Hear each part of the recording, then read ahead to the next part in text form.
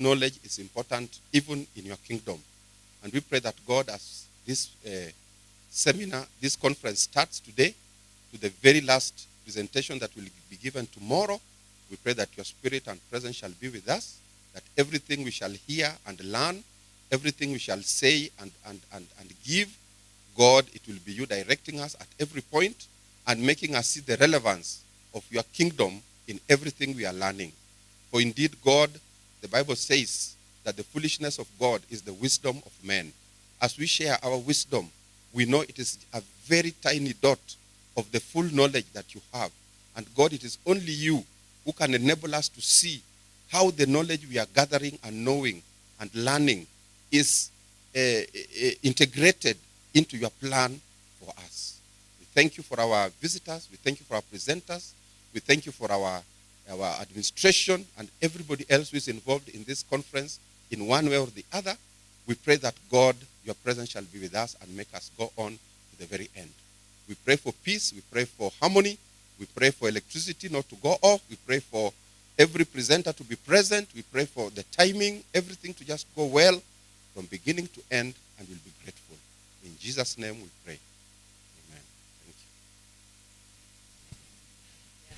Thank you, Daktari. You've been able to see that we are gifted differently.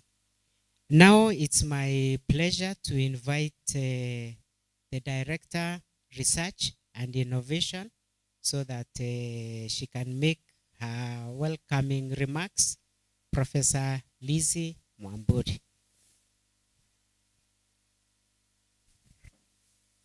Thank you so much, DVC, Research and Innovation. Our guest, Dr. David Ngigi from NACOSTI, the Dean's Director, Senate members, participants. I want to welcome you today to this conference. DVC, this is our conference for this year. As you know, from our strategic plan and from our work plan, we are supposed to run one interdisciplinary conference.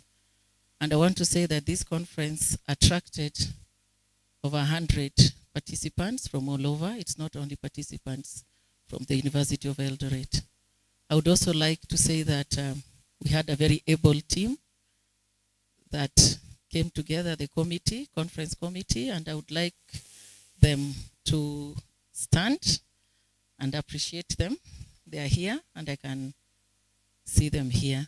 So maybe I'm going to call the chair of this committee to introduce the committee members of this conference. Professor Gelas.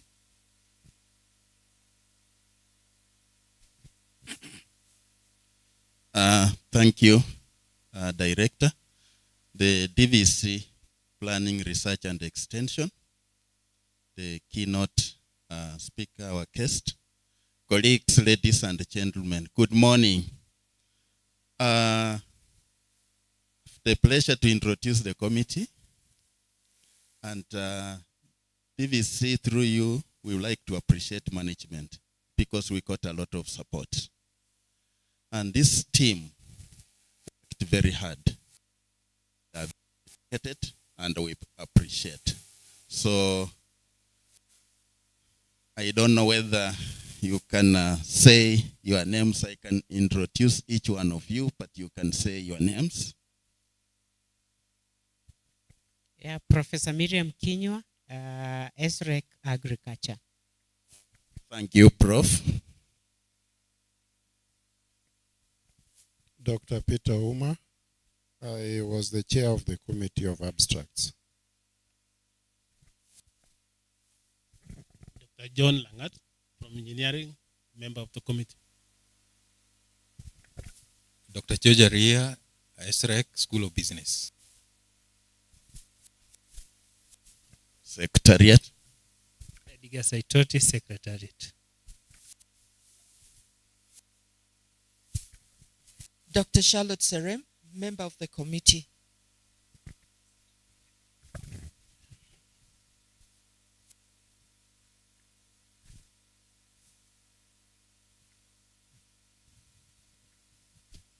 Good morning. I'm Dr. Grace Moredis, SREC Chair, School of Arts and Social Sciences.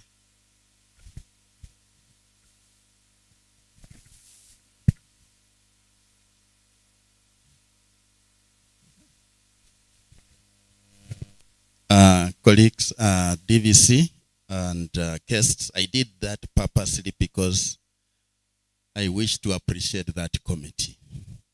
And special appreciation goes to Dr. Peter Oma, Dr. Aria George, and Engineer Mulindi and the Secretariat for your resilience. Thank you so much. My name is Professor Kela Simiyu, School of Environmental Sciences and Natural Resource Management. I'm also a member of the board, Directorate of Research and Innovations. Thank you so much. Thanks. Thank you so much. So I'm going to ask you not to go very far, Chair of the board. So with those few comments, I would like to say that we welcome you very much to this conference. And we hope that apart from just listening to the presentations, which we have given a lot of priority this year, we are also going to form some collaborations. Now, I would like to invite the chair of the board to kindly invite the Deputy Vice Chancellor Research for his comments.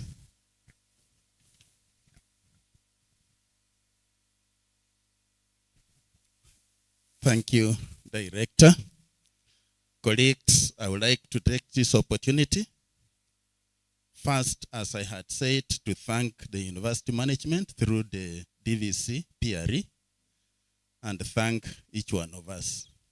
Now, my duty is very brief. It's simply to invite the DVC, PRE, to come and grace this occasion. And I would like also to appreciate colleagues who might be online for attending the conference. So I take this chance to invite the Deputy Vice Chancellor. Please, Prof. Rapuru, kindly come forward. It is your session. Address us. Thank you so much.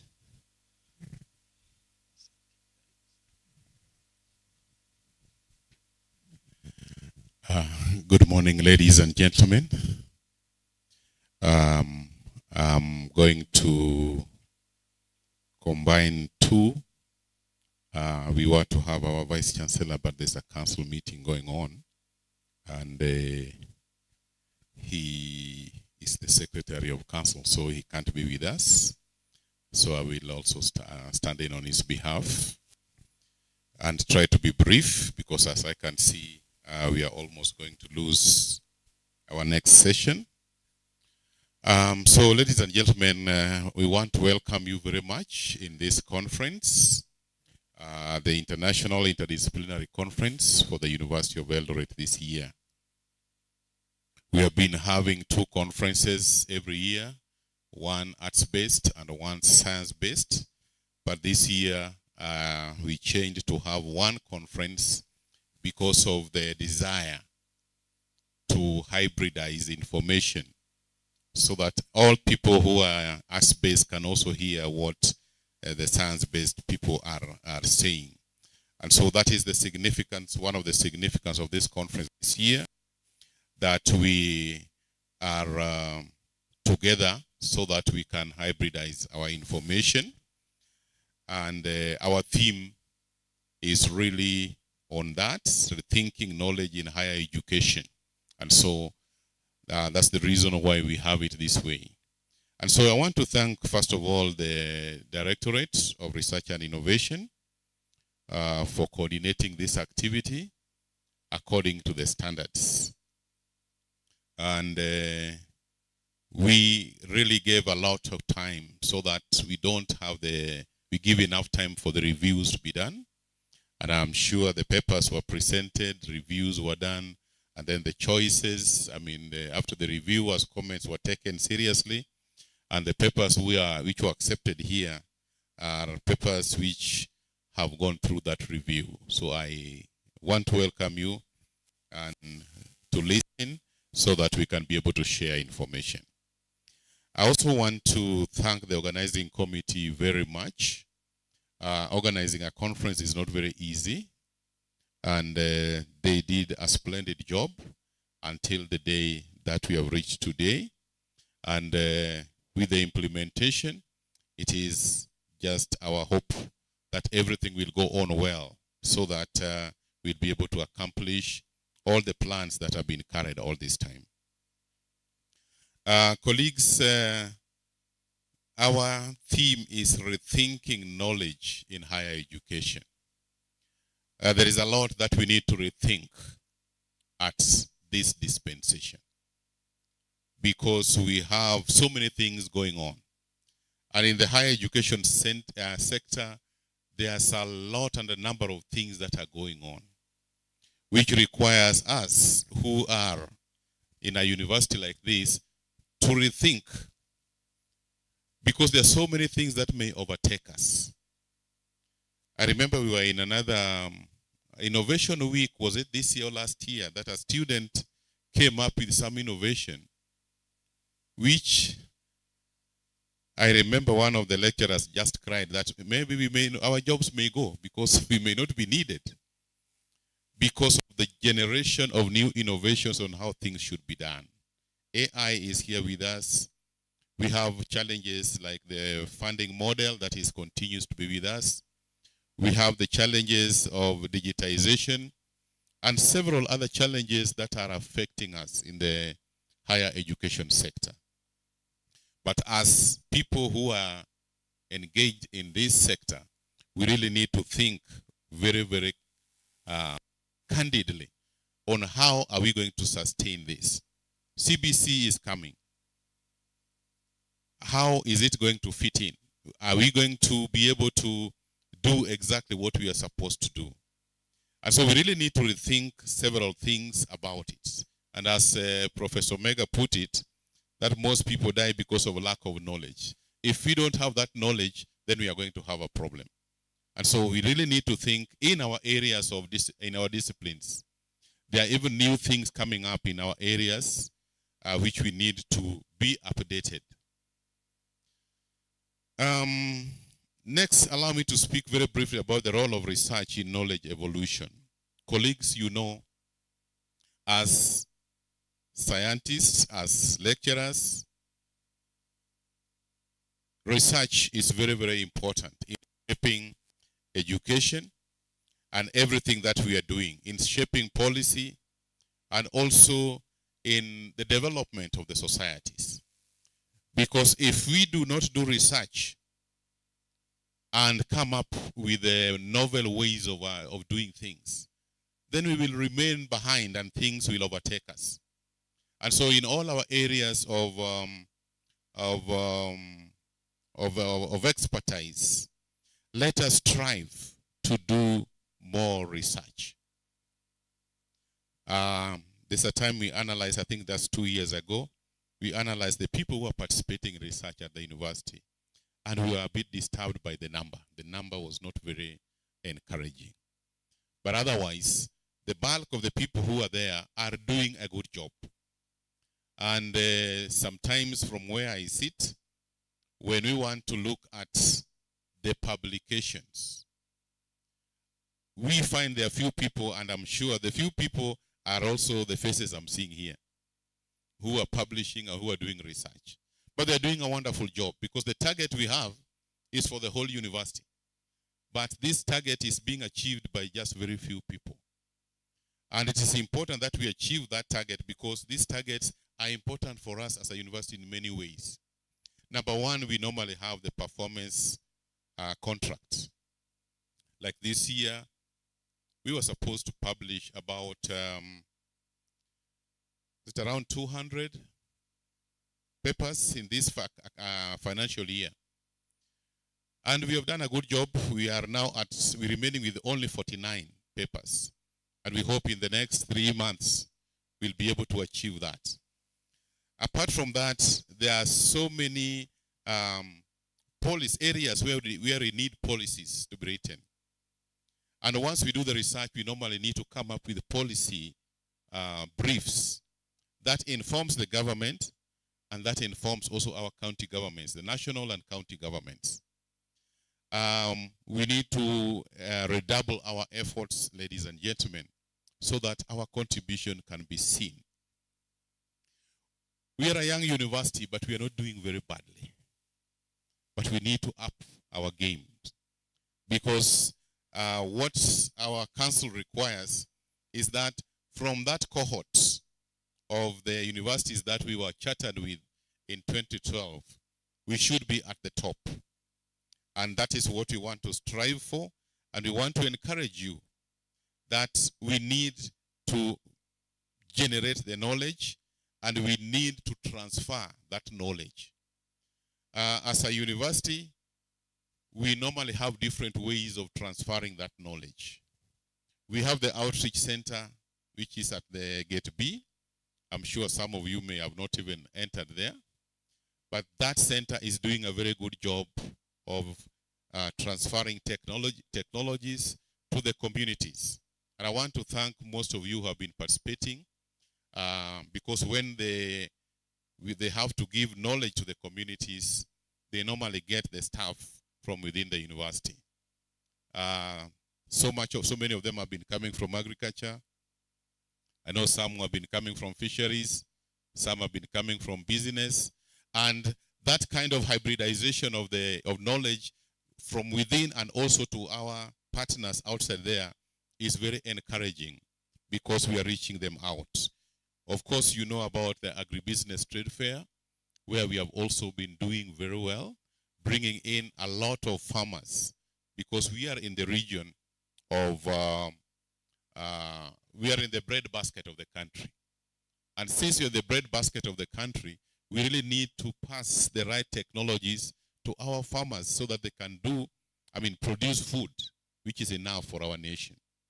And that one, I think we have been doing as a university, and we would like to request you to also participate more. Sometimes the people who plan this activity, at the end, when the implementation is being done, there are very few people on the ground. But we want to encourage you so that we can embrace this. Because some of these activities, the agribusiness trade fair, is for everybody. All of us are farmers. All of us will be retiring one day.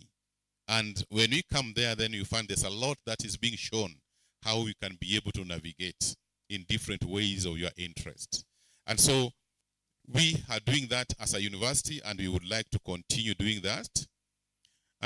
In terms of still knowledge generation and evolution, there are issues coming up like AI. And colleagues, we are moving very slowly. I know there are other departments that are already embracing that, but let us make sure that we embrace these new technologies, because you can be left behind if we do not move at the same pace.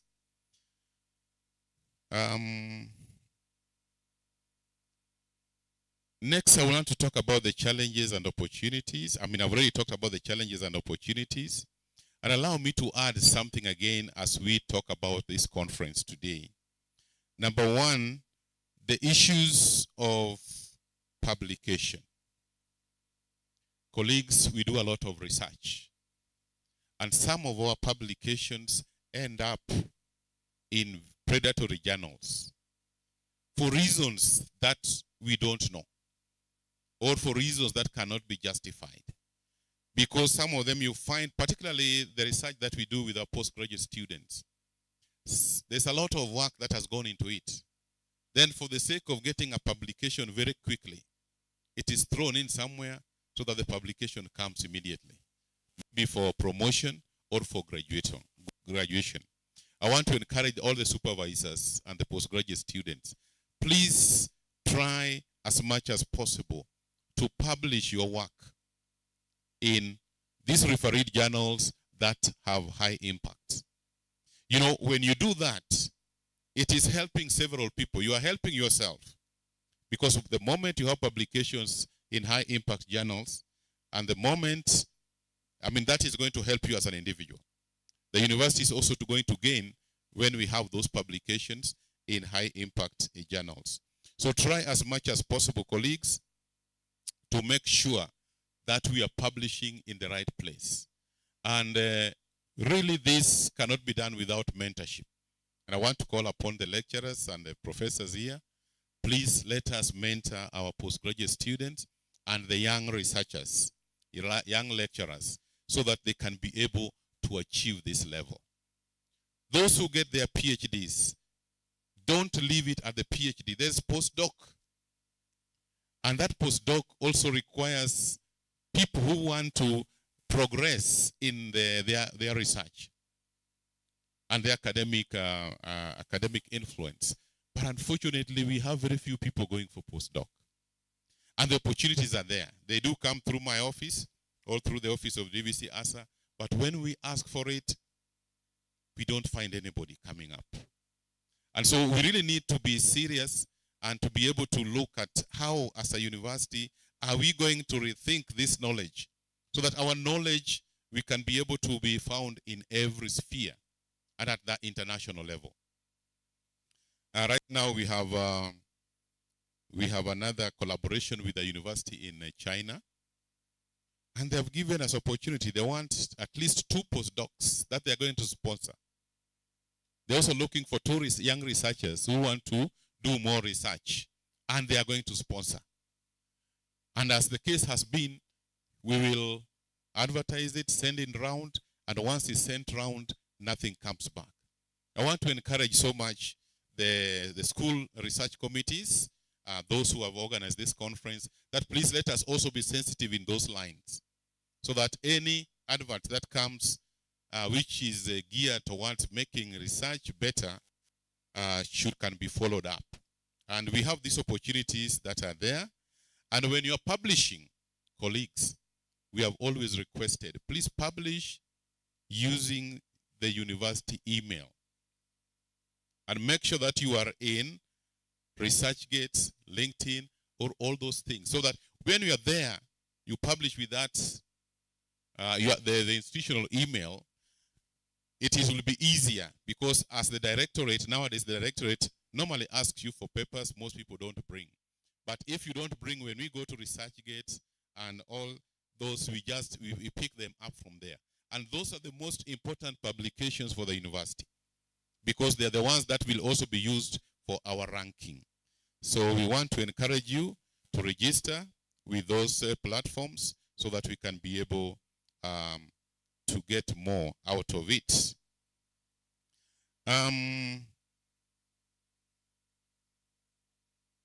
We also want to encourage that publication also, because normally when you publish, you also you build yourself. In the academic world, ladies and gentlemen, there is no way that you can be known if you're not publishing. So even if you develop a website, however nice the website is, it will not help you. But if you're doing a lot of work and you're publishing there, people will get to know you through through the publications.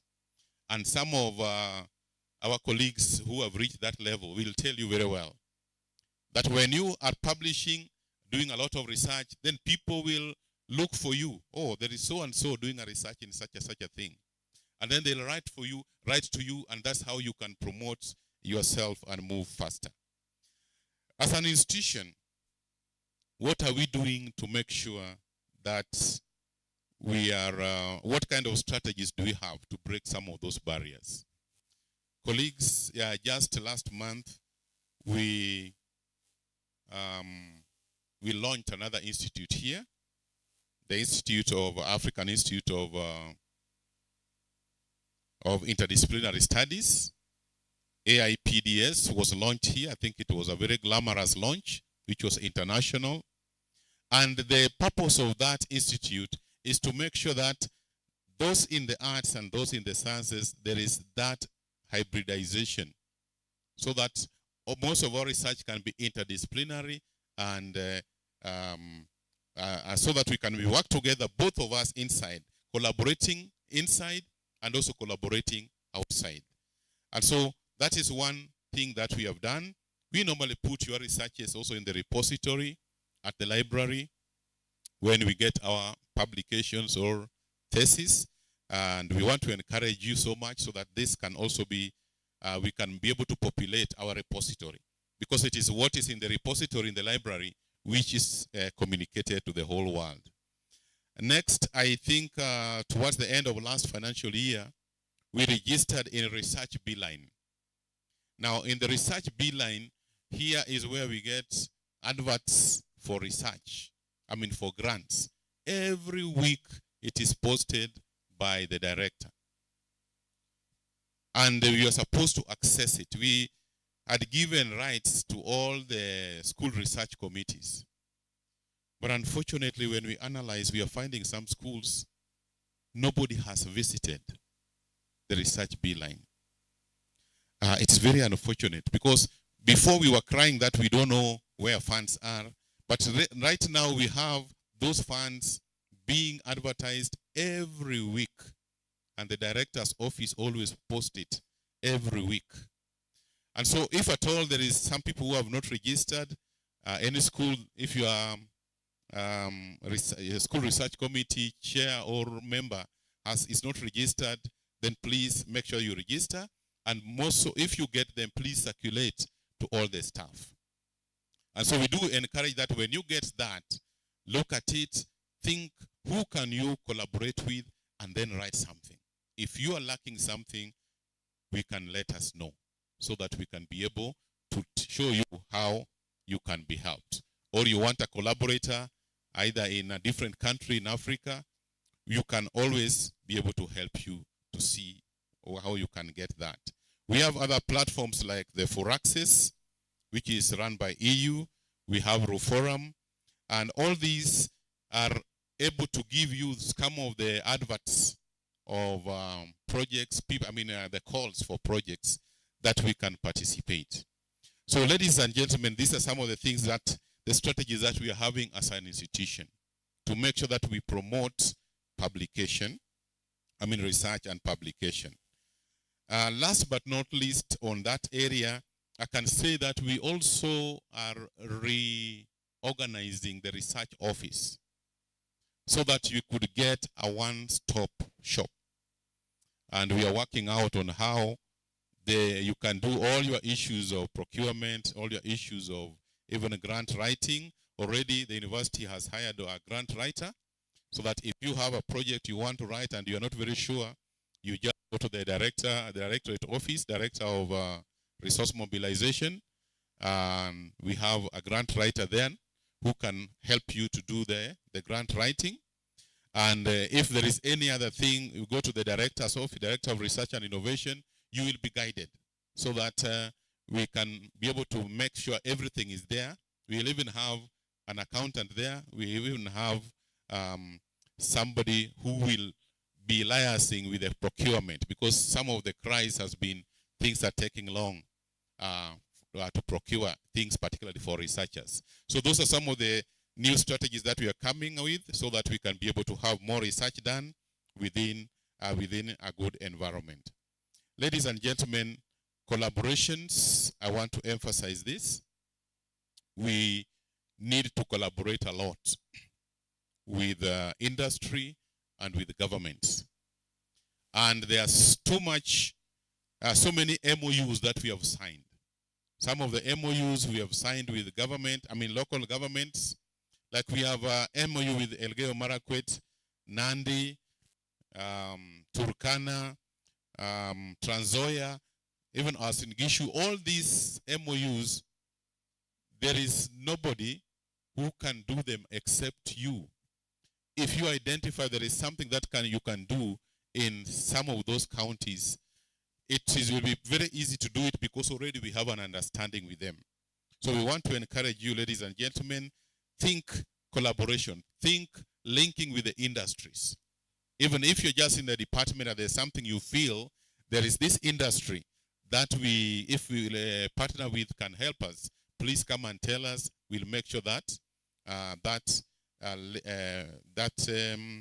MOU is signed and you implement it for the benefit of your department and also the benefit of the university. So with those many remarks, ladies and gentlemen, I just want to emphasize that it is important for us to rethink. But I want to thank you this far. We have not been having all those rosy research facilities and things like that, but you have done very well. But where you are, there is room for improvement because we want to be at the top. Now, we are normally not being at the top, not because we are not doing, but because we have some culture and in this university that we don't want to expose ourselves. There are a lot of things we are doing, we are not exposing. So let us make sure, even researchers, we have a website.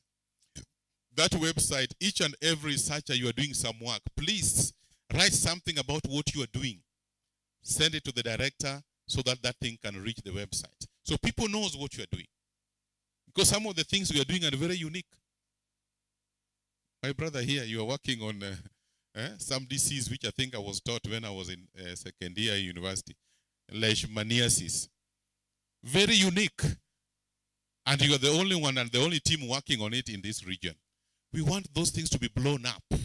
This is what we are doing and this is what we have. Even the kind of innovations that we have. There's so much that is going on in this university. And if we do not shout, then the international world will not know what we are doing. And I think with those many remarks, ladies and gentlemen, I just want to wish you a very productive conference. Please let us stay in. It is only 2 days, but there are so many papers. They have been informed by the director. They have arranged it such that you'll be able to be in different rooms to make sure that all the papers are presented. And please do interact. And at the end of it, we'll also be happy to get your feedback on the way the conference is organized and things you want us to do better. But we want to welcome you, and with those many remarks, allow me just to declare this conference on behalf of the Vice Chancellor officially opened. Thank you.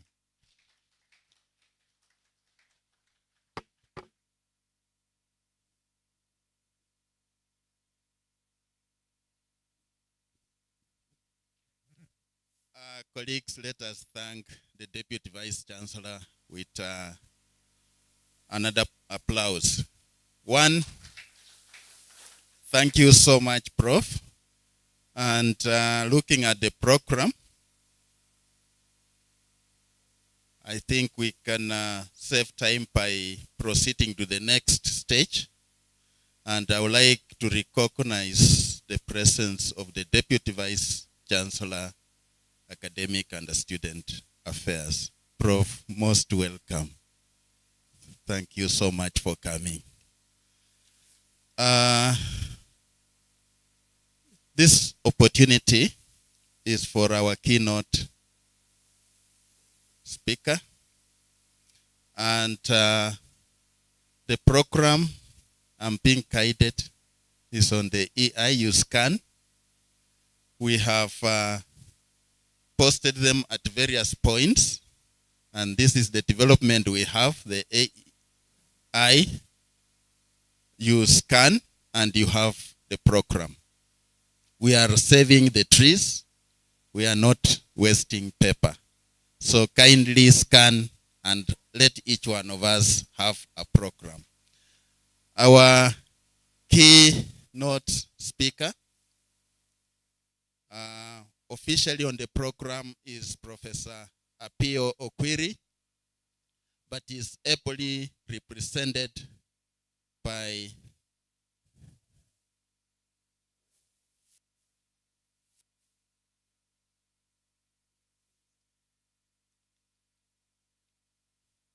we reversed.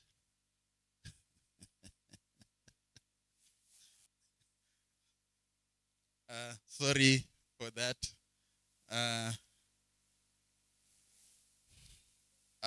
Our keynote speaker is Professor Walt Oyawa, Chief Executive Officer, NACOSTI, and here with us of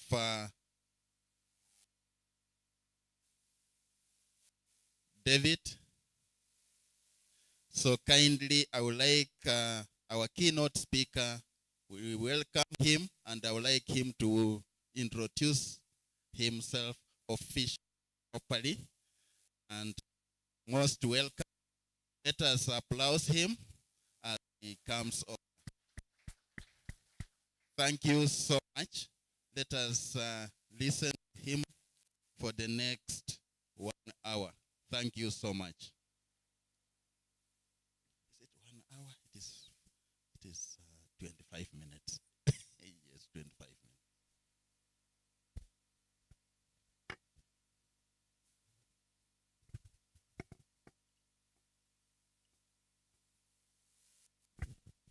Okay, thank you so much. DVC's distinguished participants, ladies and gentlemen, good morning.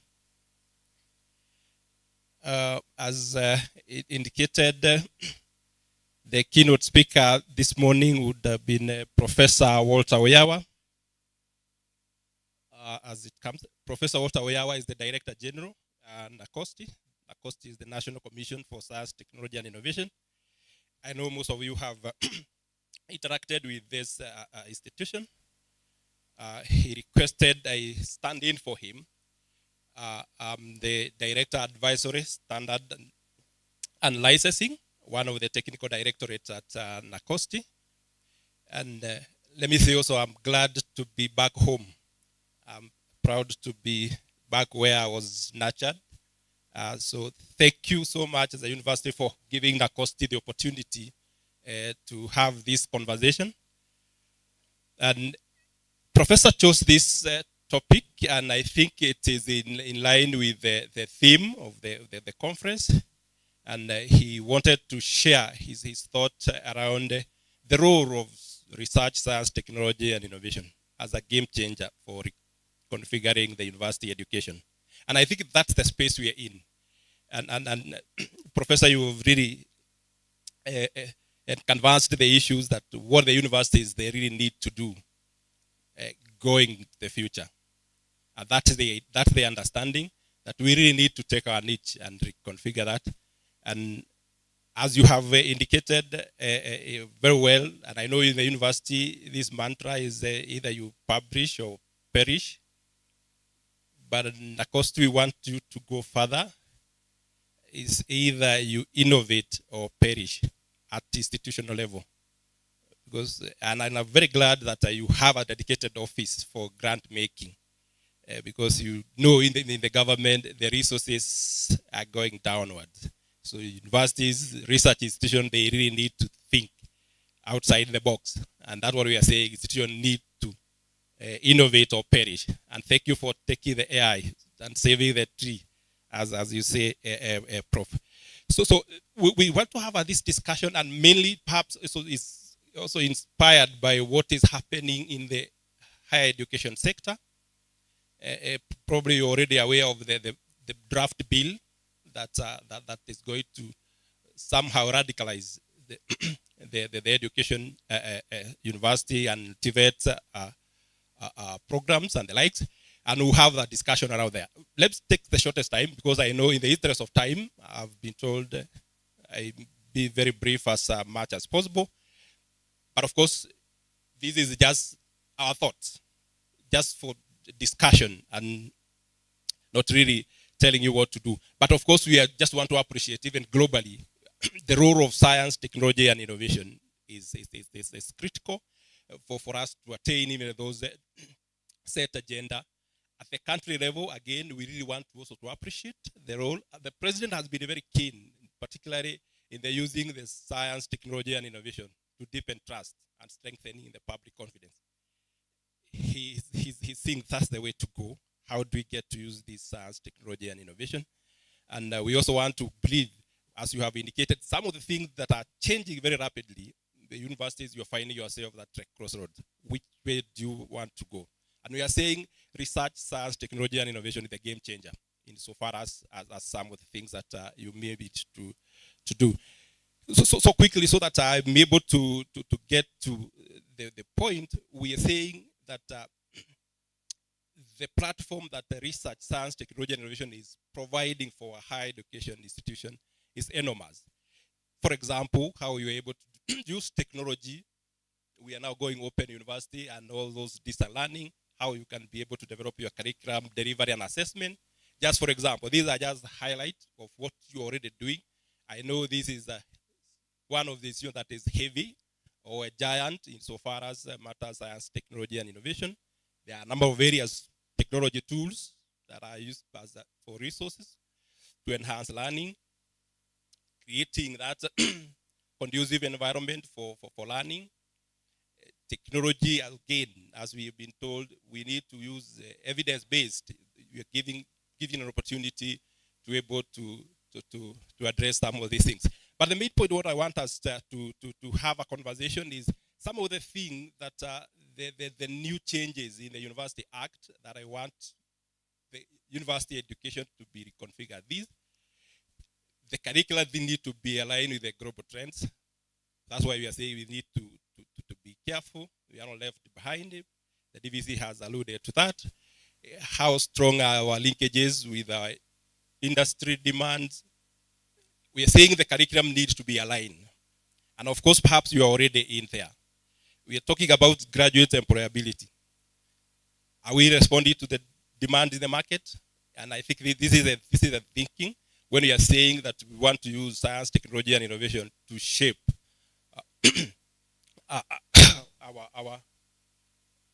our programs and our focus. Particularly part of the research, and I've heard the DVC message mainly was on research. What we just want to ask from these reforms is our research demand-driven or more or less supply-driven? Do we do research of what the industry require, or we do research for the sake of research? Of course, generating new knowledge, yes, it's okay, but is it demand-driven, feeding into what the industry require? Of course, various industry. Partnership is the way to go at the institutional level, at country level, but I think the university need to realign so that you're able to strengthen this partnership. And for university to impact the society, I'm glad that you're having those MOUs with the counties where the university is domiciled. To have the impact, definitely you need to have that. The issues of infrastructure and expertise sharing is key, and these are the reforms that you are expected to, as you're going forward, as you think the university for the future, some of the things that you're being encouraged to realign your program, your priorities around these. Creating a niche, and I'm very glad that this university is taking its shape or its place, that you have a definite need, that as a unique university, what you need to do, that is coming out clearly, and it is important for survival. Of course, in this space, we survival. So what will be the niche of each and every university? Because here you're talking about reshaping the university education. So what is your niche? What will be some of the things for competitive advantage? Your domicile in the home basket of our country. So what will be the role of university in ensuring our food security around that? So these are the things that we are thinking as we are talking about reshaping or restructuring the universities. So there are some of the thoughts that we are picking from the reform. But I know you are aware of this. What now how the university bill, it is on its way to parliament. In revitalizing higher education in Kenya, this one classify universities in these categories. Are you already in which category? Comprehensive university? Are you a research student? Professor was saying, like, using the Pareto principle. What you are seeing is as a result of 20%. Some of the output that you are seeing is as a result of so few. Are you a research universities? This is what the bill that's going to amend the University Act, how they want to classify the university.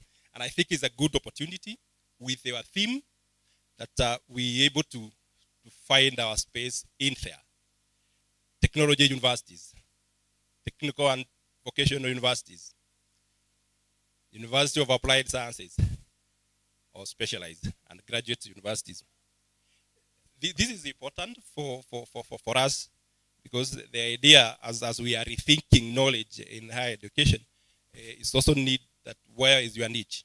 And definitely I know this will find its way into the research university. You are heavy in there. And we will see the classification as to how you will find yourself in there. Comprehensive university, those will be offering all the courses across. I know maybe perhaps you have already seen these, and I don't know what is your view, but my message is, as we are talking about the role of science, technology, and innovation in reshaping higher education, this is what the law would require. And you can see all that is research, science, technology, and innovation driven. Because all these universities will be classified by how they are treating the STI sector. That is how you'll find yourself. Are you more of STEM courses, or are you more of art courses? And you'll find your home in that. So this is the message as we are having this conversation. And it's the right time, I think, as for us to do have an in-depth in there, because we are thinking about the future. Because research universities, like what I think this should be, is expected to be forefront in terms of research and innovations, science, technology, universities about the STEM courses, comprehensive universities. I think this will be universities that will be offering all courses across for you to be attractive. Technical universities, more of developed specialized technical and vocational courses. Specialized universities focusing on a specific area. For example, we have National Defense University. It's a specialized university in defense and security research. And of course, graduate universities. Do we have them? No, we don't. But that's where we are headed. And I think this is futuristic.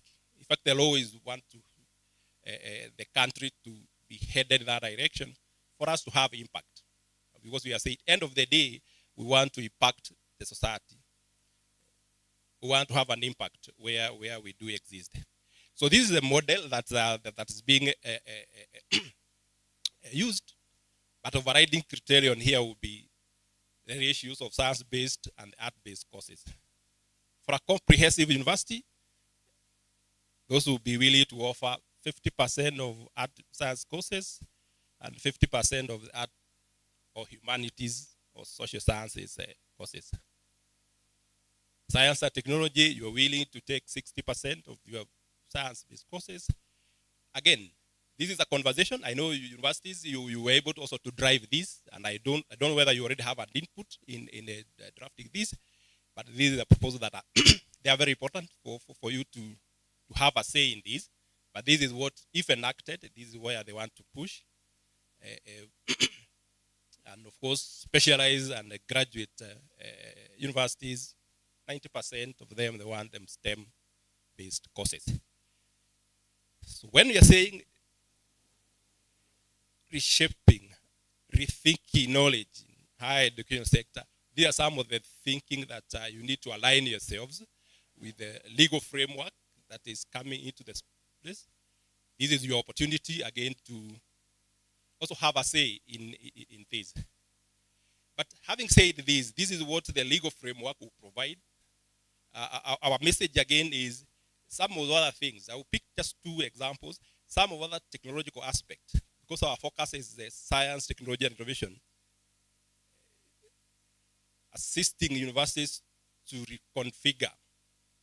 We want to believe the issues of research and innovation, and I just wanted to share these so that we see mainly and much of our focus for universities that are going to make it and be relevant in future is how are we able particularly to monetize our huge intellectual property assets that we do have. Why are we focusing on that? Because universities do have huge IP resources that are within the universities. But much of it is under key and lock. Is it useful? Yes, we are contributing to knowledge. But we need to go a step further. And we are looking at this innovation cycle and seeing some of the challenges where they are in, particularly the issues of disclosures. We were talking with the DVC in the morning. How do you even assess the IP assets that you do have, the patents that you do have, the utility models? It's an issue, it's a challenge. And that's why we are saying this is where you have a space to contribute and to reconfigure yourself. The issues of intellectual property assets, monetization or commercialization is a whole process, very complicated. But is this the right way to go? It's the right way to go. We need to get the formula right. Because we are seeing those gaps are in the disclosures. Our young people are very innovative.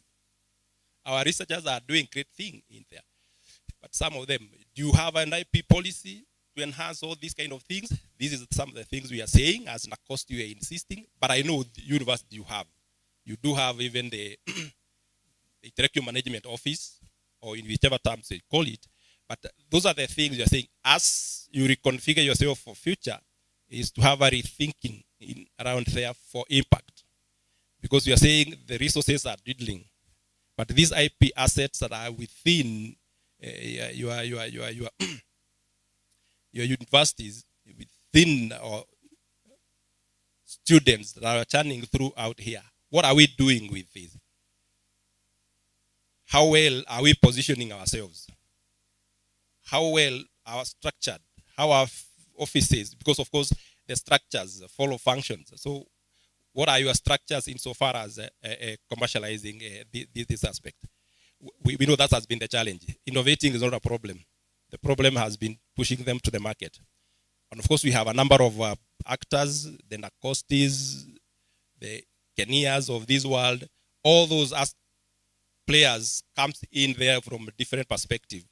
But as a university, you are the drivers. So those who are saying, as we reshape, as we think, this is where we need to have a conversation. For me, if you ask me, these are some of the low-hanging fruits to have direct impact. Once we have good structures in there, and once we have offices that we are able to capacity build.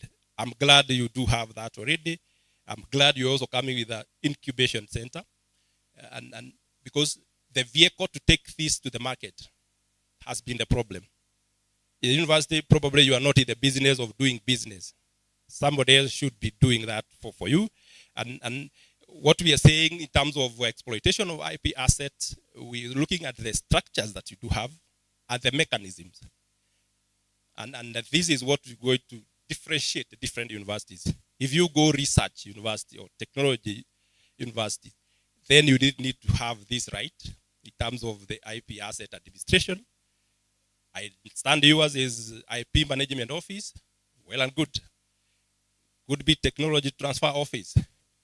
But this is important to enhance, particularly building confidence, so that our researchers, our young people, our young students are able to disclose the huge things.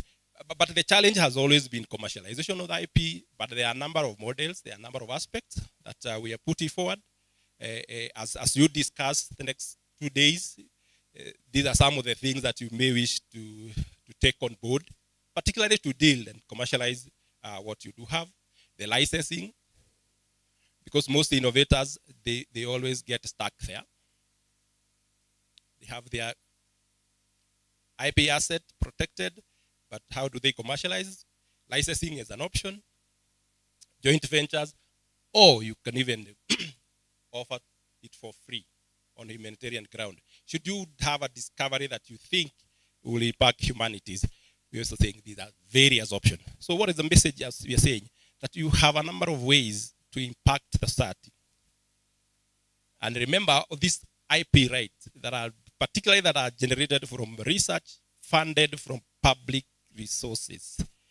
Those IP rights belong to the university on behalf of the public. So university, you have a key role to do that.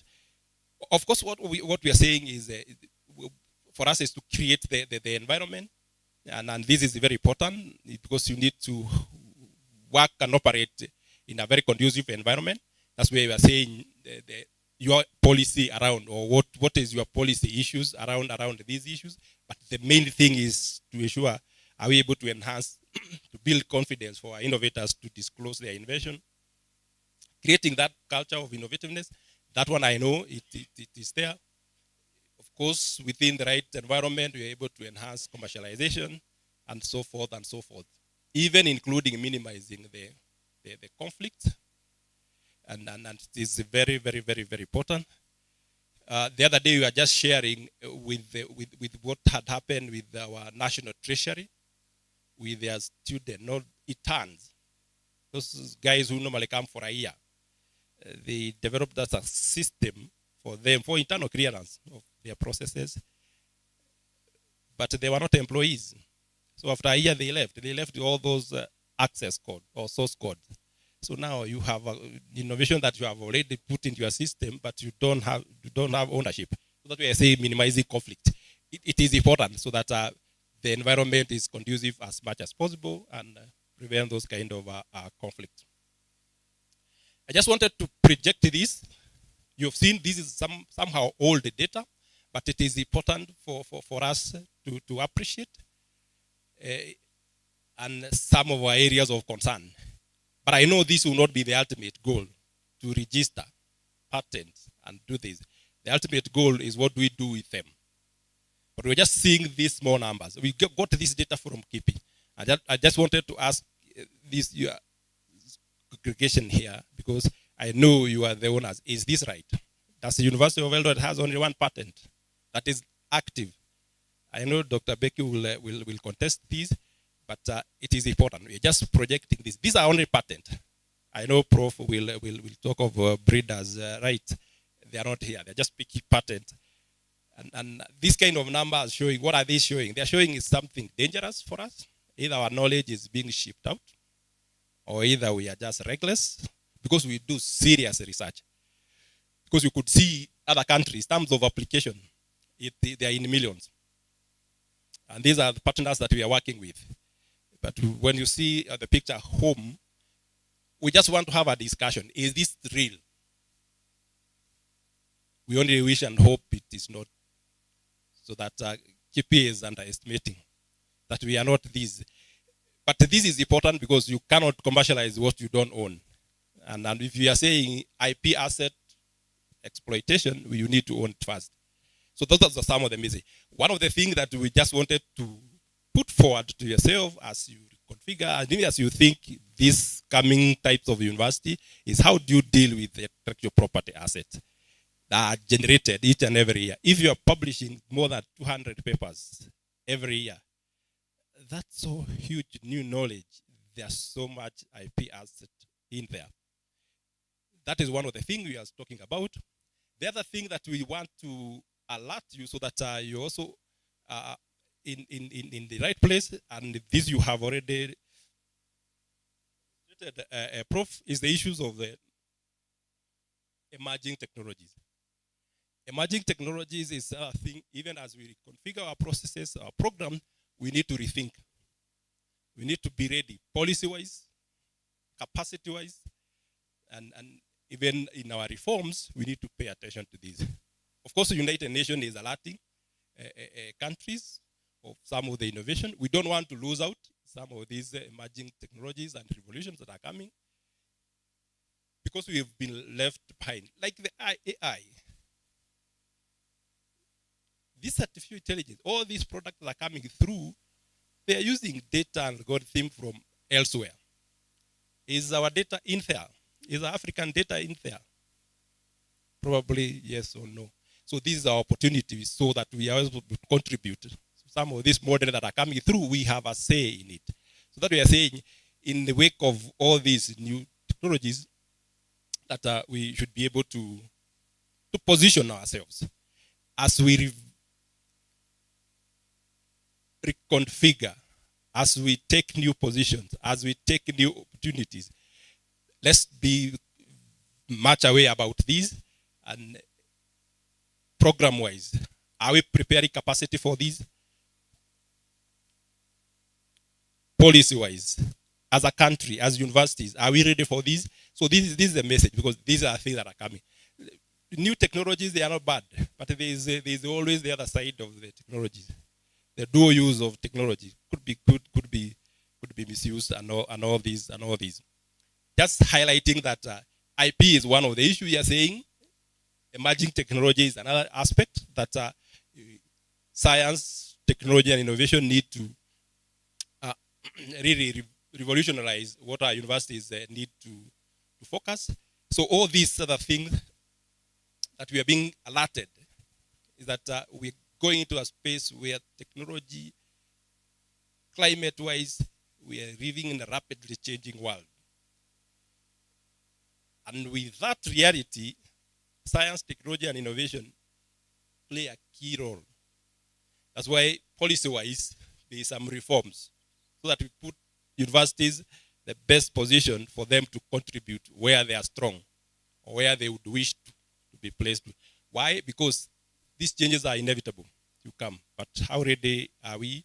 How strong are we? Are we able to align our curriculum and even our policies, both at universities and at the industry level, to be able to take good use of this?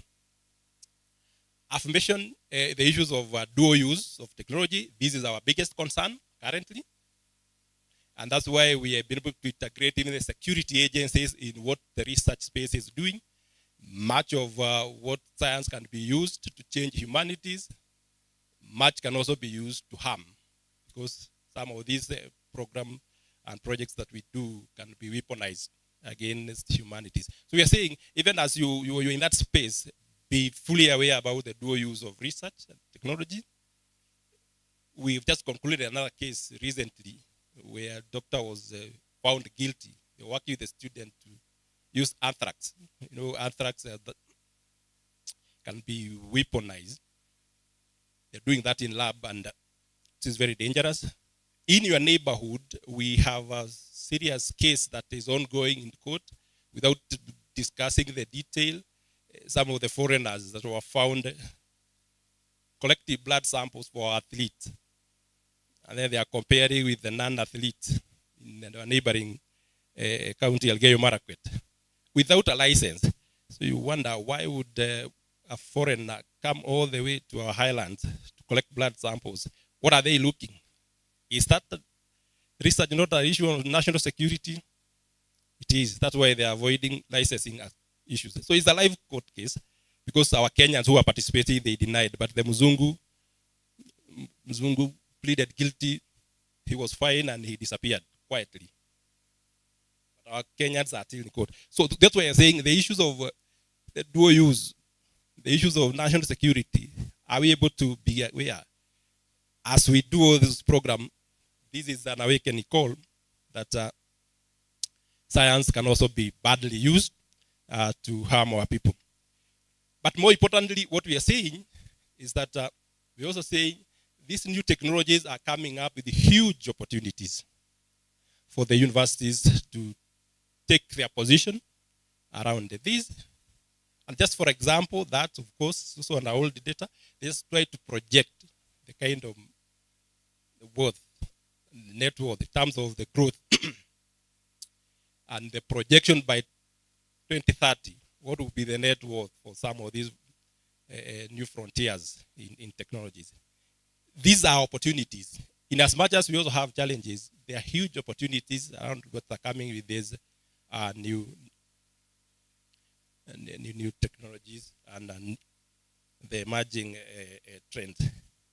I'm trying to be within the allowable time frame because in the interest of time, we thought perhaps those would be some of the key things that we would wish to share. And we are saying, particularly the fourth revolution, industrial revolution we are coming in, this is always our fears. You alluded to that. Will the next couple of years our job be taken by robots? But what do we need to do? This is creating more opportunities, probably increasing more efficiency, but also there's also a loss of some other menu job may be performed by machines. These are the realities. And we are saying these are the realities as you reconfigure the university for the futures. how do we take care of these? What will be the industries and the businesses? How will be they ready for this? So this is important. Emerging technologies, IP asset, and many others. As you do that. Just lastly, maybe I may not want to go beyond there, because the idea here was to see the role of the science, technology, and innovation in there. This great Kenyan, Calista Juma, was very clear in terms of the way university education they came from, and in terms of what he was able to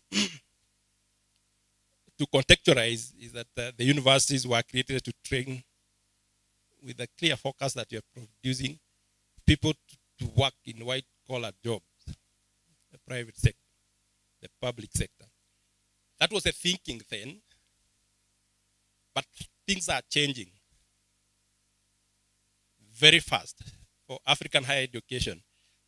It is important to rethink. So that way you're thinking, Professor Weyawa was talking of reconfiguring university for higher education.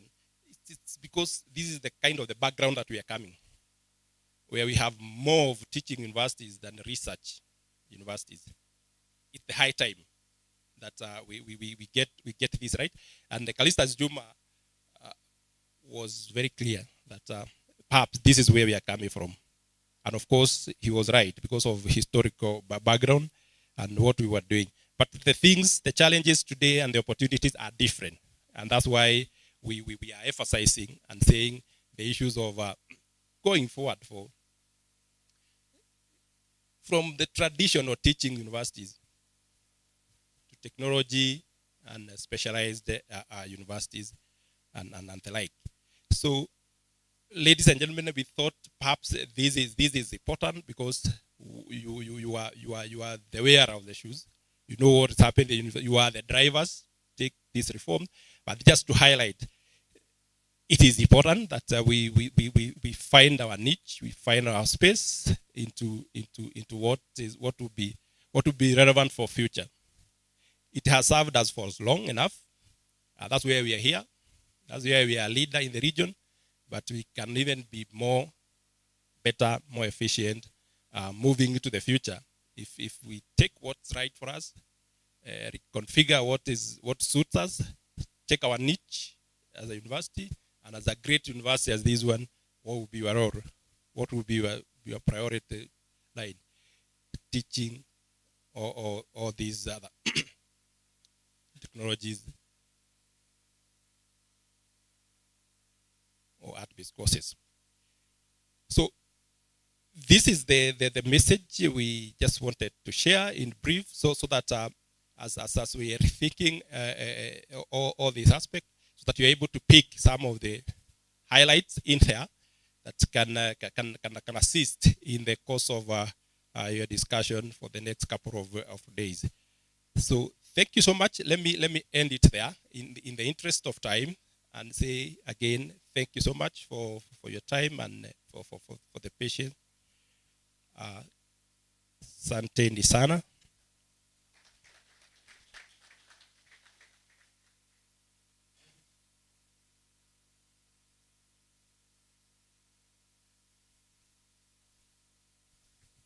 Join me to appreciate our keynote speaker once again. Thank you so much. That was a very powerful one. It's been quite inspiring as well as challenging. We want to have a brief session to respond to what we have heard from our keynote speaker. I'm aware there are people who are online and they might also want to have one or two questions, responses, and reactions. So I will begin with Dr. Jaluo. I'll request our team to assist with the microphone so that we can take the questions. And we request that you try to be brief to the point. Kindly don't give another speech, just be brief and precise to the point. Thank you, moderator. Thank you, presenter. Very good presentation and a way of setting the mood for the conference. I have two concerns. One of the concerns is about indigenous knowledge and how NACOSTI is embracing and funding indigenous knowledge-related proposals. Two, we have gone county, and NACOSTI has hauled itself into Nairobi. How much are we able to access NACOSTI into the seat of Eldoret? Thank you. Thank you. Thank you. I believe that has been taken. I'll give a chance to two more people, and then the facilitator can respond. We also welcome reactions. They don't have to be questions. You could also appreciate the facilitator. On my left, Dr. Omega.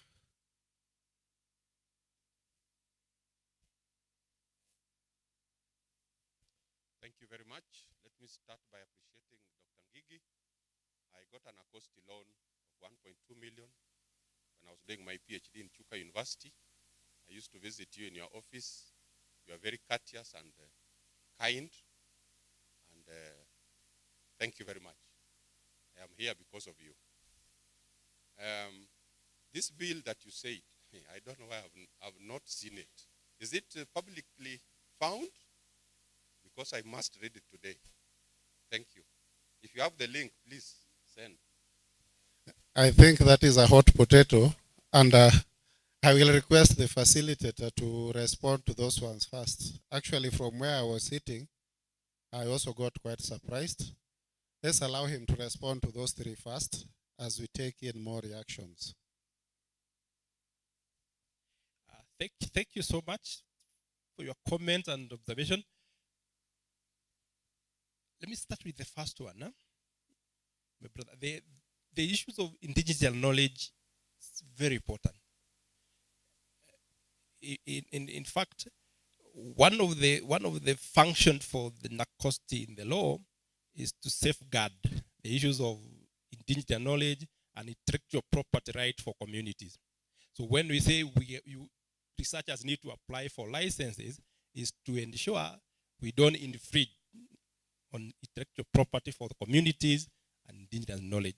In fact, we already have a number of cases that I'm not going to mention for people who want to infringe in some of the communities' knowledge, claiming to be theirs. But there's a slight distinction I want to make. Prior to 2013, NACOSTI used to do all these things: regulation, funding, monitoring, and evaluation. After 2015, there came another animal called National Research Fund. So funding now is with the National Research Fund. So they are the one now responsible for funding. But is indigenous knowledge research in there important? Yes, it is. From the regulation point of view, yes, it is important. Even for funding, I know even National Research Fund would still fund there. And then we have Kenya Innovation Agency being the vehicle to take those things. So all these three agencies are supposed to work in tandem. But the straight answer, it is very important. NACOSTI, we are not in the villages. I think it's a challenge. That one you are spot on. We ought to have, we were supposed to have county liaison offices. But due to reforms, the staff structure was tracked from 178 to 98. So those are some of the offices that was affected. So what we are doing now, we are establishing county focal persons, so that in this county we have STI focal person who can communicate with us. It's a challenge. That one I agree in terms of the presence in the villages. Dr. Omega, about the issue of University Bill 2024, we have University Act of 2012 that established all these universities. That act is being amended. That debate has been ongoing from last year. So that's why it's 2024. University Bill 2024. What this is bringing amendment to the Act of 2012. I will share with you the amendments because there are several. I only picked these because it's talking about classification of university. The topic was how are we able to configure. So because that is the policy level, but there are also scientific level that where you need also to reconfigure. So it is an amendment, and perhaps sometimes but that's why you always see this country as landing into problem. If the stakeholders engagement was not exhaustive enough, but it is still a bill, so you still have a say. I will share the amendment bill and many other things that it want to amend. Probably they may even be more radical than classifying the universities. Thank you. I think that has been well responded to. I can see Dr. Achonyo's hand, and let's just start from this end, and then we take another round of questions. Professor Kafu, did I see your hand up? Okay.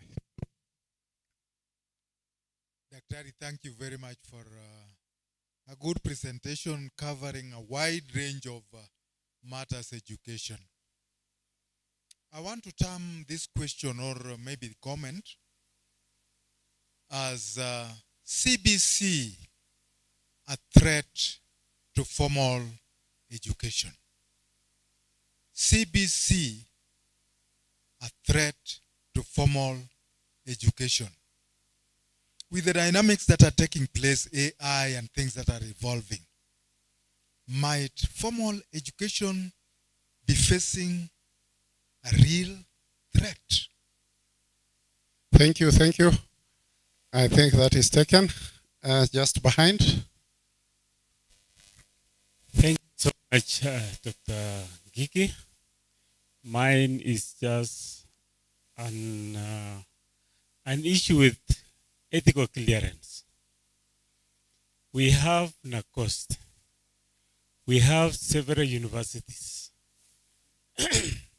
Now, when we are applying for these clearances, you find that you have to get a clearance like in Moi University. We have clearance from ethics.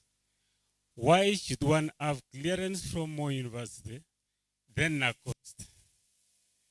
And the licensing also is an issue.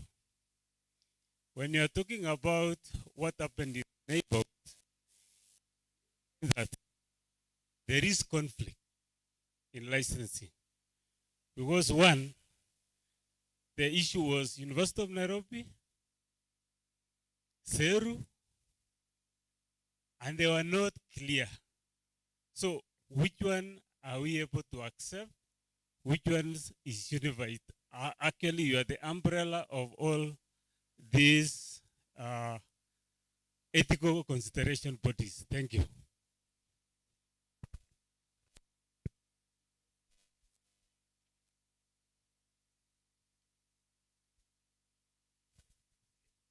Thanks, Dr. Negi, for your presentation.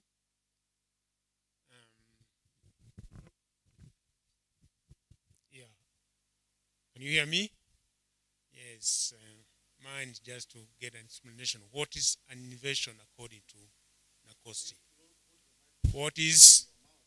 What is an innovation according to NACOST? Thank you.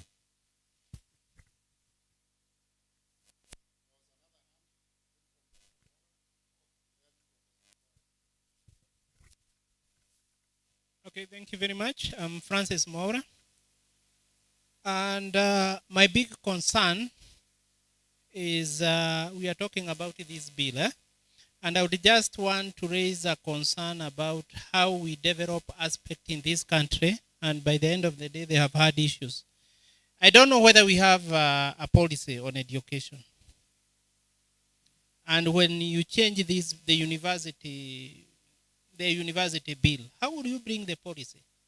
Because what we have had is a situation where guys who sit somewhere in big offices, they come with a policy, with a bill, and most of these bills are talking about regulations. They don't think about the people. I know in the Constitution we talk about the participation. So the bill just appear like it's controlling people, and it's very, very difficult to control people in a country where we have a lot of liberty, like in Kenya. So my wish is that when you talk about the bill, you highlight about the policy, so that also people knows how they participate. It's not only what not to do, but also what to do. Thank you very much. Thank you. To Professor Nkware, then we have students also. I would be glad if we could get responses also from our students, especially the postgraduates. We'll give you once Professor Nkware is done.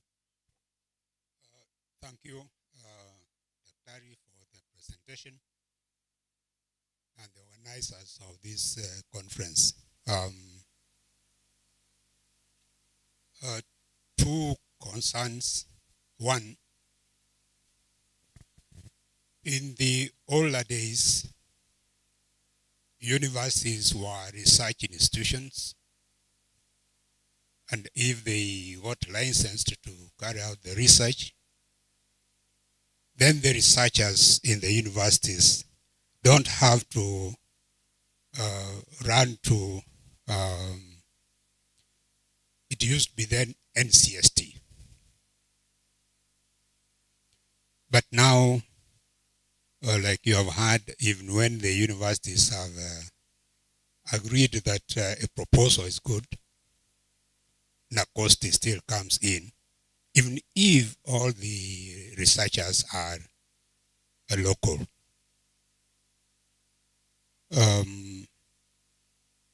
Could we, after your existence for the time being, do you think it would be nice for us to go back?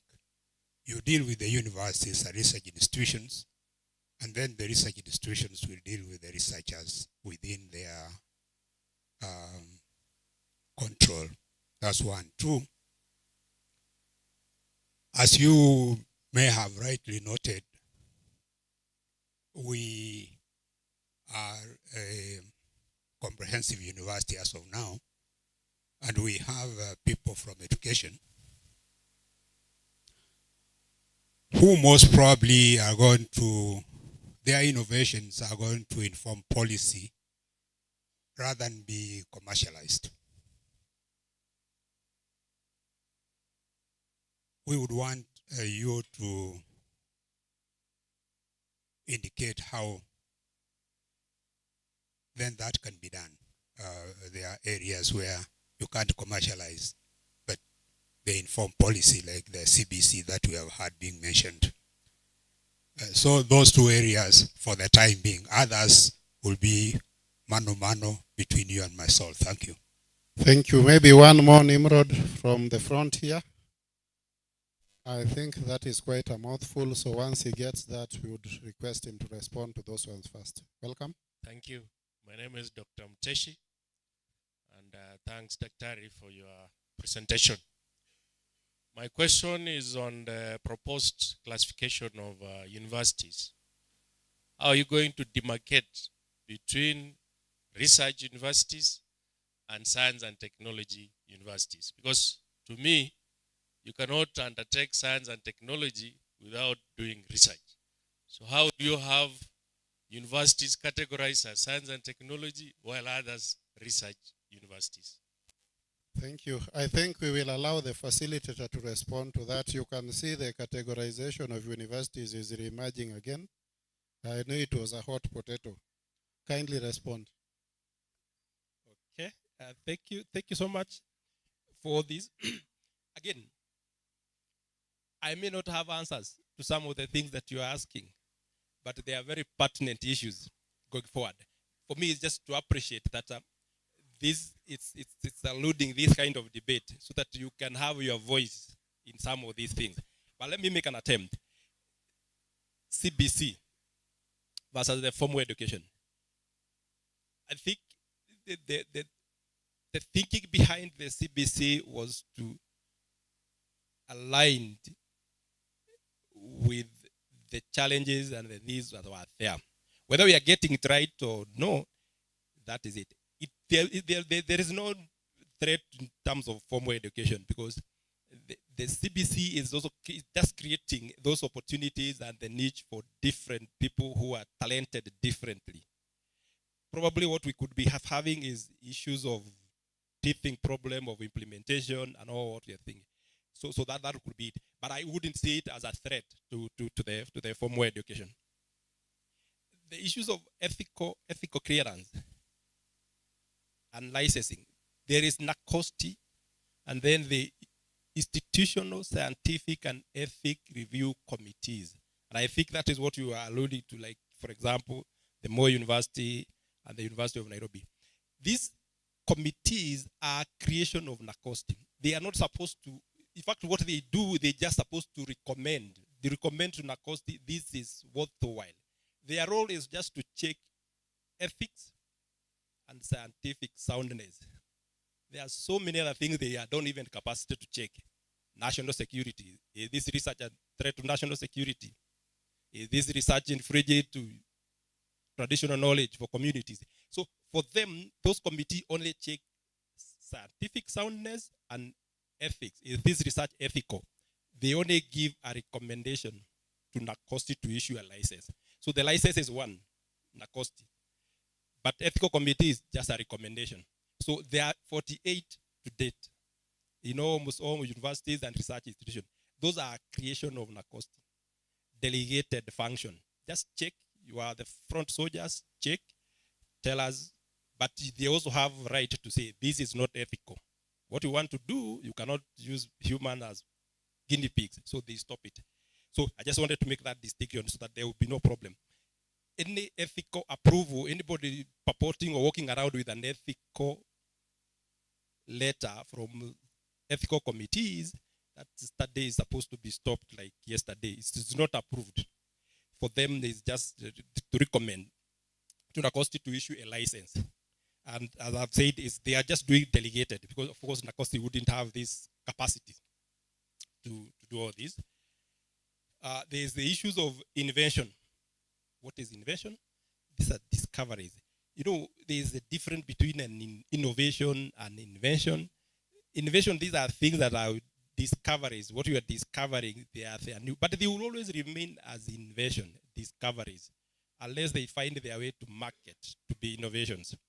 So these are the new things that we keep on discovering. And most of the patents are normally based on the inventions because you are discovering something new that has not been there. That's where you will go for a patent for invention. But innovation is something that you are pushing to the market. Okay, the issues of the bill, again, is coming back. Yes, they are reviewing both, my brother, both the bill and education policy. So they are reviewing both of them. So it's a huge debate. So it is true. Because the education policy talks of everything, the whole spectrum of education, including the basic education, TVET and the university. So they are reviewing both of them, policy and the bill. But I only picked the bill because of the topic that we were discussing, using science, technology, and innovation to reconfigure higher education. So I thought that's a piece of info that is going to help you reconfigure. But of course, no cause of alarm, they are all bill, they are all draft.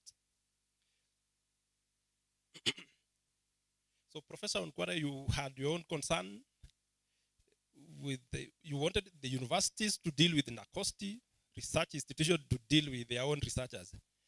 These are some of the reforms that sometimes when we are bringing reform, like for example, what is happening in the STI sector, in this country, we decided to do this experiment. We are going to have an NACOSTI as a regulator.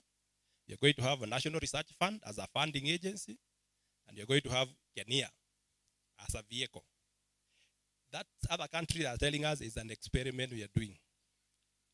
Tanzania, Uganda, they have all in one. The National Council of Uganda, National Council of Rwanda, Tanzania, all of them, it's one, the three in one. As are different. So those are some of the policies that came. You know, there will be issues in there. Perhaps it's not working, but at the right time to ask this kind of question. Some of the research that you are saying probably that will be coming from this comprehensive university that is not commercializable, but would inform policy. It is meant to be exactly like that. Why? Because you are saying these policies, they need to be evidence-driven. So those research that are not commercializable, but they will reform policy. So it's evidence-driven. So there will be no harm in that, in doing that. And of course, I think that is even what is meant. That these universities that have their niche in this, they are able to contribute better. That is the thinking of that. But not to say that all research finding outcomes should be commercialized. No. Some would have to inform policy and all these. The issues of proposed classification of university, there's a lot of thinking behind there. Remember, I got the table I was showing? You want to be comprehensive? It is based on the programs that we are offering. I'm going to art-based courses and science-based courses, 50-50. So you fit in there.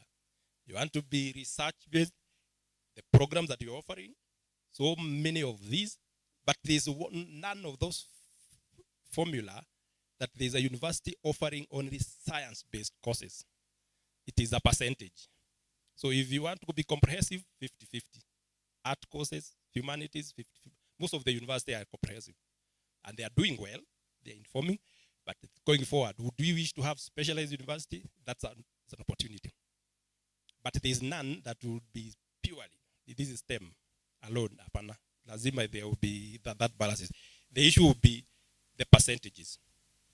Where do you have more of these? Where do you have, if it's graduate courses, graduate university, like they want to come with the KAIST, they only deal with graduate student, then deal with graduate student on your own. I said it is futuristic. Will it work? I said you are the expert. I said, I know you have the answers. When you saw that, you have the answers. If you have more doubts than the answers, then you need to have a say in there. So thank you, sir. Thank you so much. I think he has really attempted to respond to most of our issues. I only have one request, that he stays with us. Some of the engagements can be done one-on-one. We still quite have a lot.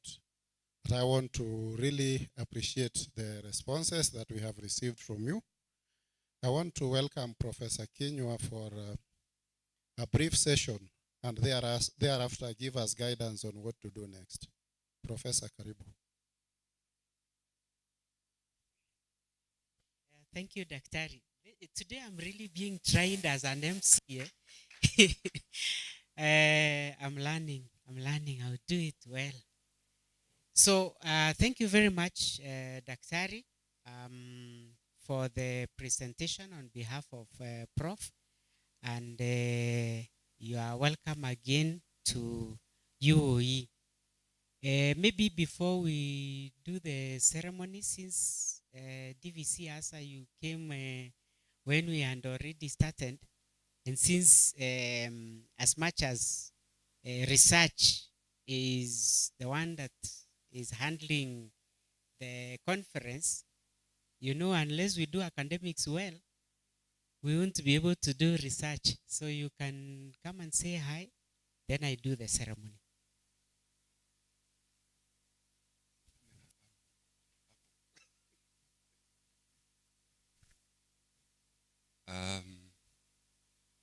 Thank you, Professor Kinyua. My colleague, Professor Aburu, our keynote speaker, Dr. David Ngigi, colleagues, ladies and gentlemen, good morning. First of all, I want to say thank you for the organizers of this conference. It is a very important conference. Now, I've just been ambushed by Professor Kinyua. Yes, it is, academics is very important for you to go into research and innovation. So I welcome everyone to this important conference that is going to shape our thinking in terms of research and innovation. I also want to say that because of other engagements, I was late. So I want to apologize for coming late. But I am very much in support, and I just want to say that I want to wish each one a very fruitful interaction as we go on with this conference. Thank you so much, and God bless everyone.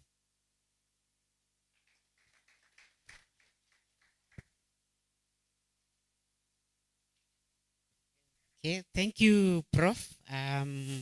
Even though I ambushed you, you are ready.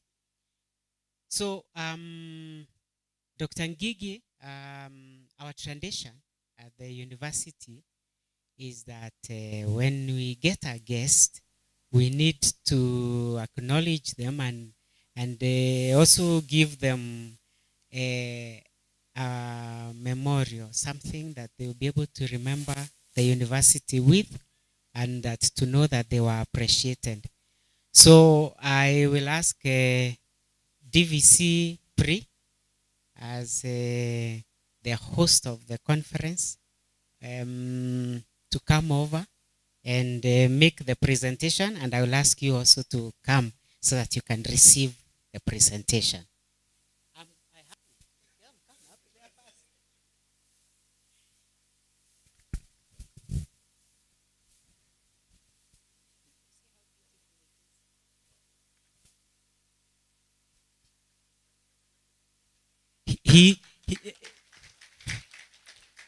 The host is wishing that it was his because it's very beautiful. Thank you very much. Thank you very much. Thank you, Dr. Ngigi. So, members, it has been demonstrated that you are really listening. I will ask the chair of the conference committee to come and give us. Oh, you want me?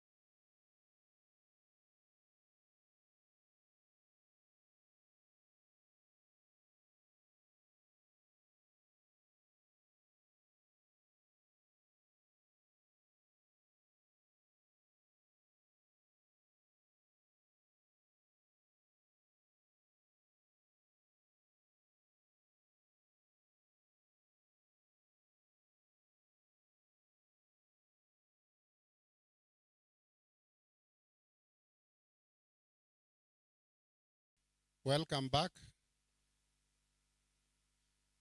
I think we are a little behind schedule, but we would wish to proceed. So we are moving to the breakaway rooms, and we have 4 breakaway rooms. Allow me to confirm the presence of the chairs of the various breakaway rooms. Dr. Grace Mureithi, Dr. Grace Mureithi, and anyone else who is online.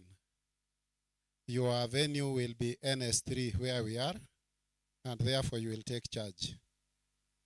So anyone else who is online, or even some of us who might have indicated that they would be physical but they are now online, will be coordinated from NS3. For the second breakaway room, that team that will be in NS2 will be led by Dr. Chemoiwo. There are some that do not know, yes, Dr. Chemoiwo is there. So based on the program, if you are meant to be in the breakaway room 2, then your venue will be NS2, and the chair in that room will be Dr. Chemoiwo.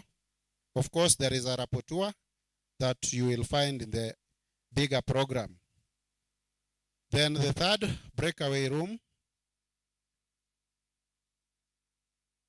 the chair of that session ought to have been Dr. Peter Mawio, but I can't see him. Or is he around, Dr. Peter Mawio? So in his absence, we will request Dr. Becky Allo to stand in, and that team will move to NS1. Then group 4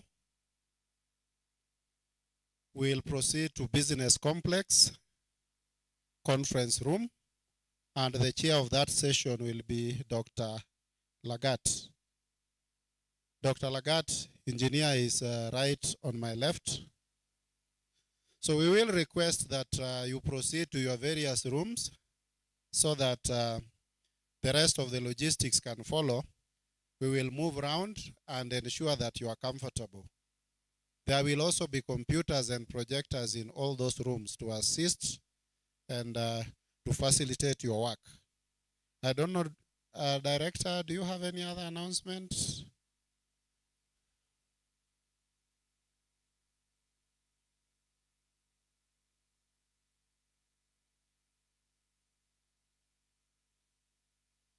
Our logistics are in place. We will move around. In the event that you require anything, you will just consult members of the organizing committee, and we will be able to assist.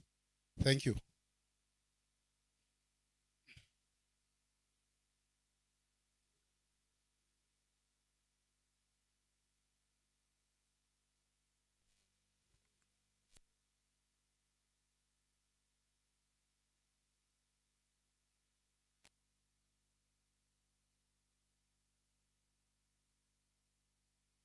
Okay. Thank you, Professor Kafu. The room where Dr. Grace Mureithi is, the sub-theme is engineering, education, and real-world problem. The chair is Dr. Grace Mureithi. The rapporteur is Dr. Seraphine Chepkoskei.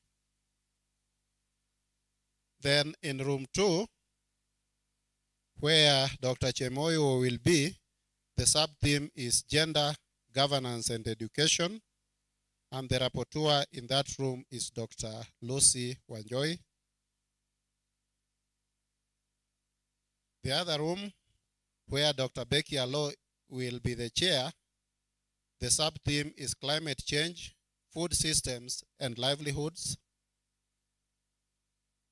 And the other room where Dr. Lagat will be in charge, and the rapporteur for that room will be Dr. Dina Samikwo. The sub-theme is climate change, food systems, and livelihoods. You realize that climate change has 2 rooms because of the number of abstracts that we got. So for purposes of logistics, so that all our presenters are able to present, that is how we will go. Any other issue, please? Yes, Director.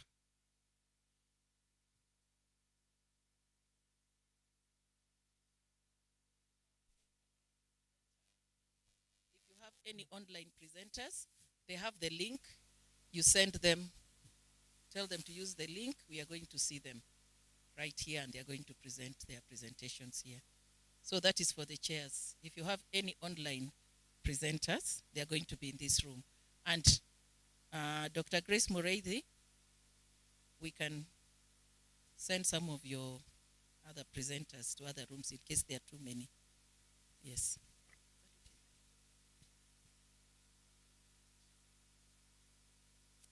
I think that is another important question. What time do we break for lunch?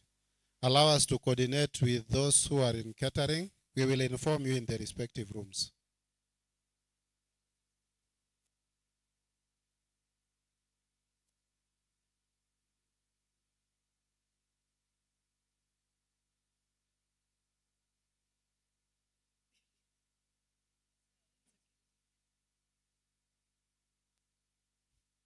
So we anticipate that each presentation will take a maximum of 15 minutes, minimum of minutes.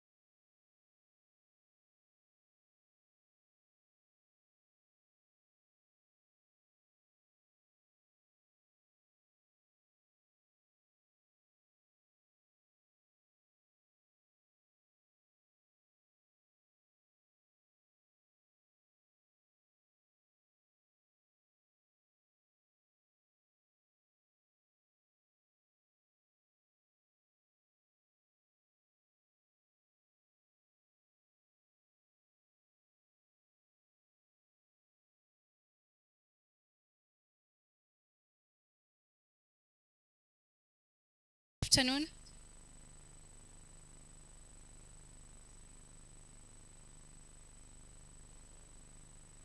Okay, good afternoon. We want to begin our session. We have 3 presenters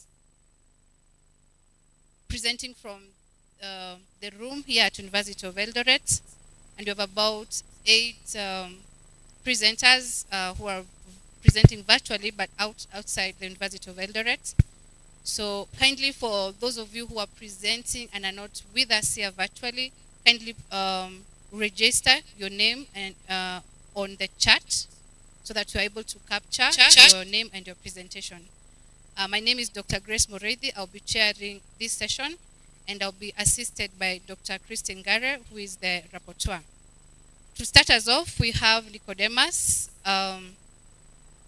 and Nicodemus and his colleagues will be presenting on the title. The presentation is titled Maintaining the Electrical Distribution Grid Network, Reliability of the Distributed Solar PV Generations. All presenters will have 7 minutes of presentations, and we have 5 minutes of question and answer, so a total of 12 minutes. Kindly keep time. Nicodemus, go on. Welcome. Okay, thank you. My name, as you have heard, is Katumbi Nicodemus from University of Eldoret, Department of Technology Education.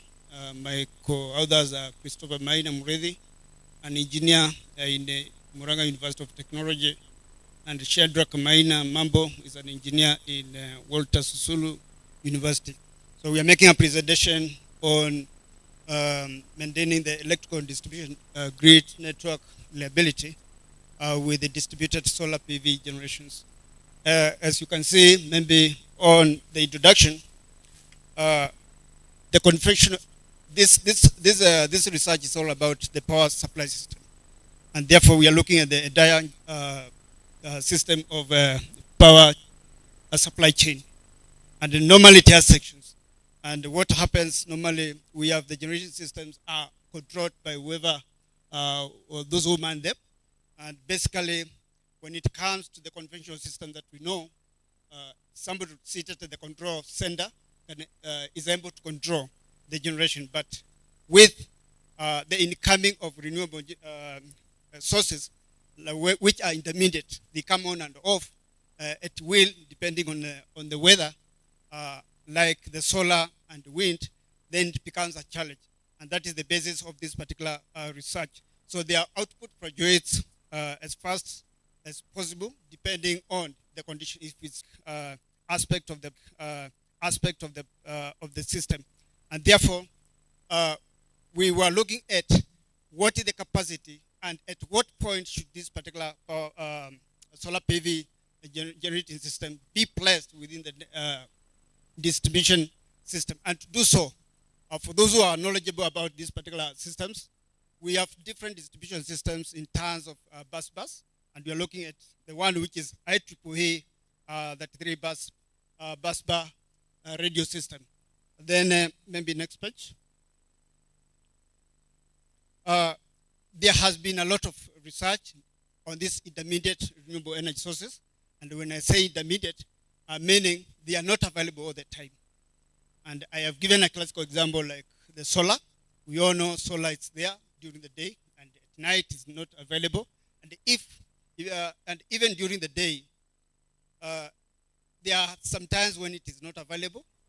The same way with the wind. And therefore, I have said there are studies which have been done, and much concern has been now on the emerging solar sources as an alternative power supply. Just the same way others will do for wind, but as we are looking at the solar aspect. And therefore, the critical aspect will be how reliable will it be? Is it? Reliability meaning, is it available at all times? And if that isn't the case, so how can we improve that particular reliability aspect? And if you look at, maybe down there, there's an expression written average system availability index. There are other indexes which can also be adopted, but as we adopted what we call the SI, whose expression is shown there.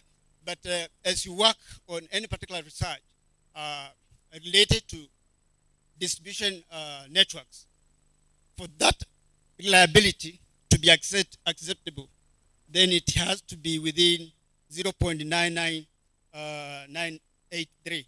If you get a margin which is greater than that, then maybe your computation may not be within the reach. And therefore, if you look at what has been done previously, depending, if you look at on your left, you see the parameter, which is the power loss reduction and the voltage profile improvisation. Under that column, what is key is the approach adopted. And you can see one of the approaches which researchers have adopted will be the real load sharing by transformer tapping and the reactive power capacitor placement, as well as optimal placement of the distributed generation. When you see DG means distributed generations, and this distributed generation, if you have been keen with the conversation with IPRA, which used to be ERC, they are now licensing people to have these distributed generations. If you have a household, maybe a homestead with a lot of, maybe if you have a windmill, which is generating power, injecting to the national grid system, or you have solar, that is what we are calling the distributed generation. Alternatively, you can also have an independent power producing like a generator within the distribution network. That is what we are calling the DG. Then if you look at optimization procedure or technique which have been adopted, we can adopt what we call the GA. GA means genetic algorithm or neutron Ramson, and as well as a PSO, which is particle swarm optimization. Or you can also adopt other techniques which are not tabulated here. For the network reliability improvement, you can use what we call the DG placement, among other approaches. So those are some of the works which have been done by researchers there before, and therefore any particular approach will give some results, but they will keep on improving when somebody else does adopt the same technique, but with improved approach. Maybe the next page. The methodology which was adopted here was to identify the gap, and I've said the gap here is about power loss minimization in a network, in a distribution network. And I've said we have this transmission. We are not bothered with transmission. Others will do transmission, but we are dealing with a distribution network, and therefore the power loss in there, how can we minimize that? Then the set of the objectives, setting of the objectives, literature review all along. The data which was involved here was the solar radius, which was obtained from KMD, Kenya Meteorological Department, and we have the solar module specifications, whose data was adopted from the Saneva BYD solar panel data. Then we have the line data and the bus or load data, whose values are standard given by IEEE. For those who understand the language IEEE, they know. Then we have the solar PV DG modeling, objective function formulation, PSO algorithm development, where we have the PSO flowcharts and the MATLAB code, as well as the validation and simulation of the results. On what? On the power loss minimization, voltage improvement, as well as network reliability enhancement. Maybe you can check the next page. So when you talk of the IEEE radio distribution network system, we have also IEEE 69, IEEE 118. Maybe that is what is adopted there. Check the next page. The PSO flowchart, that's the algorithm which was used, or the coding. Check the next page. So that's a section, a two-head section of a distribution line. We have the bus 1 and bus 2.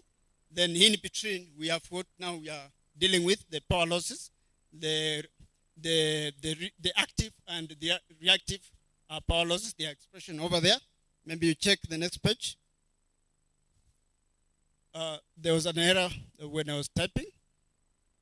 We have the solar output is given by that expression where A is the surface area of the module, the density of the solar irradiance, efficiency, and as I said, the panel which was the specifications of the panel which were adopted are tabulated over there, and when you use the code down there at the bottom, the MATLAB code gave the results of 1.0268 per unit when you use the PSO algorithm. Next page. Then that is the code now. You could, if you enter those codes, you get the results that I've just indicated. Next page. Formulation of the optimization objective function of the electrical distribution system. For those, again, I said, for those who understand, we have the active power loss and the reactive power losses. Those are the ones which have been calculated there. And then we have the ratings which are given there. Down there, the objective function, which is given by the expression indicated there, where the abbreviations have been given values. Next page. Again, it's a continuation. A PSO is a technique which is used to improve efficiency of the network. You can also use GEA, which is a genetic algorithm. I said PSO is particle swarm optimization. It's a social kind of approach. You assume maybe there are birds flying in the same group, and they are searching for a particular spot, or maybe as a particular insect. One of the birds will spot the insect first, and therefore it will give the optimal solution. Others will also follow the one which has found the target. They will form what we call the global solution. So those are the expressions. Next page. So the results are as indicated. For the 4 cases that were observed, we have a case when there is no disputed generation. We have a case of 1 solar PV. We have a case of 2 solar PV and 3 solar PV. So down there is a table giving the reactive power loss and active power loss results. And again, these are graphical expression. If you look at, you are right, that graphical expression where we have without distributed generation, the losses are too high, as shown by the bus. When you have 1, the losses come down. When you have 2, the losses again drop, as well as when you have 3. So that is it maps the table. The graphical expression maps the table that you have on your left. Then next page. So again, on power loss before the installation of solar PV, which is 8 per unit. 8 per unit means. Kindly wind up. Yeah, I'm winding up now. It means maybe basically the losses are minimal. We have the table there. For the reliability, we have the table there, which is mapped again with the graphical expressions. Then maybe in the next page. Next page.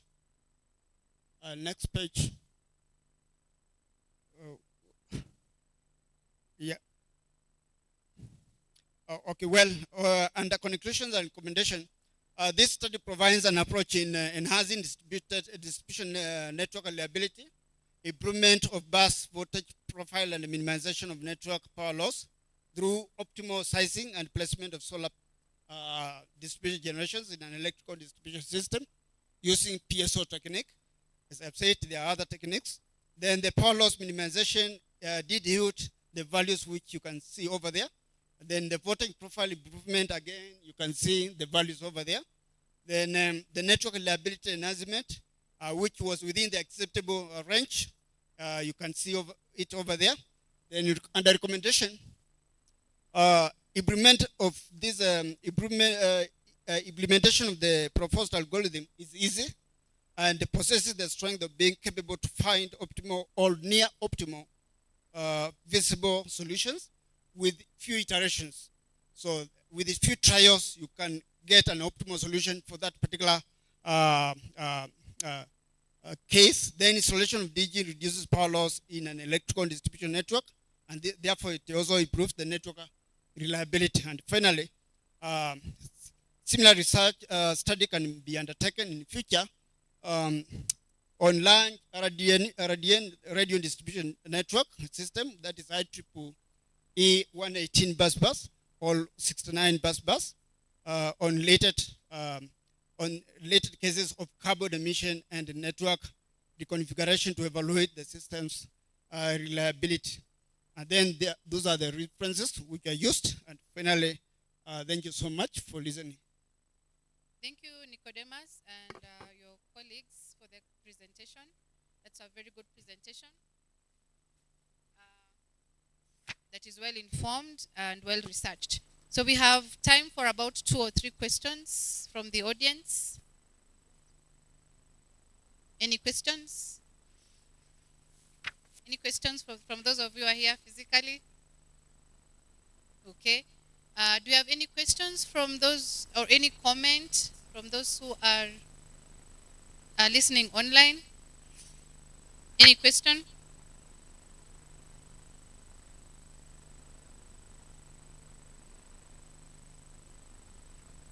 Any question or comment to, or in something we could say to this group so that they can maybe improve their research?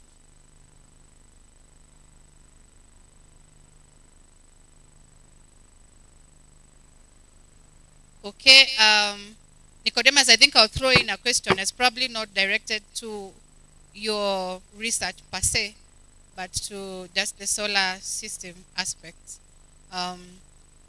Most homes that use solar systems, once they're done with the battery, we don't know what to do. How do we manage those batteries that we use? What's the best way of the waste management of the batteries that we use in solar system?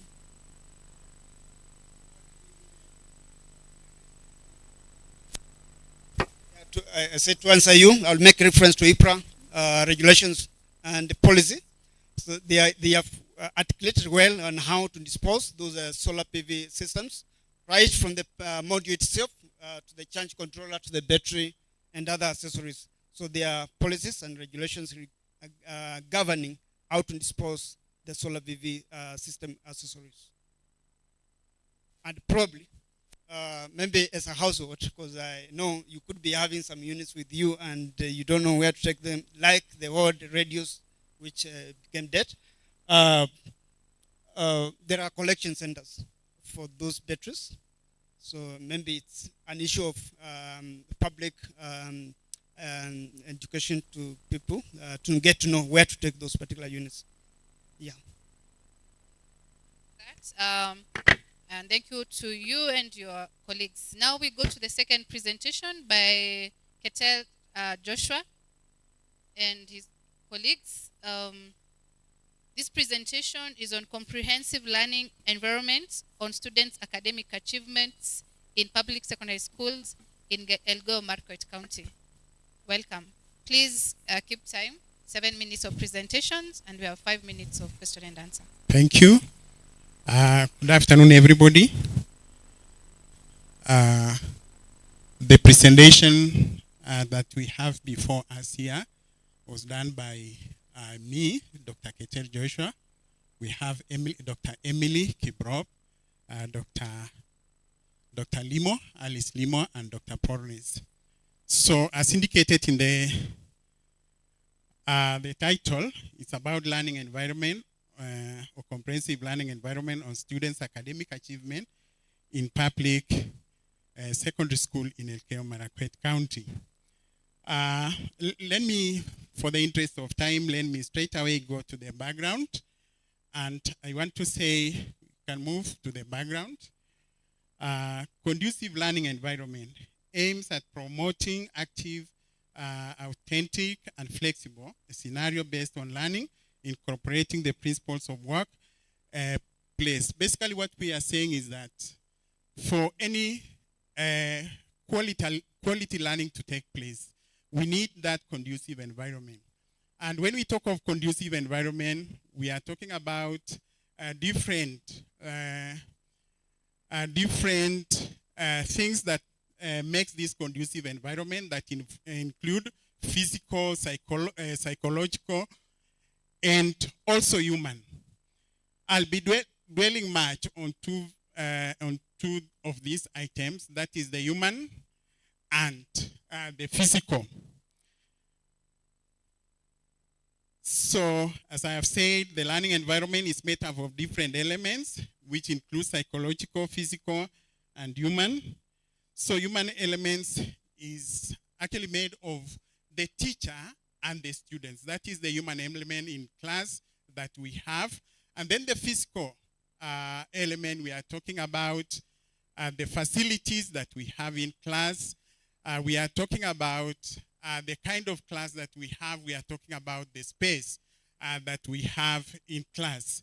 All this plays a very important role in ensuring that learning process, teaching and learning process takes place. And if we have good, conducive learning environment, this is what promotes the achievement of good results in any given school. The objective of this study was to explore the influence of learning environment on students' academic achievement in public secondary school in Elgeyo Marakwet. You move to the objective of the study. Just move down. Objective of the study. That is the objective of the study.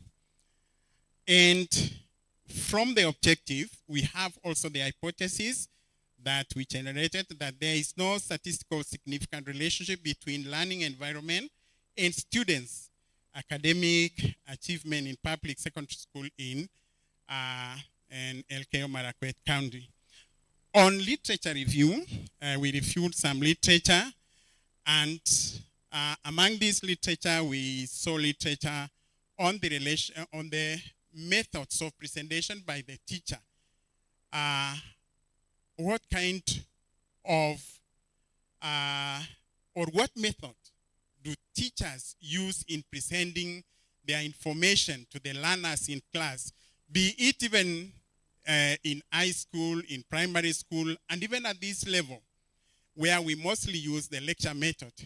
And most research has found that most teachers still use the traditional way, where it is teacher-centered. However, the method that is more effective is where we have the learners-centered method that is very interactive.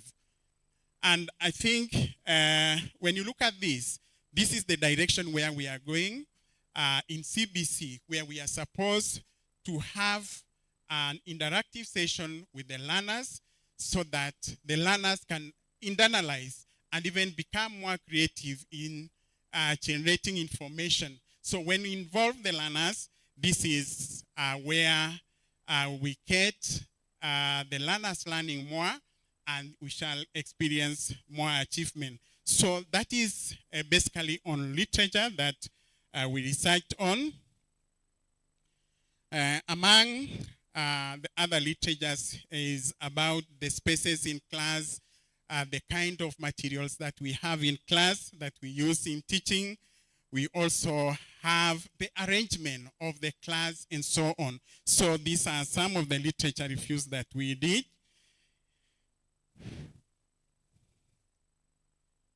So again, I don't want to dwell much on that. Let's move to the size and sampling procedures. That is 3.1, done after literature review.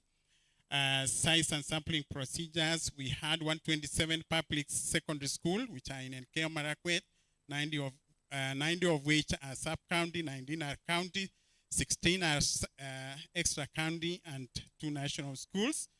And this is how we sampled from the different sub-counties. We identified, actually this is, the research was on the perspective of the principals and the teachers. What is the perspective of the teachers and the principals on the learning environment and the achievement or examination achievement? So we had the sample principals and the teachers a total of 40 principals and 153 teachers. Of course, the data collection instrument, we had interviews for the principals and questionnaires for the teachers. And the results are as indicated in that particular table down there. The table on teacher responses on learning environment. So we have a number of, just move down. Move down. Yes, that is it. So this is the results that we obtained on based on the Likert scale, 1 to 5. On the first item, adequate physical facilities promote students' academic achievement. And you can see the mean rate is 3.5, which is above the mean of 2.5. The second one was sufficient classroom space promotes individual learning, which improves learning academic achievement. Again, that is above the mean of 2.5, the average of 2.5, 3.37. The next is teaching aids improve content or retention leading to enhanced academic achievement, 3.37. Efficient teacher method improves students' academic achievement. This was among the lowest, but still above the average, 2.9. Well-arranged classroom motivate learners to learn and achieve more, 2.46, slightly below the mean. And we have each class accommodate the right capacity of students aiding in a good achievement, 3.5. And the last one, learning environment improves students' achievement. So that is the general one, that the learning environment. So when you look at generally these results which were obtained from the teachers, it is a general acceptance that learning environment contributes to the learner's achievement. And this was in agreement with a number of scholars, like by study by Passage 2.5 on classroom management techniques, which found that physical facilities are among the motivating factors that play a key role in improvement of learners' academic achievement. Equally to the others, there was it contributed a lot, with the exception of the arrangement of the classroom motivate learners to learn. So majority of the teachers didn't agree with this, but there was a good number which agreed with this. I want to now move to the hypothesis test, and we tested our hypothesis using regression. And when the hypothesis was tested, we rejected this hypothesis because of the B value of 0.31. Yes? Kindly. Okay, I'm just winding up. So that is an indication that there is a relationship or statistical relationship between the learning environment and achievement of the learners. We also had interviews. We interviewed the principals, and to summarize this, the views of the principals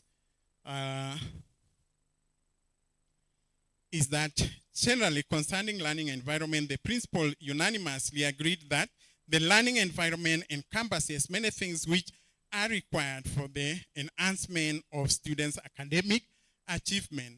And that is the general agreement by the principals. We had principals from extra county, the national school, the sub-county, and the sentiments were generally in agreement with that. To summarize it, in conclusion, key elements of learning environment that includes adequate physical facilities, sufficient classroom space, appropriate teaching, methodology, and teaching aids and enhances conducive learning for learners and subsequent improved students' academic achievement. Thank you for listening. That is the end of my presentation. Okay, thank you very much, Joshua, for that presentation. A very good presentation and quite on time. Now, anyone with any question, any comment for Joshua? Okay, there's a question. There are two questions. Any other question? The two hands up. Come here, come here so that you.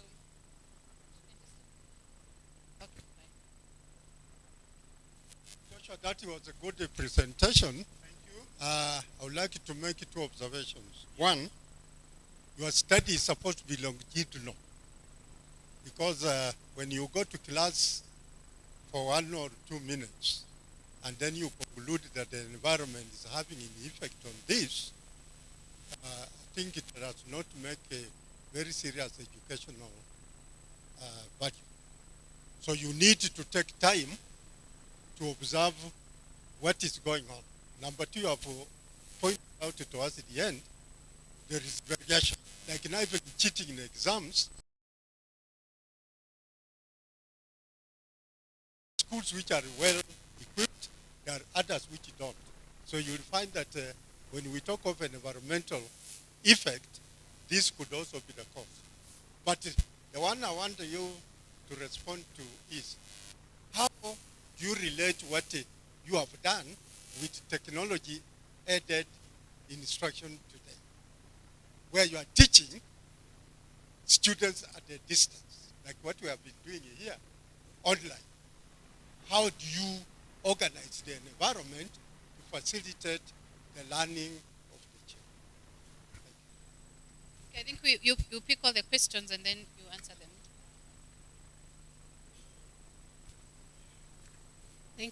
Thank you, Dr. Keter, for that elaborate discussion of the study. Now, I observe from your abstract that you got a raw value, Pearson correlation value of 0.176, which is a very weak positive correlation. What is your take? The second question is, at some point you stated that the study was actually a perspective of principals and teachers. Did I get you right? If it's a comprehensive study, probably, why did you narrow down to teachers and principals? Maybe the learners would have had a contribution. Maybe the other stuff. So that it becomes actually a broad, comprehensive review. Your take on that, sir. Thank you. Any other? We can do 3 questions. We can do 3 questions, okay?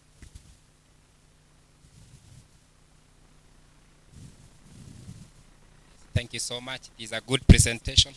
So my question is, based on your study, what will be the impact on CBC? Okay, thank you. You can continue. Thank you. Well, I think, let me start from the last question. He's asking what is the impact on CPC. And during my presentation, I think I mentioned something to do with CBC, that this is the direction that we are going, that like one of the learning environment is about the methodology that we are using as teachers. Are we involving the learners in our teaching? And that is a key thing, because if we ensure that we enable our learners to be actually the main participant in class as teachers, that is what is needed in CBC. Dr. let me come to your question. There was a problem when you look at the one I have just presented. There was a mistake. It's actually supposed to be B value of 0.031, which I mentioned, so it was corrected. You've talked about comprehensive learning environment. I may not have involved everybody because we have also other stakeholders that we may need to involve, but I only measured on the people I thought, or we actually thought, these are the main people who are in the ground. And if you look at the one I was presenting, I omitted the word comprehensive because there was that issue. Thank you. Now, to Professor's question about how do we go about the issue of distance learning. I think that is an area that is new to us, and we need to do more research on this to ensure that we see ways of ensuring that even as we teach them online, the environment or the learning environment is conducive for them. Thank you. Okay, thank you very much. If there is no other question from the audience, is there any question from those listening online? Our colleagues on the other side of technology. Anyone who has a question for Dr. Keter? Any comment?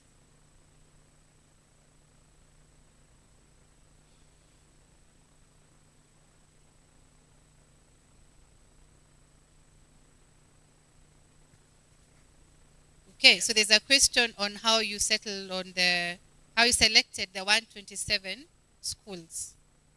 Which sampling technique did you use there? This was stratified sampling because in Elgeyo Marakwet,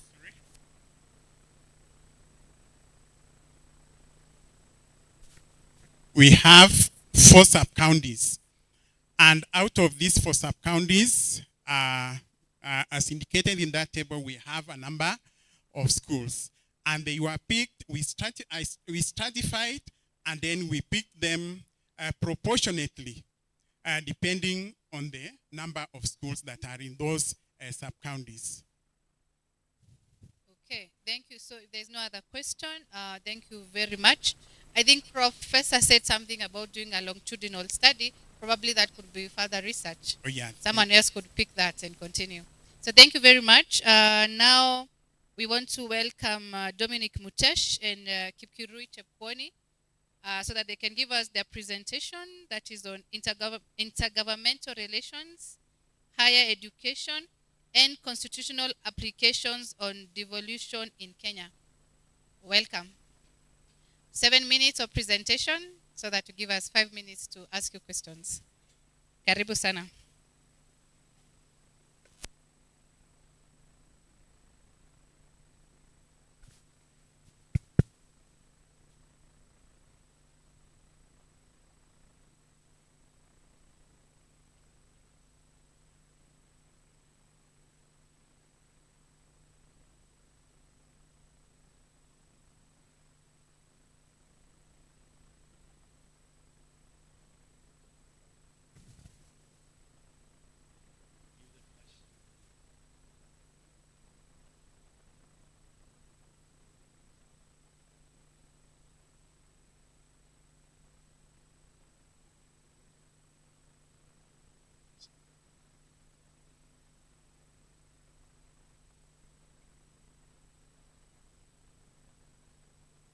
Thank you, and sorry for small delay.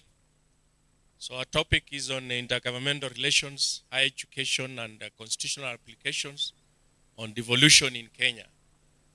My name is Dr. Dominic Muteshi, and my co-author is Kipkirui Chepkwony.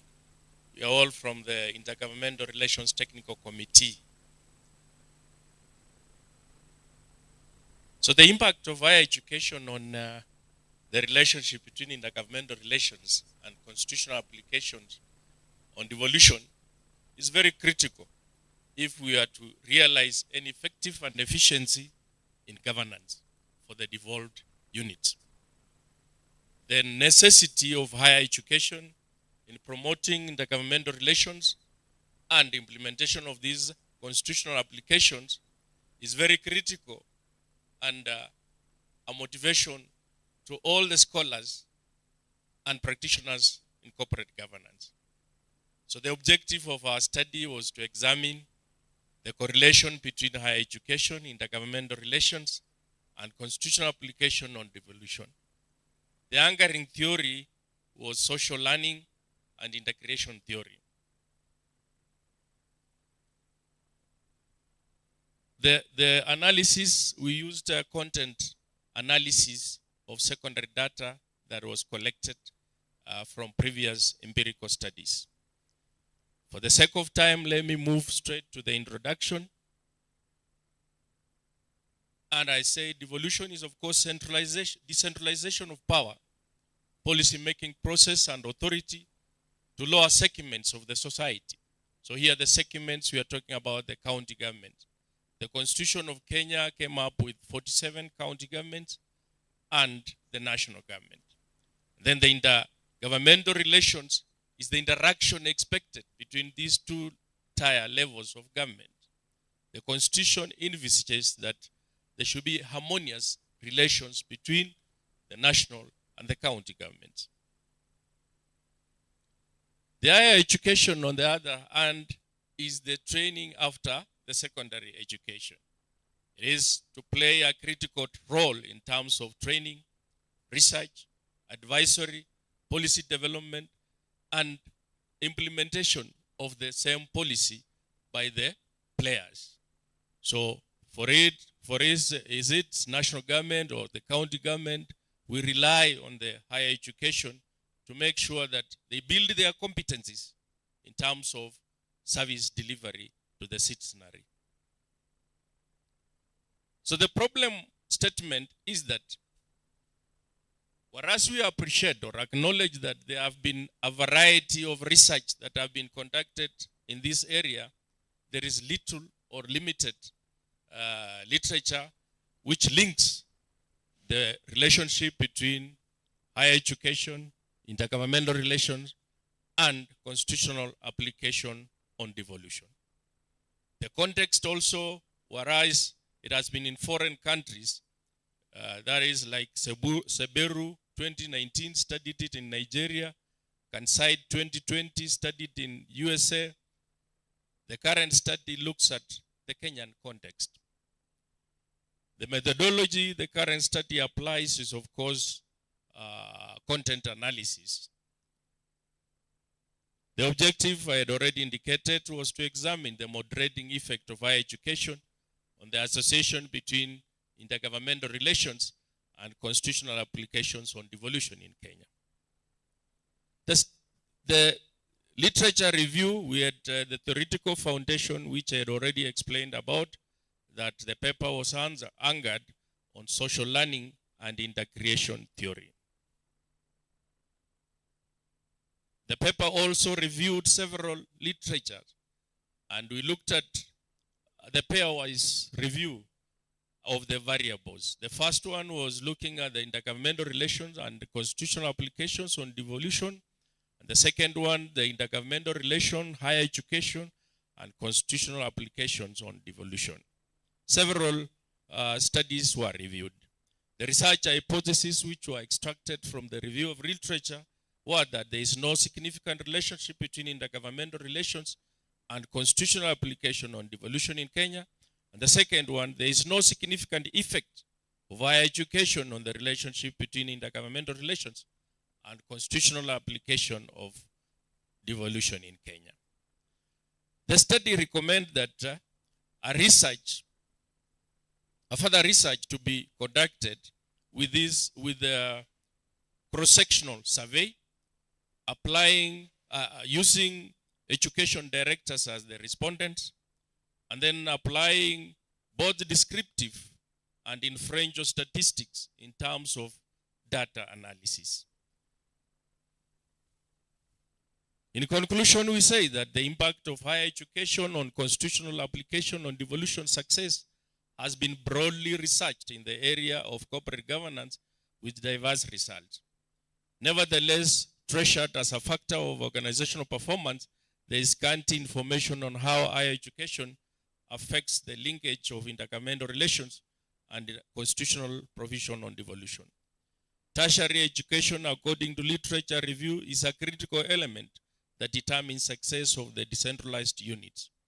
Hence, the scholars argue that the involvement of academia in the devolution space is paramount if the national government and county governments were to engage in productive intergovernmental relations that support constitutional applications on devolution in Kenya.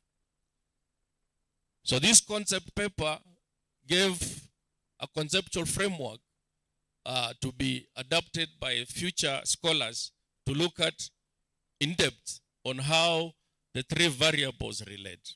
So intergovernmental relations is conceptualized as the independent variable, while constitutional applications on devolution is the dependent variable. Higher education is the moderating variable, which moderates the linkage between intergovernmental relations and constitutional application on devolution. Some of the indicators to be focused on under higher education is the courses offered, the research that is undertaken for the county government and the national government, and that the resources, as the Deputy VC pointed out, issues of finances, issues of information technology, issues of human resource. These are very critical in informing what higher education can contribute in ensuring that there is harmonious intergovernmental relations that support constitutional application on devolution. We look in the terms of decentralization, how equity resources are shared equitably, and how services are delivered to the citizenry. Lastly, area of further studies, the article should act as a stimulant. As I indicated, this is a concept paper for additional studies to access all the likely features that inspire results connected to intergovernmental relations, higher education, and constitutional application of devolution in Kenya. Moreover, eminent researchers should interrogate an expanded framework, which include the spheres of intergovernmental relations, relations between governments. For example, national government, we have several agencies that deal with national government. So how relations between intragovernmental and the oversight agencies, like NACOSTI oversighting universities, what is their role in influencing how intergovernmental relations affect realization of constitutional applications on devolution? Performance-based, which are overt variables and motivate constitutional articles on devolution in Kenya. Thank you very much. Okay, thank you. Oh, yeah, people want to clap. Go ahead and clap. That's okay. But you did not clap for the other two presenters, so clap for them. Thank you very much, Dr. Mutesh, for that very interesting presentation. I think it looks like it's a challenge for us to continue with the research. So I want to open the floor for anyone who has a question or comments. Any question or comment towards? Thank you, brother, for that exciting presentation. You talked of higher education being a moderating factor. Yes. Traditionally, higher education is actually supposed to be the driver of your presentation. It is only around the 1980s that higher education has been sidelined by the government. Otherwise, I think even the constitutional matters should be part and parcel of the programs that we conduct at the university to prepare our students for citizenship. So I don't know how you are going to handle it. It cannot be a moderating factor. Traditionally, all departments at the university level had some connection with the central government, so that policies that were designed actually came from the university or higher education. Thank you. Okay, thank you. Any other question or comments? Yes, please.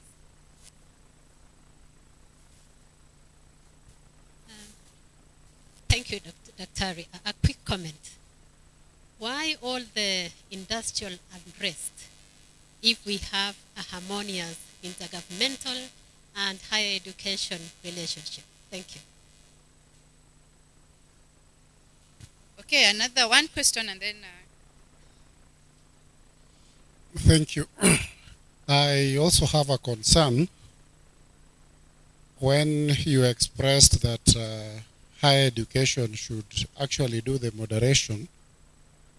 And I look at it especially in terms of economic empowerment, and I'm left wondering what is our position when universities are basically struggling to remain solvent. And here you are telling us that we are supposed to moderate. How do you moderate people who are perceived to be actually economically more superior? And actually they call the shots. That is the truth of the matter. Thank you.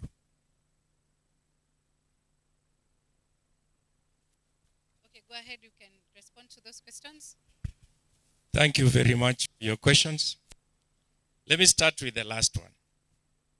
Well, I agree education plays a critical role in shaping what both national and county government are to undertake in terms of service delivery.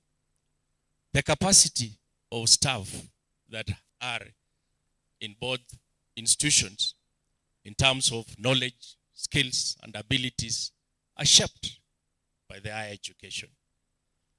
And as per the Constitution of Kenya, it insists that performance will be driven by the counties and the national government. But for these two organs or these two bodies to perform, they require the input of higher education. As you put it, traditionally is true. And that is what should be the case. That any policy formulation, be read by the national government, be read by the county government, has to be informed by research, has to be informed by input from the higher education. So that's why in my conceptual model, I've conceptualized education as a moderator, as the link. Moderation doesn't mean that it is a weak variable. Those who have done science research will see that this is a variable. If it's not in play, then the rest, the independent and the dependent variable, cannot be realized. So as it doesn't mean that when I conceptualize higher education as a moderator, it means it's a weak variable. On the aspect of unrest, when we have harmonious industrial relations, well, when we study labor relations at the university, they tell us, I didn't introduce myself, but I'm an HR in sometimes, but academically I've done strategic management. So we don't say that any organization can run without disputes. That is not. There will be complaints, there will be grievances, but how you manage those complaints or grievances is what matters. So industrial unrest will continue to be there, irrespective of whether we have harmonious relations existing. So what is important among institutions is to learn on how to manage those disputes or grievances that emanate between the two levels of government. You see, like revenue sharing, okay? You can give enough revenue to the counties, but next year they'll always request for more. So there'll be disputes between the two levels, irrespective of whether you have been coexisting harmoniously. I think I've answered all the three questions. Thank you very much. Unless there's any burning question. Okay, asante sana. They clapped for you already. So we now go to our presenters who are online. We're going to do one presentation online, and then we break for lunch, and then we come back and continue. We have about 11 presenters online. So please, because they were listening to you after lunch, make sure you come back so that we continue, and we also listen to them. So Anne, we have Anne online. Are you ready with your presentation? We want you to share your screen with the secretariat so that they are able to assist you with the presentation.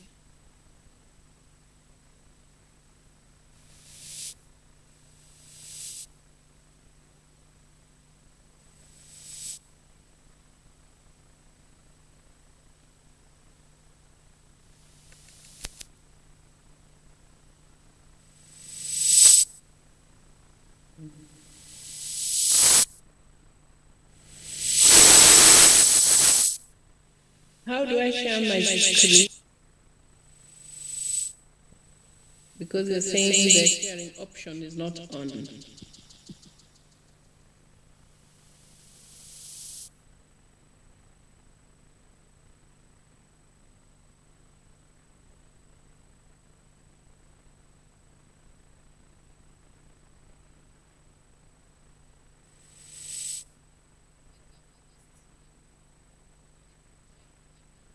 You can control your presentation from your end.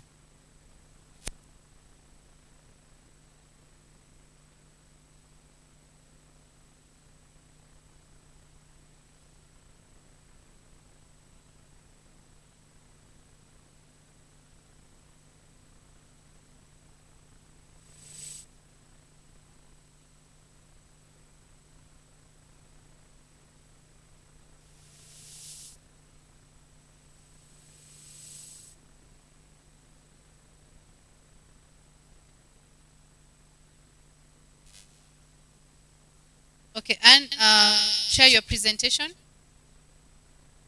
Share your presentation.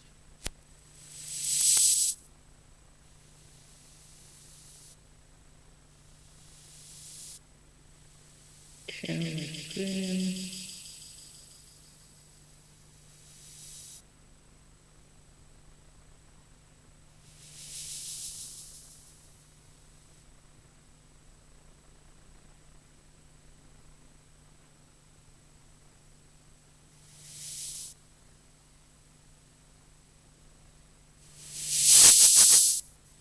Can you see?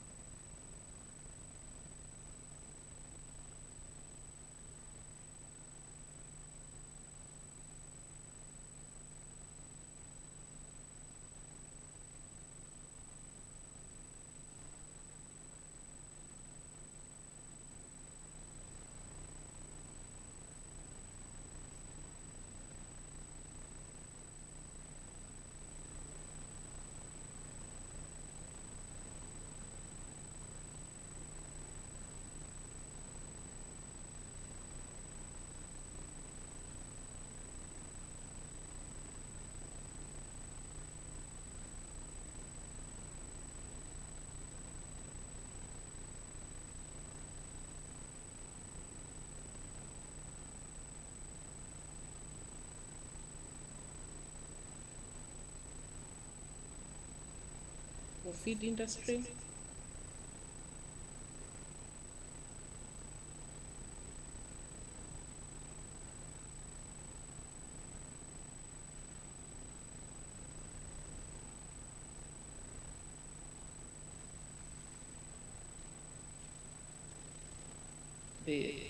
The use of land.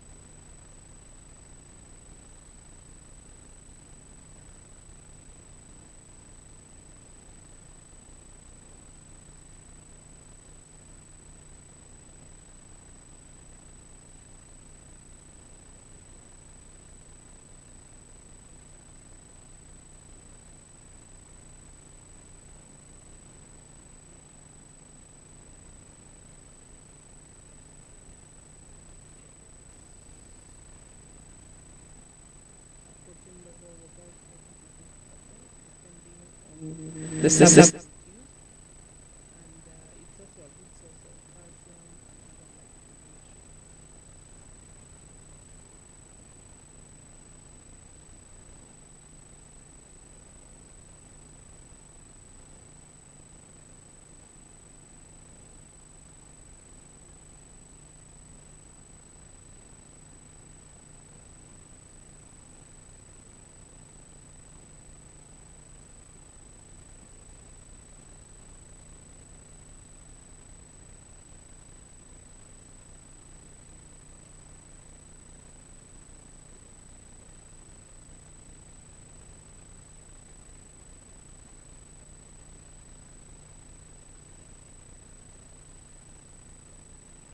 In our country, it's one of the target areas for food and nutrition secure our population. So some of the negative effects of too much fat in BSF is excess fat will decrease the digestibility of nutrients such as protein and fiber. There is the risk of rancidity through oxidation because of the high fat content. It also affects digestibility in ruminants, and there is an imbalance of utilization. And with that, the objective of this study was to determine the effects of defatted fat, defatted black soldier fly meal diets on the performance of improved chicken. This study was done at Karo, Kakamega, where we used 150-day-old chicks, which were fed on a commercial feed for 2 weeks as during the adaptation period. We have 10 chicks, each in 15 pens. The first 2 weeks, as I said, were an adaptation, experimental diets, where we used defatted black soldier fly larvae, which replaced fish meal in the diet. And the inclusion levels were, the control did not contain the defatted black soldier fly. And then we had an inclusion level of 25, 50, 75, and 100%. So the diet was formulated based on those levels of inclusion. Data collected, we collected data on feed intake and weight gain on a weekly basis for 16 weeks. And we also calculated the feed conversion efficiency ratio for the feed during the same period. Results: there were no differences in terms of average weights across the 5 treatments, whether during the first 8 weeks, which is the chick stage, or during the growing stage. Similarly, the dairy weight gains were also not significantly different. As you see, all of them were following the S-curve. That's the same based on the weeks. Average weight gain was the same. Average feed intake was similar. The birds during the chick stage were eating on average about 42 grams of feed per day. And during the grower stage, they were eating about 90, close to 90 grams per bird per day.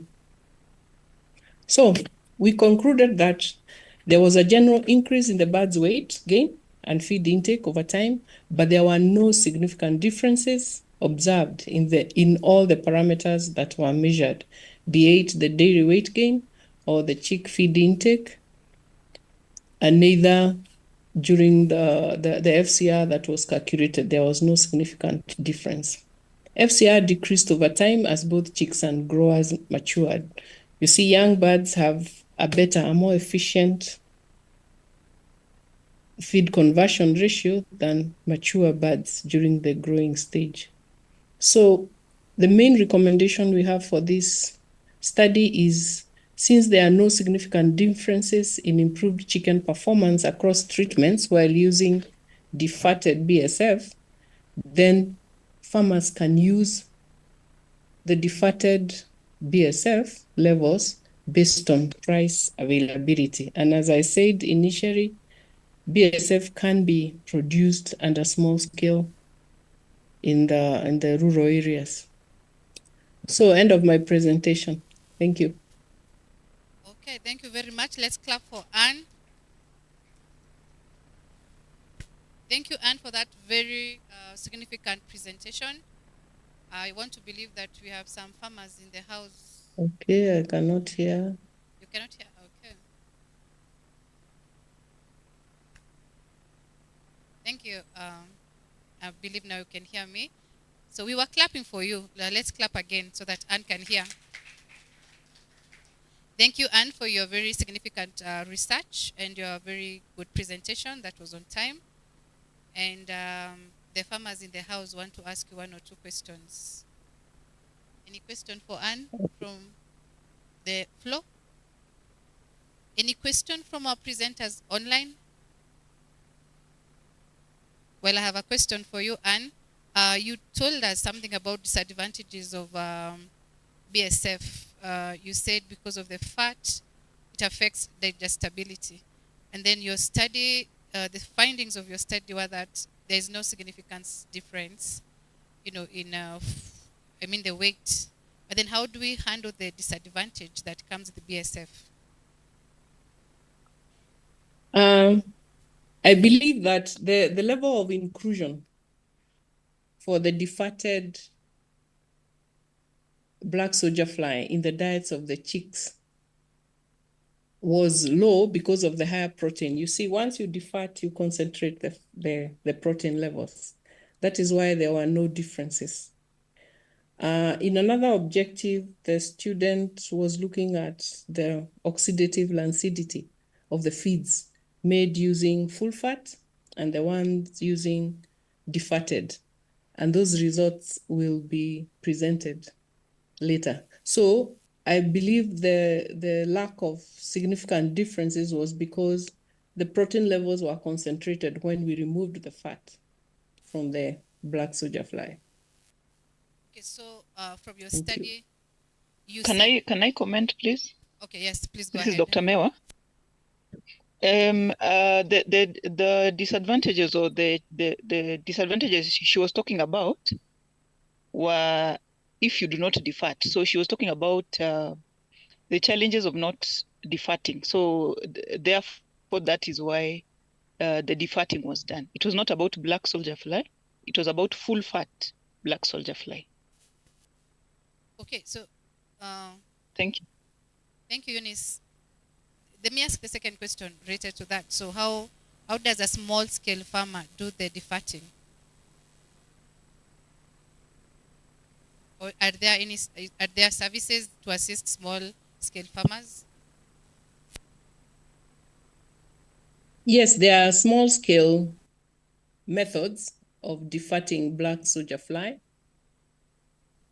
But there are several of them, but at industrial level, it's also being done so that we can include more of it in the commercial diets and without the fat, because we will improve on the keeping quality of the feed. We'll also use less because we are concentrating the protein levels. So for a small scale farmer, we can train them on how to do the defatting. There is an equipment, a juakari equipment, which is used to remove the fat from the black soldier fly. Yeah. Okay, thank you. Thank you once again. So with that, we will stop there for now. We break for lunch. And then around 3:15, we come back so that we can continue. We still have about 10 presenters online. So please enjoy your lunch, but don't over-enjoy. Those at home, also enjoy your lunch. And let's meet here at around 3:15 so that we can continue with our presentations. Thank you very much. I think we can clap for ourselves also for being good audience. And you clap for me too.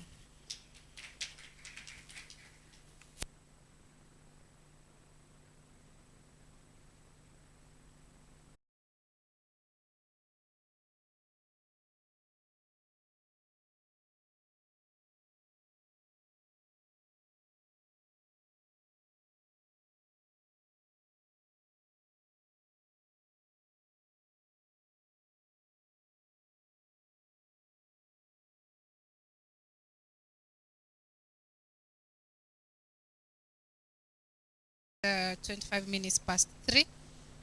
I think the lunch was a bit heavy, and we are grateful for that. So we have, well, about let's say 1.5 hours to do the rest of the presentations. So I'll request the presenters to keep time. We're still doing about 7 minutes for every presentation, and about 3 to 5 minutes for question and answer. So we're now going to welcome Felix Rotich. So that you can share with us your presentation.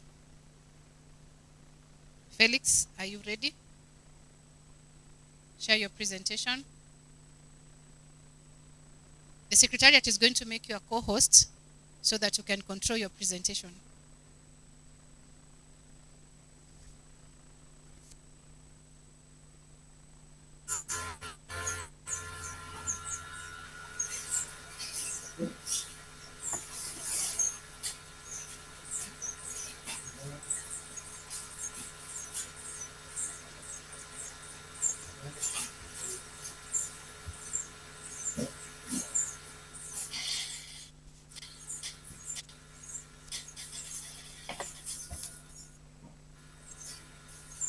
Good afternoon, everyone.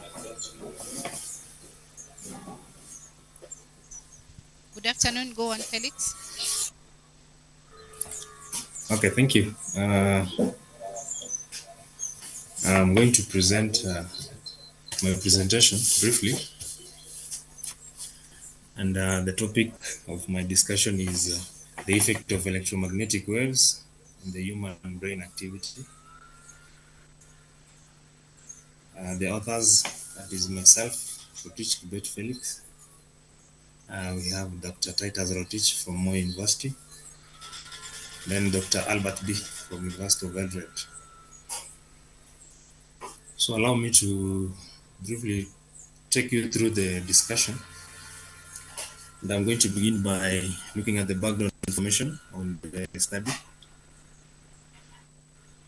So we have the widespread radio frequency exposure. So my discussion will be talking about the effect of electromagnetic waves, where we are exposed to radio frequencies that may be harmful to our body. So my focus is on the brain. So there is rapid growth of mobile and wireless technologies that has led to increased human exposure to the radio frequency. So we have effects. There are two types of effects, thermal and non-thermal effects.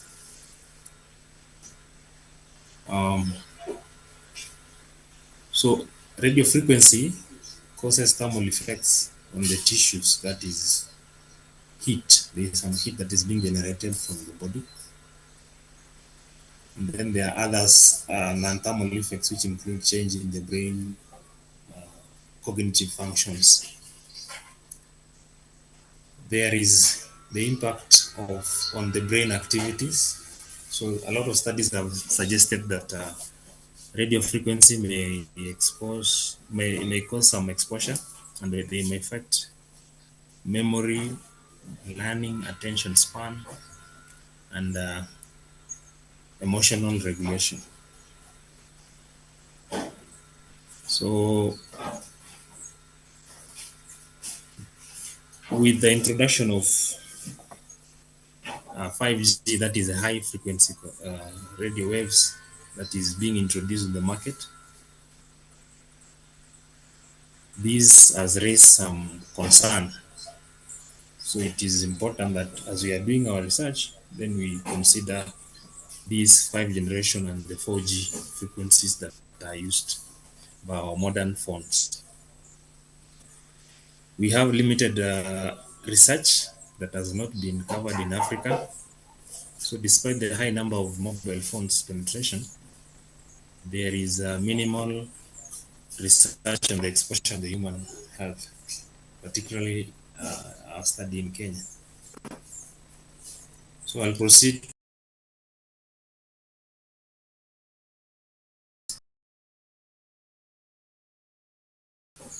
On the impact on memory, learning, and motor skills. These are functions of the brain, or we usually call the activities of the brain. This is going to help fill the critical gap that is available. So I'm going directly to the problem statement.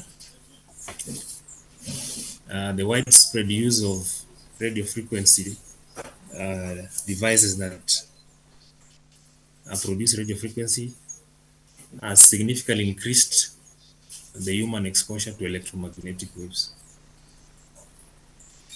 Electromagnetic waves are waves that they don't require material medium for transmission according to the definitions of physics. So we are looking at the effect. I want to talk of silent pollution. These are pollutions that affect us that you are not aware. So it's a good area to research. So the radio frequency wave, though there are others are called non-ionizing, may affect the brain activity, that is the cognition and the motor function. Global studies of radio frequency exposure and the brain functions show what we call some mixed reaction, some indicating cognitive impairment, while others are silent on that area. Most research has been conducted in high income areas with a limitation on the African and at the same time our country, which is Kenya. With the increased mobile subscribers in our country, especially the youths, there is a high frequency, that is high exposure of these radio waves from the youths, that is they are being exposed in urban areas, others in rural areas. And there is a critical lack of local research on the potential neurological effects on the radio frequency waves in Kenya. So this study aims to examine the effect of electromagnetic waves on the memory, learning, and the motor skills to inform the public on the health policies. We have come up with the general objective and then some specific objectives that we're going to look at. So the general objective of this study is to determine the effect of electromagnetic waves on the human brain activity. Specific objectives include, number one, to formulate a mathematical model to describe radio frequency wave and that of the brain signal processes. And to couple up the model equation in a master-slave configuration and study what we call the cause effects mechanism.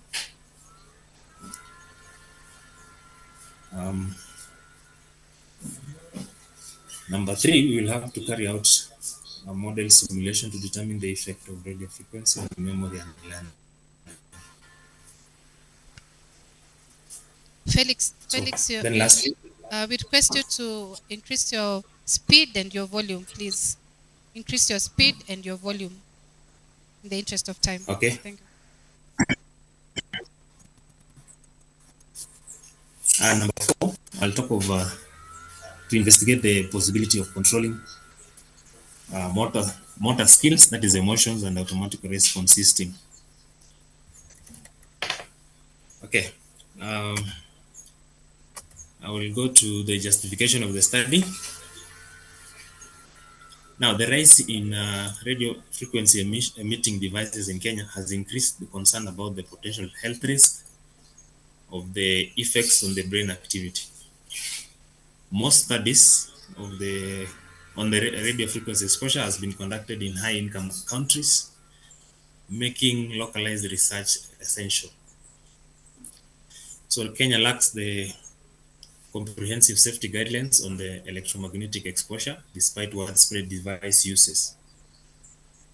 Radio frequency may affect cognitive functions such as the memory, learning, and the motor skills, and the emotional regulation.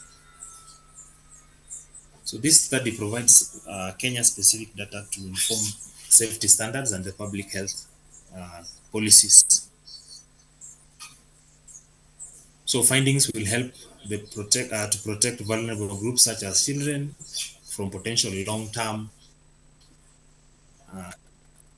radio frequency exposure, since they are introduced with the phones at early stages. The research aims to guide policymakers and technological developers in balancing safety with technological progress. The significance of this study: the study examines the potential health effects on radio frequency exposure on the brain activity in Kenya. We have talked about the finding that is going to help policymakers, that is the health policymakers. It will provide guidance on the safety of what to do with the radio frequencies that are emitted from our devices. It aims to develop what we call intervention to minimize the risk, especially for the vulnerable groups. Again, it will contribute to the insight on the global knowledge on radio frequency health. So telecommunication and the healthcare sectors can use this finding to enhance safety measures, especially on the manufacturers of the phone, so that they can have a protection to the people. So policymakers and educators can leverage results for awareness of campaign and guidelines. So the scope of this study, we did the study over a period of some months. Felix, kindly take us to the methodology and the findings of your study.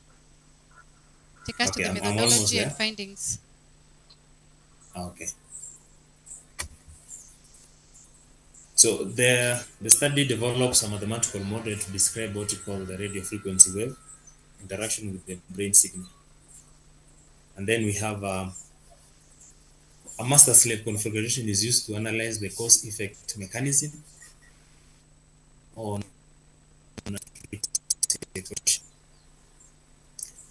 So the study targeted individuals who are 18 years to 60 years in Nairobi County, who are generally exposed by radio frequency waves. So we sampled some 425 participants. Then some data were collected using surveys, cognitive tests, and qualitative analysis, quantitative interventions to assess the brain activity changes. Now, on the expected results, this discussion is a continuation, so we're still finalizing on it. So we expect that there is a relationship between radio frequency that is produced with that of the brain patterns, and there is a cause to the functioning of the human brain. So high frequency exposure levels are anticipated to disrupt learning, memory, and motor skills, and emotional regulation. The purpose of this study will help in the contribution to the understanding of what we call the neurological impact on the radio frequency exposure. So the results will help in the public policy in Kenya. Now, the recommendation is that we recommend that institutions and the workplaces should adopt what we call protective measures against the exposure to this, what we call the silent pollution, exposure to safeguard what we call memory and learning function.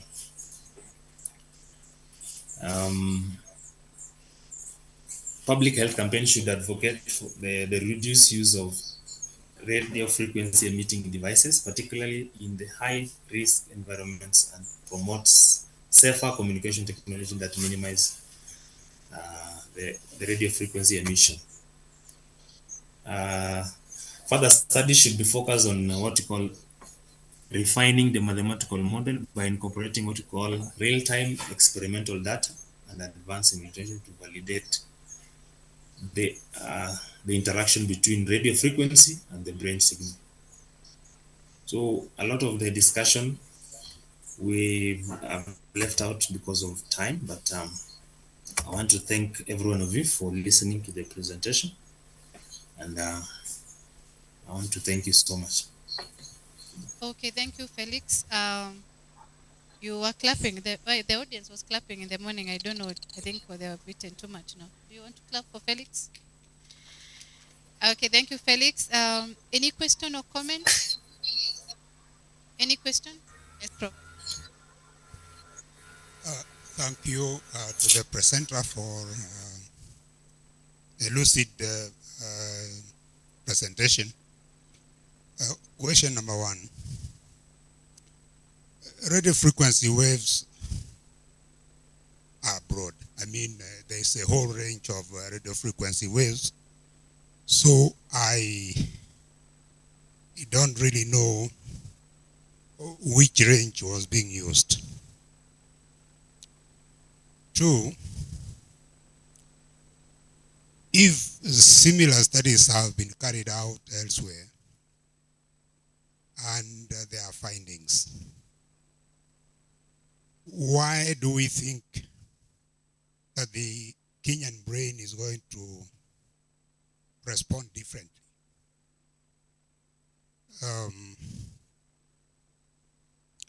Three, I looked at objective 3 of this study and I could not understand it. And 4, samples were collected, were taken in Nairobi. Where were the controls for this study? What is the control for this study? Thank you. Thank you, Prof. Any other question? Okay, from those following online, anyone with a question? Any question on the chat? Okay, Felix, I have a concern. From your presentation, I'm confused whether this is a proposal for a study to be done or whether this is a study that has already been done.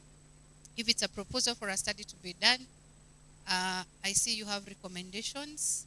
So I'm not sure you're basing your recommendations on what. And 2, I see also you have opportunities or have gaps for further studies. Again, I'm not sure that is based on what. So you could clarify whether this is a study that has already been done or whether this is a proposal. If it's a study that has already been done, then I'm confused to reason why you'd be presenting it in the future tense. So welcome, Felix, and give responses to the comments.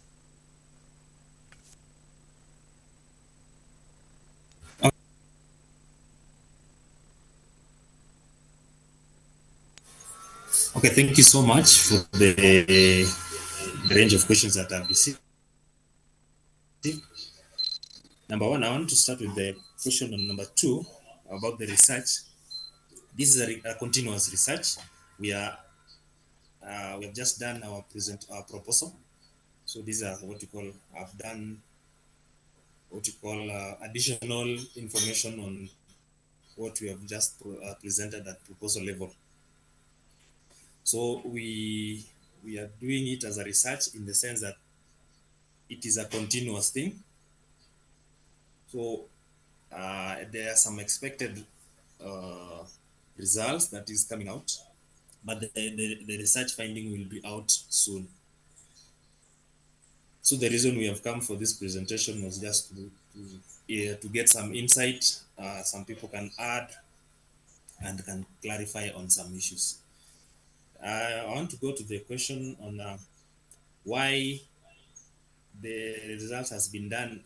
If the results has been done somewhere, why the Kenyan brain? Okay, we've talked about the results having been done in developed countries. We have seen other countries doing more research on this area, but there is a lack of concern on the African studies. There are people have not done a lot of research on this study under Kenyan market or the African market. The phones that we are using, the waves that we are using, as compared to the developed countries, we are still behind. On the range of the waves that we have used, when you talk about electromagnetic waves, we have so many waves depending on the frequency and the wavelength. So our focus is on the radio waves, the one that is being produced by the phones. But we can give more discussion about the Wi-Fi, at the same time the electromagnetic waves that are being produced by even the the wireless technology, all the wireless technology that we have. So the discussion is still going on. The sample that we decided to carry out the research in Nairobi, where we talked about some majority of the people who are using the phones, which is the age of 18 and 60 years old. So I want to believe that we really tried to come up with a good presentation, but this area needs to be improved as we proceed. Okay, Thank you. And about the objective specific, yeah. Thank you so much. Continue. You can respond about the objective number 3. Okay, about the objective, the specific objective on the, it's a continuous process. We tried to link the objective, the first and the third objective in order, so it is still under changes. We can make and receive all corrections and at the same time improvement on the same. Otherwise, it is a working project. It is still a working project. I want to say thank you for the questions because we are learning. It's a learning process. I want to encourage everyone to respond. If you have an opportunity, let us share because it's not an easy journey. Thank you. Okay, thank you very much, Felix. I'm sure that you have you're going to incorporate those questions and work on them. Our next presenter is Jerob Talam. Jerob Talam. Get ready so that you can do your presentation. I'll request you to ensure that you keep time. You have 7 minutes of presentation. Kindly keep time. Welcome. Yes.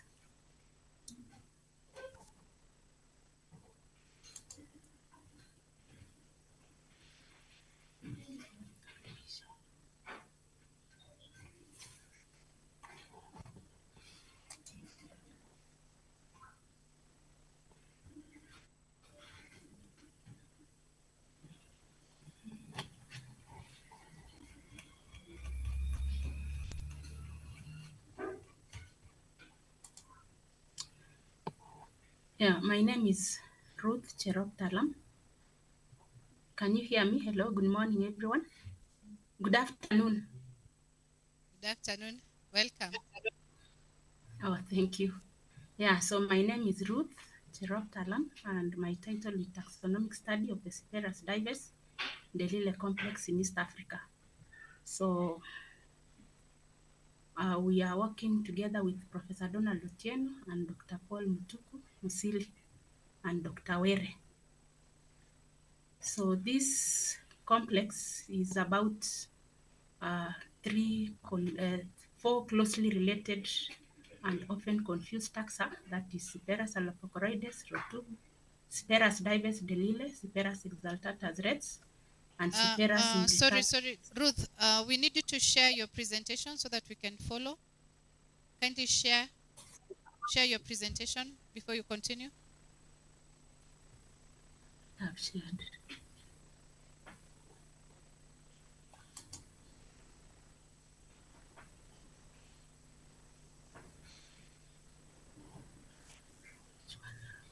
You've not yet shared. Just share your presentation. Yeah, I'm trying to do it.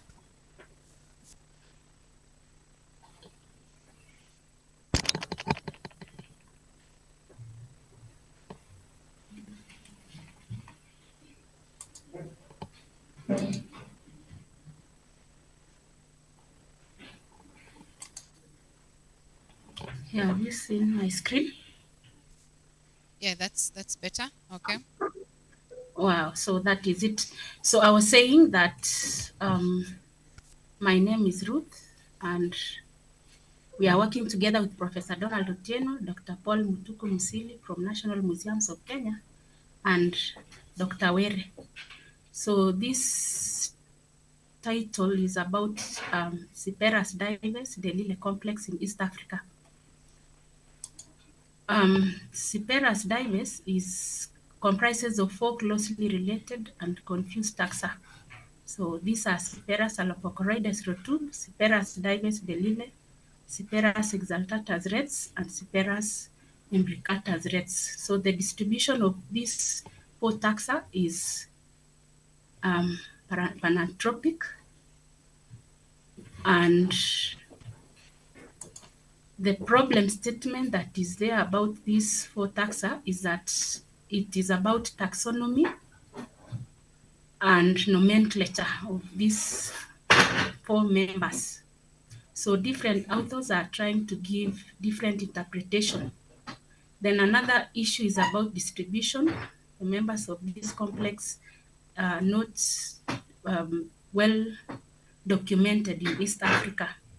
So these are the images of these members of this particular complex. We have Cyperus exaltatus. This is Cyperus dives. Another one is Cyperus imbricatus, and this one is Cyperus allopocorides. Now, the objectives of this study, I have one main objective, to revise the taxonomy of the Cyperus dives complex, and there are 2 specific objectives. One is to investigate the morphological variations within and between the taxa in the complex, and also to determine whether this comprises of one variable species or not. Then the second one is to determine distribution patterns of these taxa in the complex. In my study area, I carried out my study in East African herbarium, and I was using a herbarium material that were collected from different floral tropical regions of East Africa. That is, in Kenya, we have K1 to K7, Tanzania T1 to T8, and Uganda U1 to U3. So this is the map that is showing those floral tropical regions in East Africa. Now, I did morphological studies. So what we did, we actually collected data from the specimens that were deposited in East African herbarium. So some of these specimens were also obtained on loan from Makerere University herbarium. So we actually collected data from 43 operational taxonomic units, which we examined, but out of these, 39 were selected because they had all the complete parts. I also got the characters that we selected were obtained from relevant literature.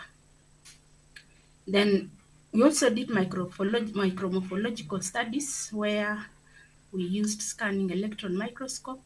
So what we did, we took dry akens from the 4 taxa. We removed from using the fine-tipped forceps, we removed the gloom. Then those akens were mounted on metallic stabs that using double adhesive tape, which was coated with gold for 4 minutes in splattering chamber. So, and placed in that splattering device. So the akens were examined, and it was operated at voltage of 15 kilovolts. Then we did some analysis, multivariate analysis that were carried out, was principal component analysis, cluster analysis, discriminant analysis, and univariate analysis. So the statistical package that was used was GenStat, version 16.0, International Limited. We also used R software when we were carrying out PCA. Then for the case of distribution, the data was created by recording information that was from the specimen labels. Then some of the information that was there was on the specimen labels were specimen's locality coordinates, that is the longitude and latitudes, elevation, and then on the data that was collected, the collector, the name of the person who collected, that is the collector, and the collector number and dates were included. Then also habitat information was there. Then what we did with this, we took that data and we entered in botanical research and herbarium management system. Then after that, we use this software, ArcMap 10.42, to come up with distribution map, pattern map, to visualize how these species were geographically distributed in different regions in East Africa. Then for the results, we did principal component analysis and it displayed that the two principal components, the first principal component contributed 38.4% and the second one was 10.8%. So that one from this script plot is showing that it explained 49.2% of the total character variation, where the PCA1 accounted for 38.4% and the second one 10.8%. So the first four principal components was taken up to here, 8.7%. And the reason behind that is because they were retained because they contributed significantly to the variance as displayed by that script plot that I've just shown, this one here. Then when we look at the first principal component, that is PCA1, it indicated that Cyperus implicatus was distinctly separated from the three taxa.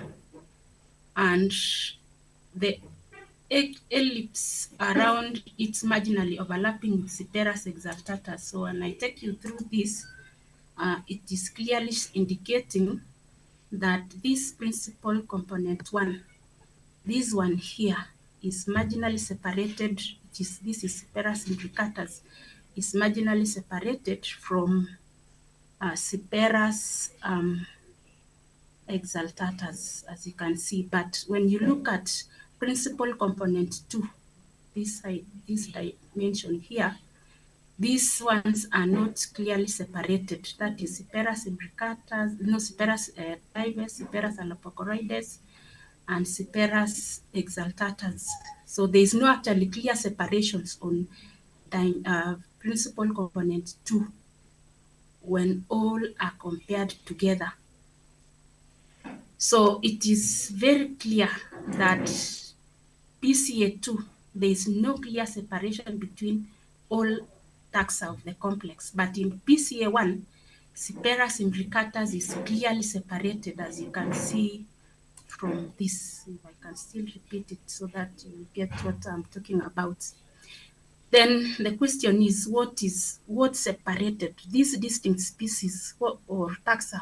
What actually separated it compared, that is in PCA1. So we have this.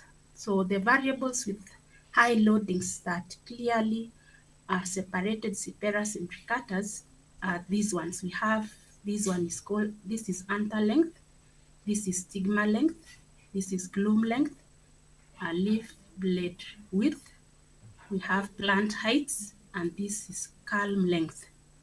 And this one here, leaf shape width. So those variables have high factor loadings, had high loadings in principal component 1, and those ones are the ones that separated. Ruth, try and summarize. Yeah, so okay, these other one here is trying to give us in PCA2. So we have this, and this, and this. So this is spikelet width, filament length, nutlet width, inflorescent bracts length, and plant height. Then we also have this convex hull. So convex hull polygon is also trying to show us that in principal component 1, Cyperus imbricatus is clearly separated from all the other taxa. So if you look at this, so these are the points that I'm talking about. So it is clearly showing that this taxa is separated from these others. But when you look at PCA2, then there is no clear separation between these three. However, we also have Cyperus divus, which is only marginally separated from Sperus allopochoroides, this one and this. So that is it. Then we also, with discriminant analysis, we realized that along route 1, Sperus exaltatus was discriminated from the other 3 taxa. This one here, this is route 1. So this one has been separated. Then along route 2, the one that is separated is Sperus imbricatus. So these other 3, this is separated from these other 3 taxa, Sperus lopochoroides, Sperus dives, and Sperus exaltatus. Then with cluster analysis, it also revealed that along a taxonomic distance, if I can just use this directly, this is the distance I'm talking about, 0.7. Along this taxonomic distance, there are 2 primary clusters. We have this one and this one, the big cluster. So the small cluster, this one is for Sperus imbricatus only, that is grouped in this particular cluster. But along this other cluster, cluster 2, we have a mixture of Sperus allopochoroides, Sperus dives, and Sperus exaltatus. So you can also see from here that this big cluster here is divided into 2 subclusters. We have A and B. So both A and B, it is having mixture of Sperus allopochoroides, Sperus dives, and Sperus exaltatus. Then when you move to univariate analysis, it is also clear that Sperus dives, Sperus allopochoroides, and Sperus exaltatus showed no significant statistical, there was no significant level of statistical differences between these 3, Sperus dives, Sperus allopochoroides, and Sperus exaltatus. 2 minutes, Ruth. 2 minutes. Yeah, then with Sperus imbricatus, there was great significant, it differed significantly. And we can have these box plots that are trying to show that this is Sperus imbricatus. This is also Sperus imbricatus. It's different from these others. This one is Sperus imbricatus, totally different from these others. Even this. So when I show you this very fast, I'm actually talking about the culm length, leaf bract length, inflorescence length. Those are what are trying to show us how Sperus imbricatus is showing some significant difference from the other 3. Then on micromorphological studies, this is what I'm talking about. We looked at this in scanning electron microscope. So with Sperus allopochoroides, we were basically looking at the shape and the cells, the epidermal cells, the way they look like. So this Sperus allopochoroides has got a ovoid shape, and the epidermal cells is pentagonal. Then this is it with Sperus dives. This shape here is apiculate, and these hexagonal epidermal cells. Then if I can go very fast, this one I can summarize by talking about how the shapes are. So the 3, they have elliptic shape, but there's something that is new here, the surface topography. Sperus imbricatus was showing it was different in all this. It was having reticulate irregular pitted surface, which was unique between these other 3 taxa. Then the other thing that was unique was these anticlinal walls. The anticlinal walls of Sperus imbricatus was different. Then when we talk of distribution, Sperus imbricatus was distributed in Tanzania and Uganda, Sperus exaltatus in Tanzania and Kenya, Sperus allopochoroides, Tanzania and Kenya, and Sperus dives, Kenya, Tanzania, and Uganda. And these were the altitudinal range. So when you look at this map, this was how this particular taxa were distributed in Kenya. So that is it. We have Sperus allopochoroides in Tanzania, some in Kenya, and Sperus dives, this one here, like that and that. So in a nutshell, taxonomy of Cyperus diverse, we realize that it comprises of two species. That is one that is distinct, and the other, those others were variable species. So Cyperus imbricatus here was the one that is distinct, and it was delimited from the rest by these characters, that is the gloom, stigma, filament length, anther length, and leaf characters, that is aken, with irregular pitted surface and wavy anticlinal walls. Then Cyperus alpocoroides in this case and Cyperus exaltatus and diverse, they are now treated here as variable species. So because there was no clear discrimination between the three, then we now end up proposing that they be classified at infraspecific level. So the results here support the hypothesis that Cyperus diverse complex consists of more than one variable species. So we conclude by saying that Cyperus diverse consists of one distinct species and three variable species.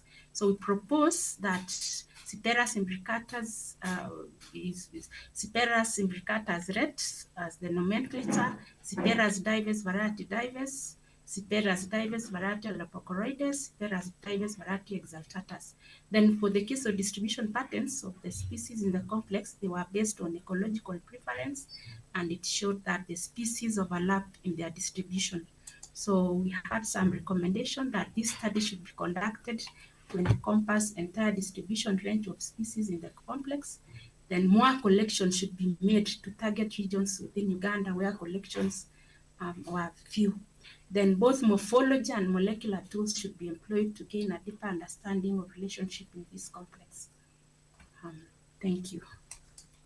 Okay, thank you, Ruth. I think we can give Ruth we can clap for her presentation. Thank you very much. Although you are not very obedient to my time management, but I'm going to request the audience to give comments or ask you a few questions. Any question?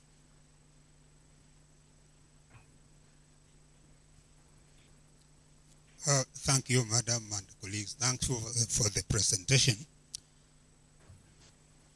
I have a few concerns.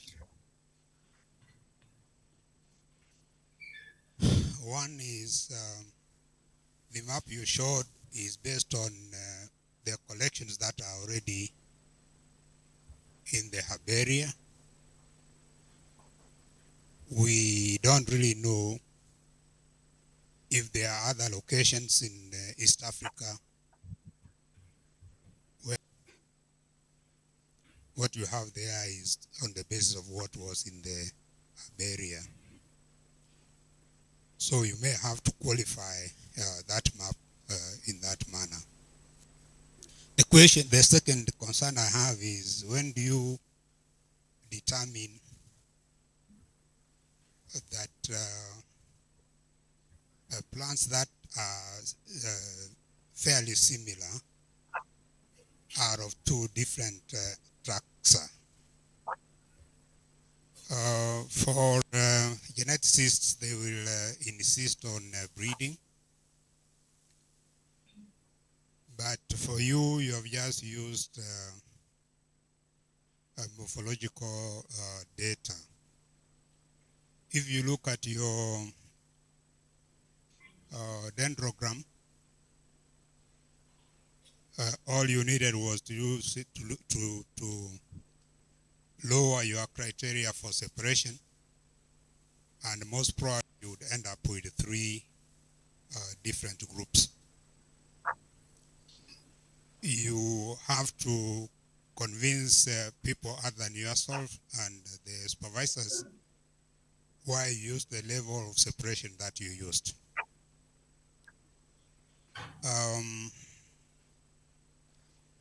The third concern is you have proposed that your species now be three. The one which was clearly separated, I can't spell out the name now, but the others are subspecies of dives. Cyperus dives, blah, blah, blah, and so on and so on. Why did you pick on dives as the mother specific epithet? Then the others are subspecies or they are variants. Why did you pick on dives? I mean, suppose somebody said, okay, rather than using dives, we can use some other term. Thank you. Thank you very much, Prof. Ruth, maybe you could respond to those questions. If there's anyone online who has a question or comment, please feel free to put it on the chat. Ruth, go ahead. Yeah, so I can start by answering the first question about why herbarium collections. So my study was basically about using specimens that are housed in herbarium. So I was not doing it in the field, but I was just doing it in museum or herbarium, where we have the collection of all those specimens. So I don't know if I have answered that first question. Then the second question, you are wondering why I chose Cyperus dives de Lille as the title and not the other three taxa. So in this case here, we realize Cyperus dives was very similar. It was quite confusing compared to all the other taxa. So that is why we opted to choose Cyperus dives de Lille. It was the one that was confused. It was very similar in most of the morphological characters, and that is why we had to try to look deep into the others, including Cyperus dives itself. Then on the issue of why morphology and not in genetics or plant breeding, the way you placed it. So that is why in the recommendation, we still want to explore other methods other than morphology, so that we can get gritty answers about these confused taxa. So we are yet to carry out more about that. So I hope I have answered your questions, Prof. Prof, are your questions answered? Any other question? Yes, there's another question, Ruth. Thank you, Ruth, for the presentation. A quick question on, I think it was the cluster slide. You have a statement that there is no significance level of statistical significance. What did you mean by that? Your p-value was 0.05. Suppose you had done at 0.1. What result would you anticipate? Thank you. Go ahead, 0.01.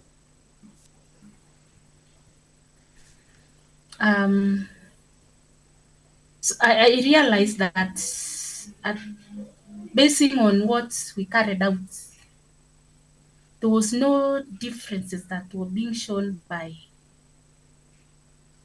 Cyperus dives, Cyperus allopochroides, and Cyperus exaltatus. I don't know. If it was less than 0.01 or more than 0.01. That's the question you're asking. No, if you did at 0.0, sorry, if you did at alpha 0.05, that means you are only 95% confident of your result, isn't it? Then suppose you had done at 0.1, that is 90% confidence level. Don't you think you could have had a slightly different conclusion?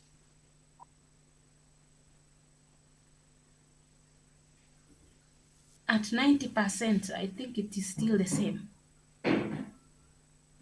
I'll still conclude in the same manner, subject to correction.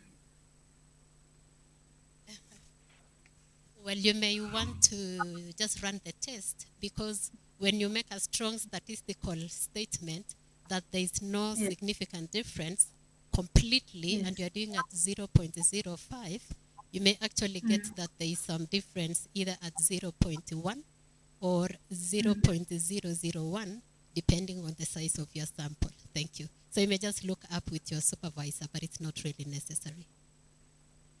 Thank you. Okay, thank you, Ruth. We are here to learn and unlearn. You can continue the conversation later with Dr. and Prof, even after this conference, even tomorrow or later, so that you can get more information and more knowledge from them. Thank you very much. Now we are going to go to our third presenter this afternoon, Cecilia Kawera. Cecilia Kawera, kindly share your presentation.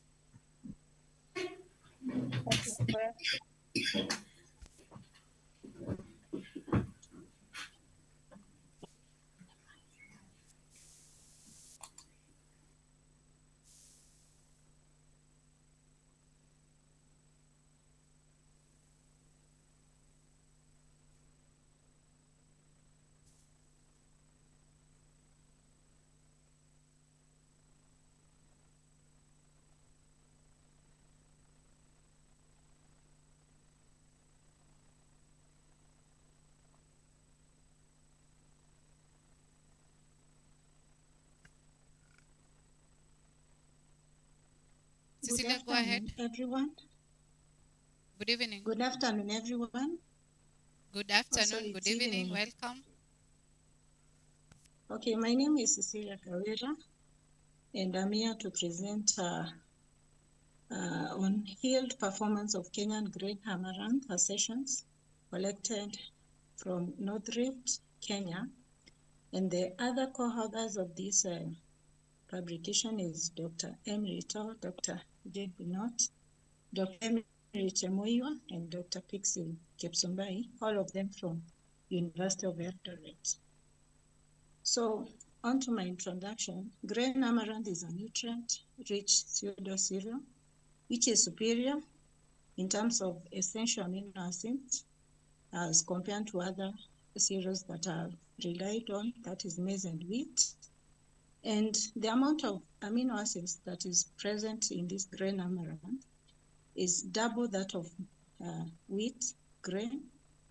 Amaranth grains are also rich in minerals such as iron, calcium, phosphorus, sodium, magnesium, zinc, as well as vitamins.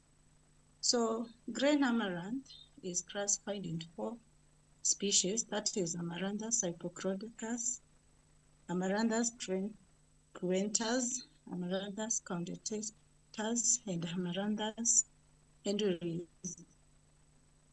Sorry. So that is one diagram on some of the accessions that are used. And Amaranthus is extensively grown across the continent. And in Kenya, it is mostly known by local names like Mchicha, Terere, Chepkatra, Dodo, among other names that we know differently from different communities in Kenya. So in Kenya, there is limited research that has been done in terms of yield performance of existing green amaranth. Justification of this study. Justification of this study, the green amaranth has high yield potential, and it has efficient photosynthesis and water utilization capacity. It requires low input requirements, and it has strong tolerance to drought, heat, diseases, and pests. So from this, we can see that green amaranth is a climate smart crop, which has considerably high yields. So farmers in Kenya have rich collections of diverse amaranth cultivars, which are of high yields, and they are yet to be determined. So another use of green amaranth, it has versatile uses in food production as well as in industries. So objective of our study was to evaluate the variation of the yield attributes among the collected green amaranth accessions from Uasin Gishu, Baringo, and Bungoma counties, and compare with the standard varieties and gene bank materials. Also to evaluate yield performance of corrected grain amaranth. So the experiment was set up at University of Eldoret farm during July to September 2023, main rainy season, and approximately 110 sessions, as you can see in table 1. So the accessions that I collected from the 3 counties were 158 accessions, and also had 2 released varieties from Karo Katumani, as well as 50 gene bank or Karo Gerri accessions. The experiment employed a randomized complete block design with 3 replications. The field was marked with interrow spacing of 0.5 meters and interrow of 0.20 meters with 1 meter between the rep and also the plots. So from the figure 2, you can see those are the sessions, the field experiment at University of Eldoret. The field was so big so that I was not in a position to get one photo. So I have 3 of them showing how the experiment was set. So phenotypic traits for this matter was evaluated or collected based on International Union for the Protection of New Varieties of Plants, that is UPOV 2008-04-09, and HASO, and also as outlined by DAPA and BRAIL 2018. Yield attributes such as plant height, number of panicles per plant, terminal inflorescence length, and terminal inflorescence width were assessed and recorded. Grain yield per plant was recorded after the accessions were harvested and dried. Determination of yield attributes among grain amaranth accessions. So for the plant height, the measurement was assessed in terms of centimeters from the base of the plant to the tip of inflorescence when the crop had achieved its physiological maturity. Number of panicles per plant was counted manually when the plant also had achieved its physiological maturity, as well as terminal inflorescence length and width was determined when the plant had completely matured. Determination of yield performance of grain amaranth accessions. So after physiological maturity, the plants were manually harvested, dried, and then dressed manually. The total yield per plant was determined using a weight scale. Statistical analysis. Data from yield and yield attributes were analyzed and test of variance calculated by performing one-way analysis of variance using GeneStat, edition 15.1, copyright of 2012. Means were separated using Turkey HSD test at 5% level of significance. Linear correlation was done to compare the relationship between the yield attributes and grain yield based on Gomez and Gomez 1984. So those are some of my results. So for the yield, for the germination percentage, I wanted to show that some of my accessions did not germinate. So I had to pick 133 accessions. They were considered for this, for the analysis, so that the results could be uniform. So that is figure number 4, showing different grain amaranth accessions. The first one is one of the collected accessions. Then the next one is the best Cassava variety. Then one of the gene bank material. And the last one is accession, one of the collected accessions. Sorry. So from the plant height. Cecilia, summarize, please. Summarize. Okay. The plant height varied significantly with a F value of 5.52, indicating that genotype plays a crucial role in determining this trait. So you have a CD of 16.4 for this case. Number of panicles per plant, they also varied significantly with a F value of 5.69. Terminal inflorescence length, also it was significant at 5% confidence level with F value of 7.64. And then the wind also varied significantly, so the CV was not within the acceptable value. Next is the yield. The yield was significantly varied at F value of 6.97. And then from the assertions that from the correlation analysis, we can see that terminal inflorescence correlated with the terminal inflorescence wind at that level of confidence at 0.563. Number of panicles also were positively correlated with terminal inflorescence length with the R value of 0.543, as well as terminal inflorescence width. So to summarize that, the yield was positively correlated with all values with the strongest relationship observed with R at 0.34, that is with plant height. So from my discussion, the mean grade yield performance of the assertions.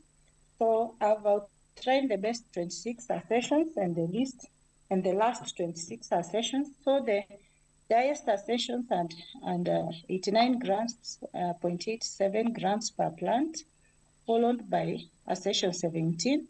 And we can see where one of the best control, that is Caro 144, which has 68 grams per plant. So means we have collections, that is 11 collections which outperform the best control variety. So from this yield, we can see that the highest was 89.67 and the least was Beanbank 192 with 6.31 gram per plant.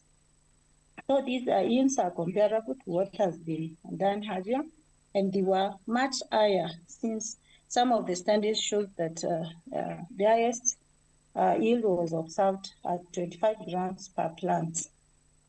So in conclusion, the 5 morphological traits used to reveal significant phenotypic variations among the assertions under study. The assertions that outperform the standard checks are potential new varieties and can be used as parental lines in breeding programs. Recommendation is to obtain intellectual property rights, that is plant breeders' right for the 11 assertions that outperform the best control assertion. The best assertions to be incorporated in breeding program. So in acknowledgement, I wish to acknowledge University of Eldoret for funding this research work through the annual research grant cohort 8 and for provision of research facilities. And also I wish to acknowledge and thank you my supervisor for their guidance. Thank you. Okay, thank you, Cecilia, and then well done to you and your supervisors. Any question?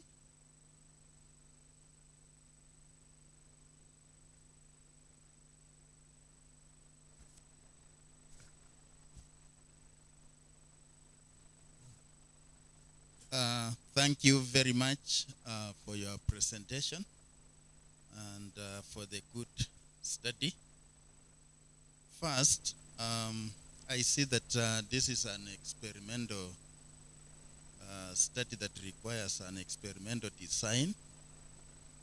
You are not clear whether you adopted a completely randomized design or block design.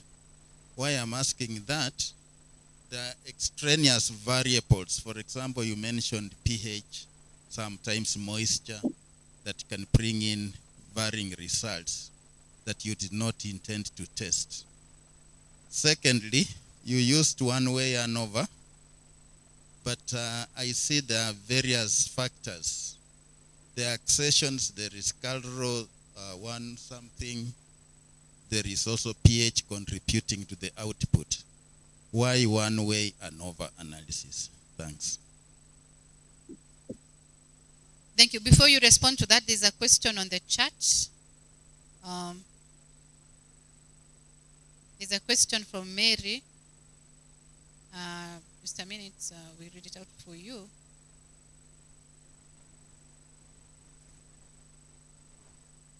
Okay, I think Mary was asking for the difference between, she says she cannot understand the difference between objective 1 and objective 2. So you may want to clarify that. Also, she says that she missed on the methodology part, your factors and treatments. Okay, kindly respond to those questions and make it as brief as possible. Go ahead, Cecilia. Okay, thank you.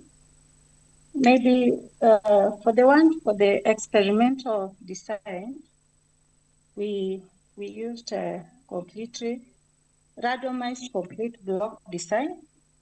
And for correction, the pH you see, that is plant height, not the pH on the soil. So plant height was one of the attributes that was considered for this study. Responding to Mary, the first objective was looking at the attributes that contribute the difference for these sessions. And the second objective was based on the yield alone. Thank you. I hope I've responded well. Yes, I think you have. Thank you very much, Cecilia. I think we go to the next presenter. And going forward, I'll request that we take our notes so that we will have 3 presenters, Muthuri, Jackson, and Nyamwamu, and then we'll ask them questions later. So kindly to the audience, take notes, and then you can ask the questions at the end of the 3rd presentation. Well, I see Nyamwamu is already sharing. Yes. It's okay. Yes, I'm sharing. Fine. Go ahead, Nyamwamu. Okay, thank you. You have 7 minutes presentation Okay. and about 5 minutes for question and answer. Okay.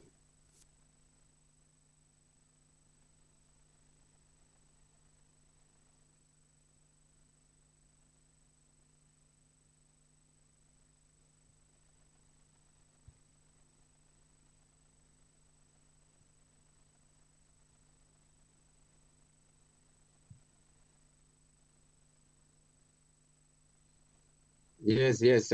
I hope you can see my screen. Yes, we can. Hello? Yeah, we can. Go ahead. Yes, this is a Charles Nyamwamu. I'm presenting an article on a characterization of cassava cultivars in Kenya. My co-authors are Dr. Pascal Njeruto, Professor Elizabeth Nchenka, Dr. Enos Wambu, Susan Arama, and Professor Peter Arama. Part of the introduction, cassava is a phyto crop, but contains cyanogenic glycosides. These glycosides, especially the inamarin and rotolastolin, release toxic hydrogen cyanides. That is according to Ndubuisi and Nchebere 2018. And the high cyanide levels usually pose health risks, which are tropical, ataxic nephropathy, goiter, ponzo, and eventually it may lead into death of either humans or livestock. That's according to Aritubera at early 2019, and at the same time, Makeye 2021. Cyanide concentration varies by cultivar and also by environmental factors. Cyanide is usually released through enzymatic hydrolysis, which has been noted by Kwok 2008. Cyanide toxicity symptoms may include nausea, headache, and also death. That's also according to IEP et al. 2020. At the same time, acute phytocyanide doses ranges from 0.5 to 3.5 milligrams by kg body weight, and the chronic doses are usually 0.02 milligrams by kg body weight, in reference to World Health Organization 2011, and at the same time, the Halenka et al. 2021. On the other hand, improved cultivars, that is of cassava, have lower cyanide levels than the traditional ones. and this has been noted by Food Agriculture Organization in 1991. Classification of cassava, either sweet or bitter, has been seen to be ambiguous, which has been noted by Nduguisi and Gidiebere 2018. And therefore, this study aimed to determine cyanide levels in cassava, usually the leaves, the bills, and the bulb, using picret paper method and also the spectrophotometer method. Materials and methods here, the plant material, 32 popular cassava samples from 4 phenotypic clusters were obtained from an earlier study carried out by Nyamwamu et al. 2023, whereby young leaves and tubers were sampled. These samples were placed in labeled polythene packs, particularly size 8, and they were delivered in a cool box to Rongo University for cyanide analysis. At the same time, a field survey was also conducted in Migori County, Kenya. In this case here, farm sampling was done, whereby at the same time, 32 cassava tubers from random farms were also collected. They were labeled and also identified according to farmer information. That is the names the farmers have given to these samples. Preparation of the samples involved processing of the cassava leaves, whereby the stalks were removed, and the 30 grams was weighed using the analytical parents. This sample was ground into a paste using mortar and pestle in reference to procedures put down by Onukwa, 2005. The resultant paste was stored in a labeled reaction files. Equally, processing of cassava peels was also done, whereby the tubers were cleaned with tap water, which was clean. The peels were separated using a sharp blade. 30 grams of the peels were also ground into paste in reference to procedures noted down by Onukwa et al. 2005. The paste was stored also in a labeled reaction vials. Going to processing of the cassava pulps, also 30 grams of the pulps were weighed by analytical balance. They were also ground into a paste. The paste was also stored in a labeled reaction vials for further processing. During field sample preparation, the tubers were cleaned to remove some soil or debris.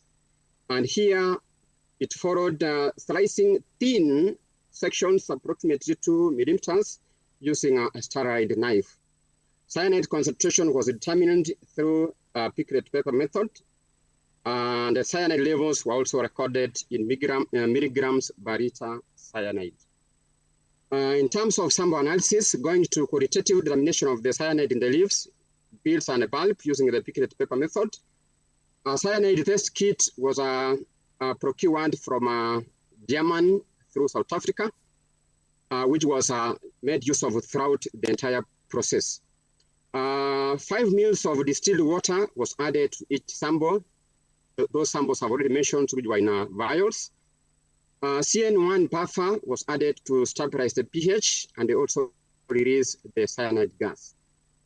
5 drops of CN2 was added to each reaction file, and the picret paper was also suspended above the sample without contact to the walls of the files. The files were also sealed and incubated at around 30 or 35 degrees Celsius for around 30 to 60 minutes. The picret paper color was compared to the color chart, and the cyanide levels were also recorded in milligrams per liter cyanide.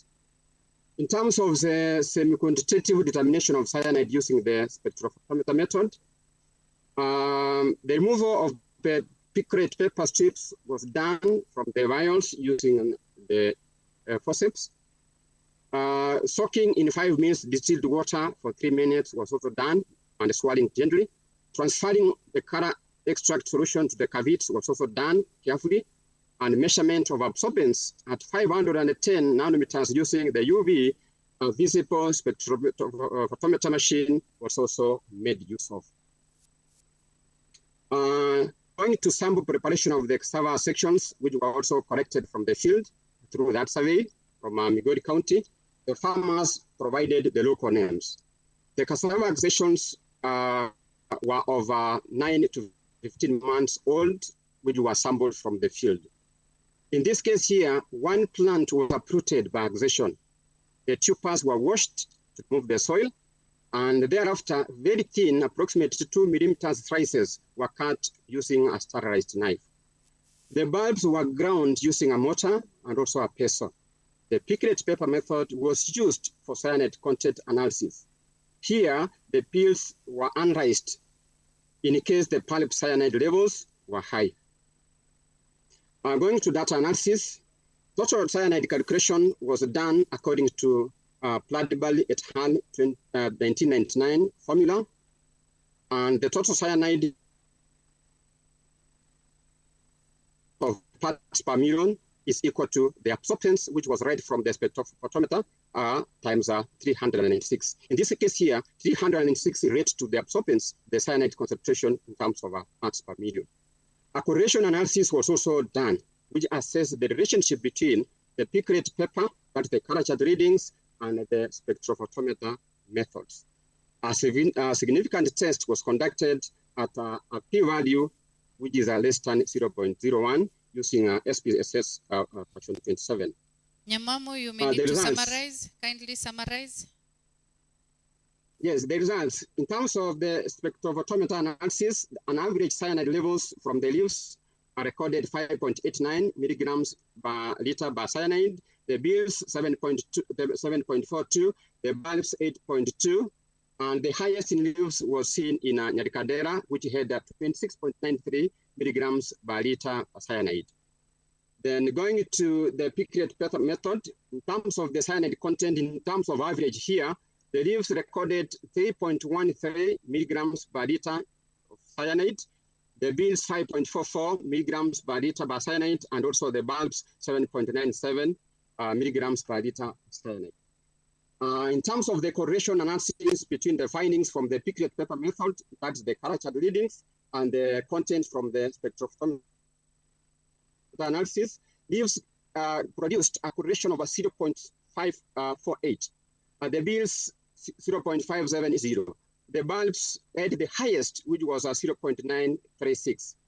A moderate correlation in leaves and the peels indicated a strong correlation in the bulbs, as shown here from those figures.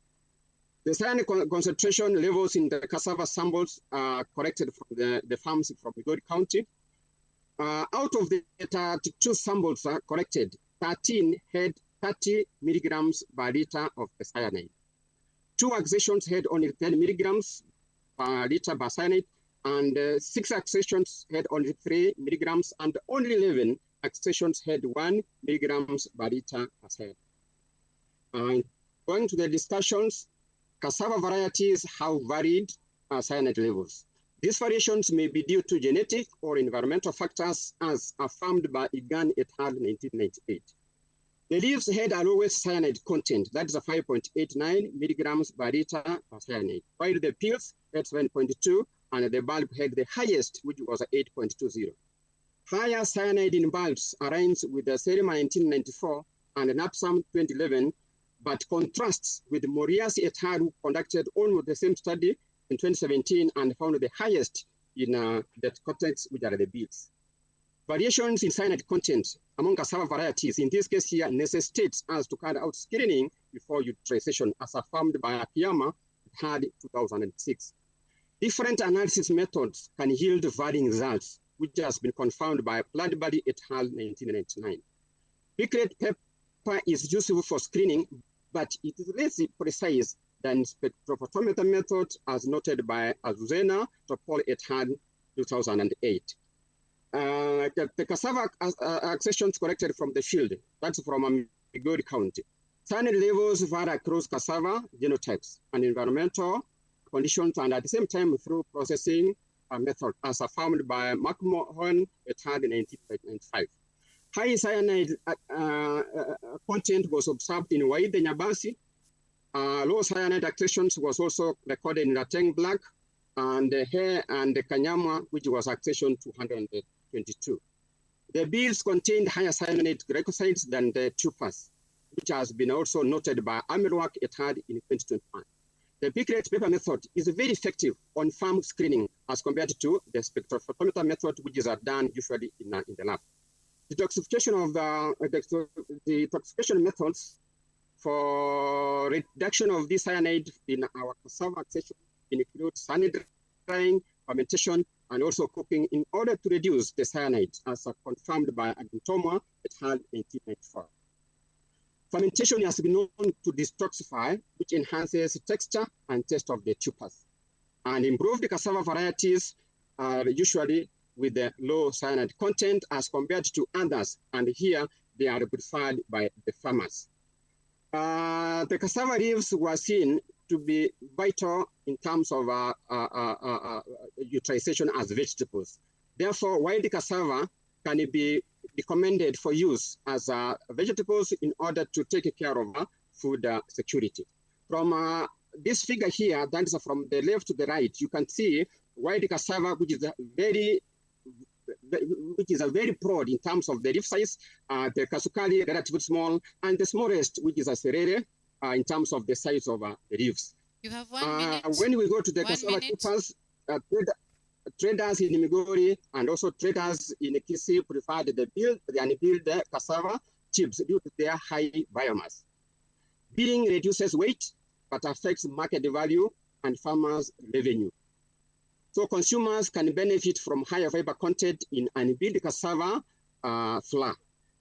Selected low cyanide varieties included Nyatanga, Agriculture, Mutuapa, and even Tiambolera, which was accession number 90. So in figure 2, you can see the peeled and the unpeeled cassava types, as I've indicated in my previous discussion. In terms of conclusion, cassava varieties varied in terms of cyanide content. High cyanide content require proper detoxification. Farmers prefer the high cyanide varieties for taste and for some specific product suitability. And therefore, wild cassava showed moderate cyanide levels, which is a potential for food security. And peeled cassava varieties can be utilized by farmers since it has high biomass, it has a higher shelf life, and reduces labor.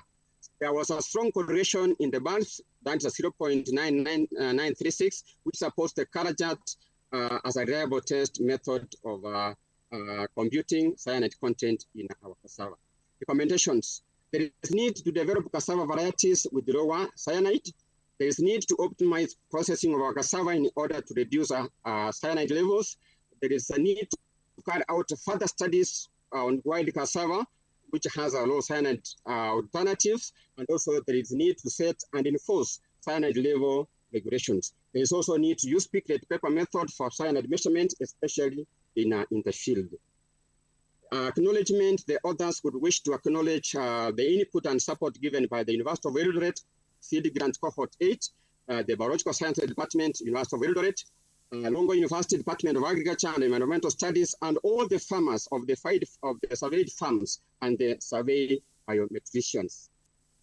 Thank you. That is the end. Thank you very much, Namamu, for that very well-researched study. Congratulations to you and your co-authors. We'll kindly request you to stay online so that we listen to 2 other presenters before we ask you questions. So kindly stay online. Muthuri, are you ready to present? Muthuri, kindly share your presentation. Okay.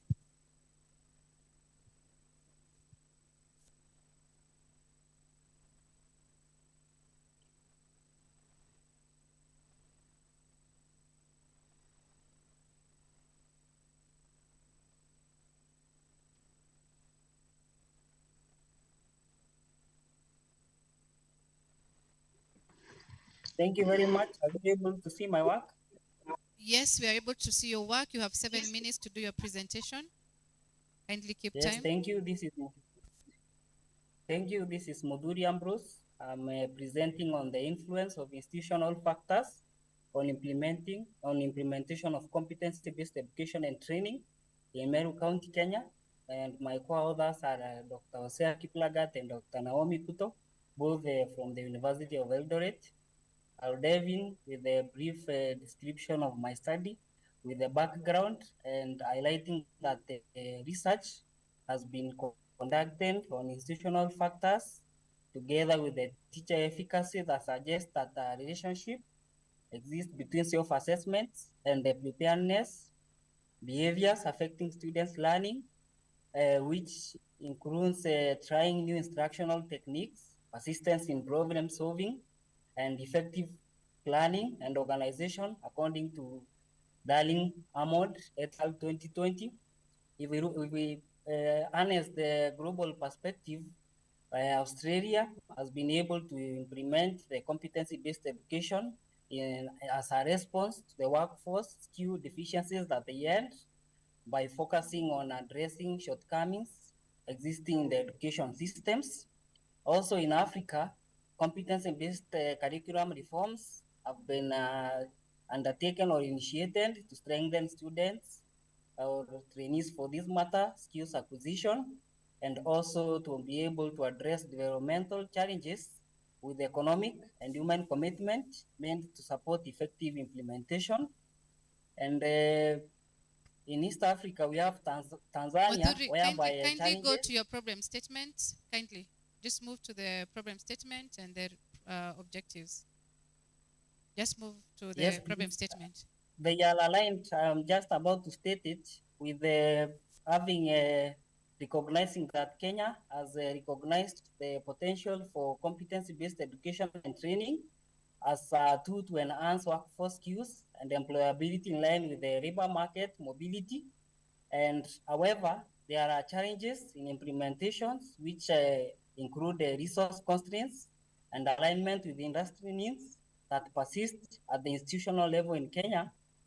And there is need for adequate teaching and learning materials as well as aligned assessment practices as highlighted for successful implementation of competency-based.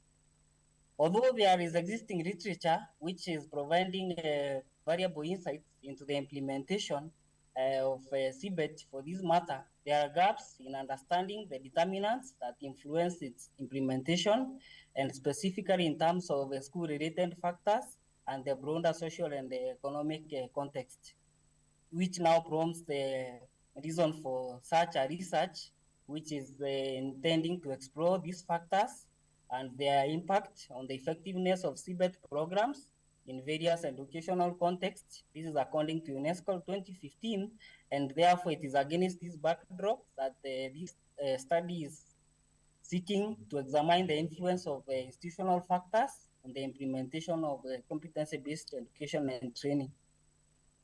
I adopted a descriptive survey design using a mixed methods approach and targeted trainees who are the recipients of the competency-based education and training curriculum, trainers who are the facilitators and technicians, and also principals who are the administrators, having considered a sample size of 363 respondents that participated in the study, which was divided into 335 trainees, 23 trainers, 3 technicians, and 2 principals, whereby main tools are used questionnaires that were administered to trainees, trainers, and interview schedules. I administered them to principals. Analysis of the questionnaire and obtain the 5-point Likert scale, which have strongly disagree, undecided, agree, and strongly agree to be able to carry out my analysis with the statements. The first was the institution provides adequate teaching and learning resources suitable for competency-based education and training, with strongly with agree, having taking it 31.8. The next one was our institution has provided clear guidelines on the implementation of competency-based education and training, with the third being our institution has adopted implementation of policies on competency-based education and training. Also, we had another one on updated workshops for effective implementation, and our institution is equipped with adequate learning infrastructure in terms of halls, supporting facilities, etc., that facilitates a seamless implementation of CBET. Then also the aspect of evaluation came in that I used now to carry out the analysis through the adoption of a statistical package for social sciences, whereby I earned an hypothesis, which was there is no significant relationship between the institutional factors and the implementation of competency-based education and training in Meru County, and obtained a Pearson correlation coefficient, which I used to determine the potential relationship that exists between institutional factors and the implementation of competency-based education and training in Meru County. And the correlation coefficient was as shown in the table. R, it was a 0.286 with a p-value 0.00, having a total population of, or sample population of 346, compared to the 363 that are targeted. It is within the acceptable figures. And from the analysis is that there was a positive correlation between institutional factors and the implementation of competency-based education and training, since the value was a 0.286 at the p-value of 0.00. And now from the analysis, I was able to conclude that there is a significant proportion of respondents through their reporting that institutions are not able to provide adequate teaching and learning resources suitable for CBET. This came out in line with the high enrollment that are being witnessed when the infrastructure is not simultaneously improving with the high enrollment numbers. Also, there were perceptions that the institutions have unclear guidelines for CBET implementation and lack of implementation policies, whereby citations were that it is not clear on, since the CBET is self-paced, how long or when, and in mind that the institutions have schedules and the aspect of fee payment. It is not clear when one is found to be not yet competent, how soon can they be able to reappeal so that they can be able to move seamless with the schedules that are in place in our institutions. Also, the issue of effective labs, that is for the aspect of digital literacy, were inadequate. And also there are concerns about insufficient learning infrastructure, which includes halls, workshops, and sporting facilities. Then it was also revealed that some institution administrators have not been conducting monitoring and evaluation of the progress of CBET implementation, where, however, there's room for improvement in terms of adoption of clear guidelines and policies, like I've explained earlier, to be able to know clear schedules in line with the occupational standards that have been provided, so as to be able to really zero in or be able to have checks and balances on the duration of the program, having considering that the program characteristic is self-paced. Also, now the hypothesis testing indicated a significant relationship between the institutional factors and the implementation of CBET, suggesting that the institutional factor, inclusion of teaching, learning resources, guidelines, policies, infrastructure, and monitoring and evaluation practices influence successful implementation of CBET, which means that a resolution of these factors in the positive could lead to successful implementation of competency-based education and training. I came up with a recommendation from the findings, where one is that the institutions should prioritize allocation of adequate resources, inclusive of teaching and learning materials, properly equipped workshop and infrastructure to cater in the consumables that are required, since CBET is experiential, that is hands-on. Also, there is need for clear guidelines and policies so as to be able, and also communication with the stakeholders who are the industry, so as to have a proper continuity, in that the one is able to easily transit from school setup to the industry setup in line with the required industry standards. Also, the there is need for regular monitoring and evaluation mechanisms so as to assess the progress of CBET implementation, and also to be able to identify gaps that are there so as to enhance improvement for successful implementation. Also, there is a need for collaboration with relevant stakeholders such as government agencies, industry partners, and also private partnerships like what you are seeing with the CICAN, or what is coming as the College and the Institutes of Canada. Those are international bodies to be able to enhance institutional support for the successful implementation of CBET. So in a nutshell, that was my presentation. Thank you for listening. Thank you very much, Mudhuri. We're also going to request you to stay online. We're going to ask you some questions, give some of our observations. Now let's listen to Jackson. Jackson Okwemba, are you ready to do your presentation? Jackson Okwemba? Yes, okay. I'm ready. Okay, fine. Please share your presentation. Jackson, you have 7 minutes to do your presentation. Kindly keep time, observe time. Okay. Go ahead, Jackson. Welcome.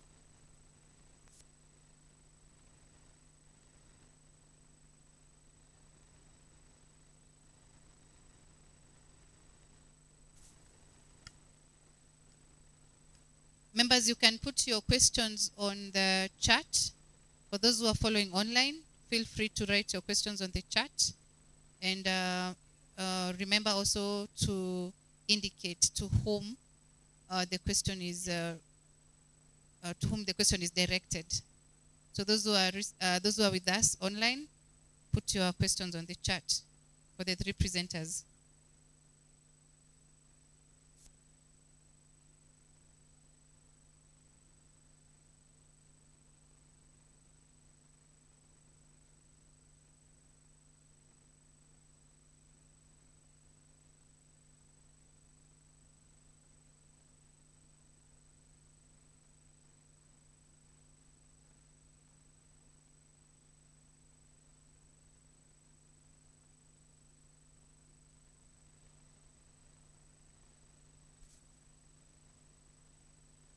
Jackson, go ahead. Okay, thank you very much. Good evening, everybody. My name is Jackson Okwemba. My presentation is on a second harmonic generation of 775 nanometer based on thin film lithium niobate. Authors of this work is Dr. Dismas Choge, David Waswa, and I, Jackson Okwemba.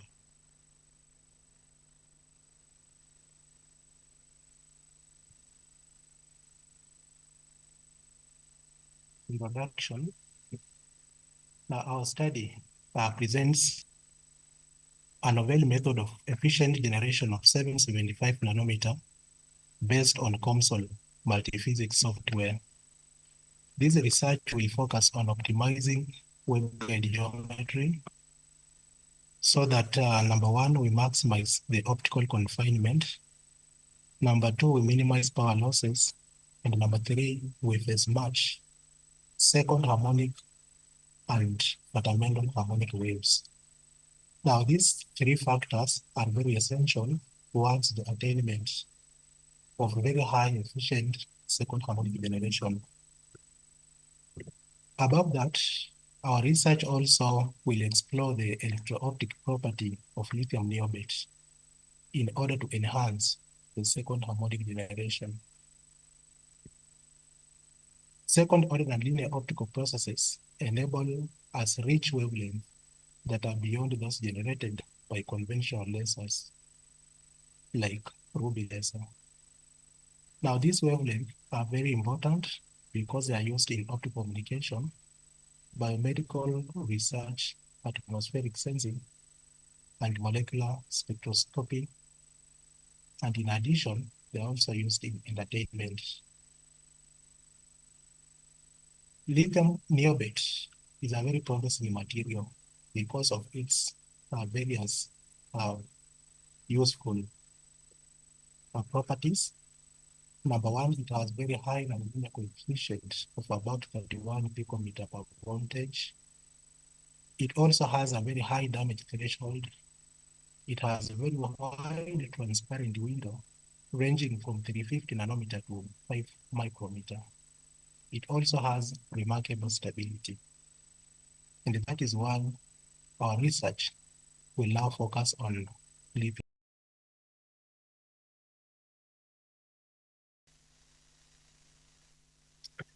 We modeled our waveguide using COMSOL multiphysics software. So this is a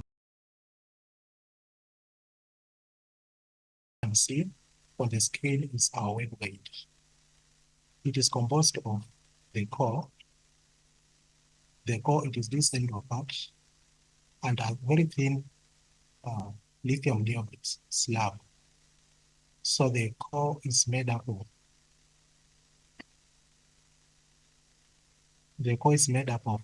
lithium niobate as well as the thin film lithium niobate. Surrounding the core is the cladding, a low refractive index material, which is silicon dioxide. We further modeled electrodes above this and below the waveguide, and the electrodes are made up of gold. The two electrodes are used for electro-optic control.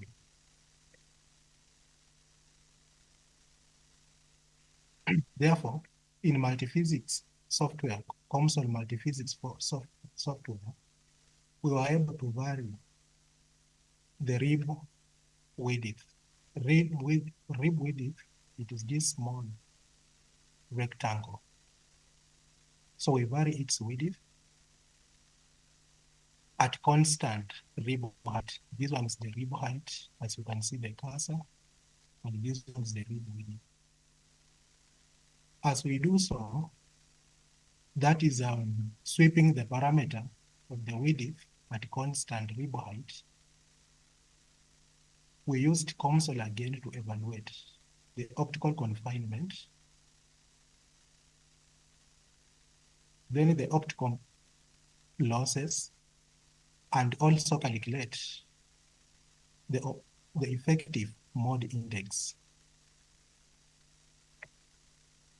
After that, we also, at fixed rib width, we varied rib height from 300, that is from 150 nanometer to 600 nanometer, and again recorded the optical confinement,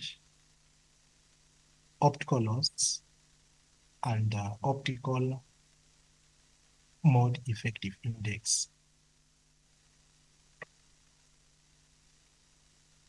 Results and analysis.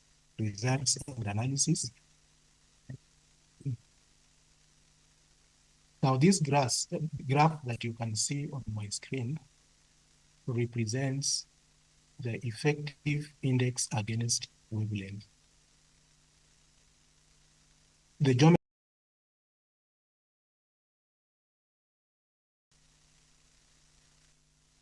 1300 nanometer rib width, rib height. Then the sweep parameter was the wavelength being swept from 700 nanometer to 1600 nanometer.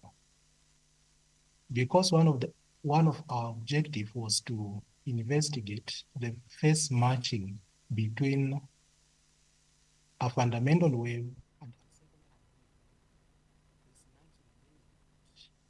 to find an overlap.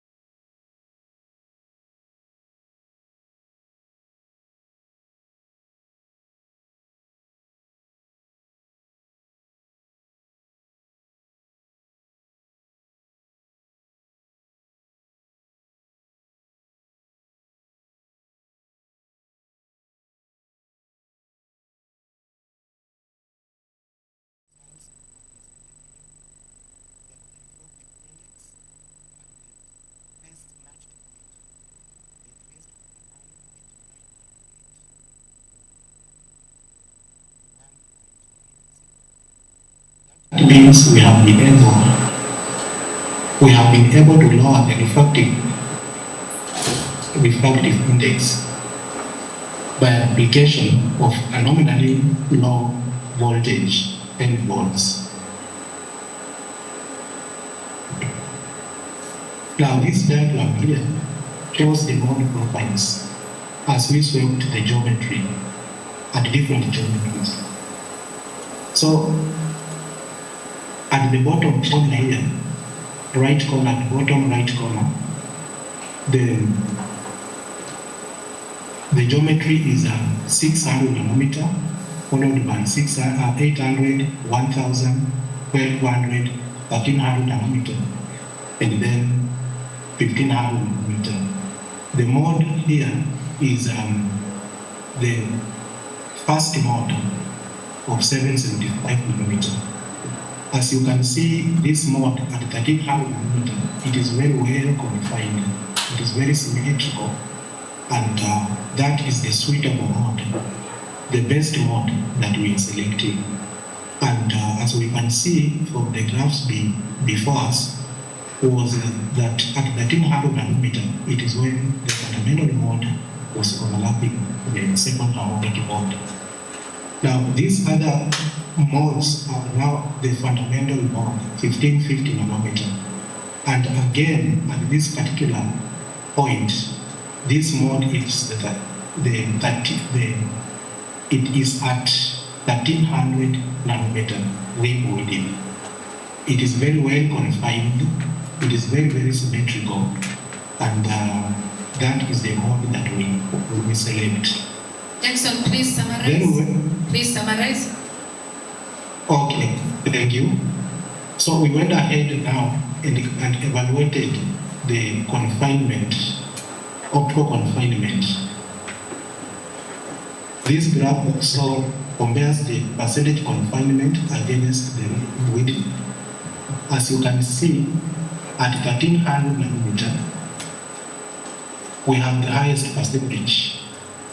However, we are comparing two electrodes or waveguides. We are comparing two waveguides. A waveguide with electrodes, that is blue in color, and an electrode, a waveguide without electrode, which is orange in color.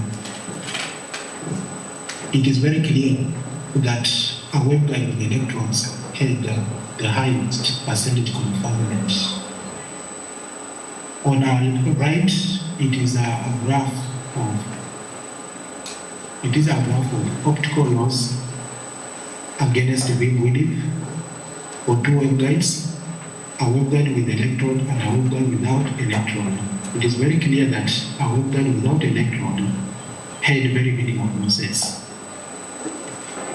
And therefore, in conclusion, we can say that we have been able to model a waveguide with very high second harmonic generation because they had very high optical confinement, low optical losses, and we were able to fence match a fundamental and a second harmonic wave by application of a nominally low voltage. Then finally, this highlights the potential of this waveguide to be used in advanced nonlinear applications. Thank you very much. Thank you very much, Jackson, for your presentation. Members, now we are going to ask questions to these three presenters. Kindly remember to be clear to whom you are directing your question. Welcome. Anyone with a question online? Anyone, those following us online, anyone with a question? Also feel free to put it on the chat.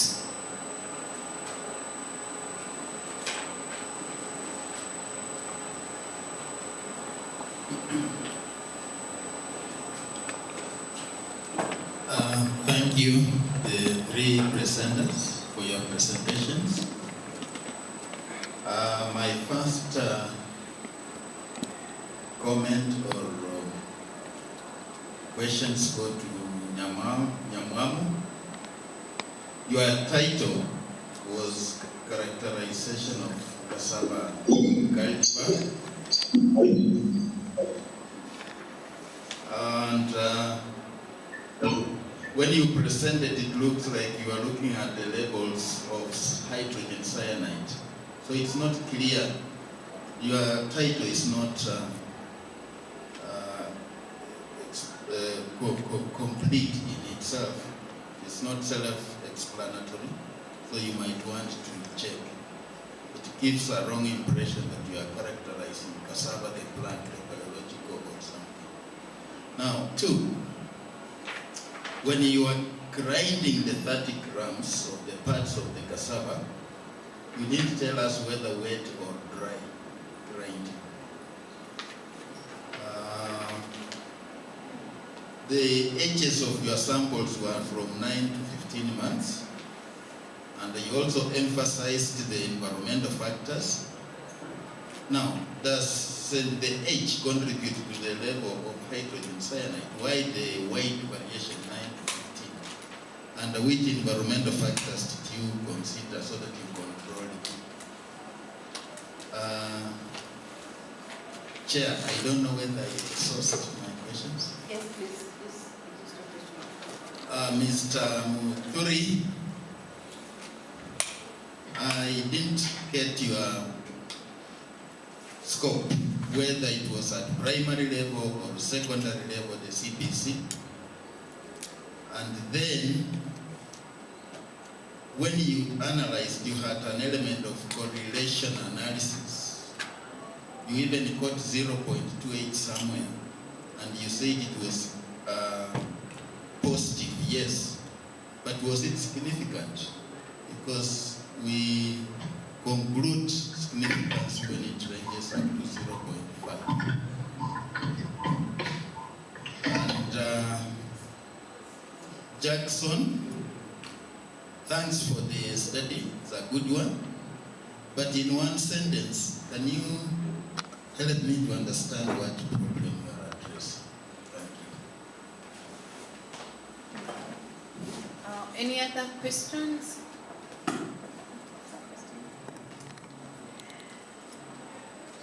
Thank you, presenters. I think for Nyamamu, there are a few questions, but I'll just ask only 2.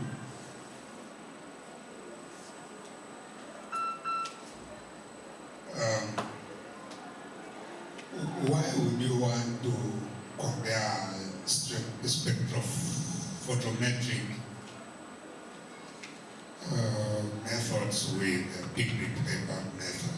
I thought the spectrophotometric method is what it is. It's more definite, it is high precision, it's laboratory based. So when you do picnic paper also and try to compare and tell us which is preferred for which kind of environment, either lab or in the field, I think you're just walking where others have walked before. So you may have to look at that and see whether there's anything new that you are telling your listeners or readers. In the recommendations, you had something about storage. I mean, that the material with the skin on stored better, blah, blah, blah, blah. I don't think that in your study you indicated that you are going to do storage and how storage is affected by having the skin or not. I didn't see that yet. Maybe it's there, but because of timing, you did not present that. For Duri, I think when you use the term industrial factors are so many. Like, I think you just get lost, course, factors can include where the institution is located. And one thing that I did not see you highlighting is whether the people who are delivering or the people who are managing are CBET certain, that they have been trained. I saw that you are faulting them for maybe not the regular monitoring or the delivery, but are they trained? Are they trained on CBET? That's the first question that you may need to ask yourself. And two, having seen that you had different categories of persons you were dealing with. You were dealing with the trainees, you were dealing with the trainers, you were dealing with the principals. Do you think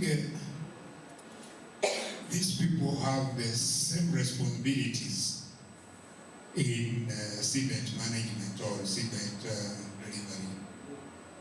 And if they don't have the same responsibilities, why would you use the same questionnaire on the three?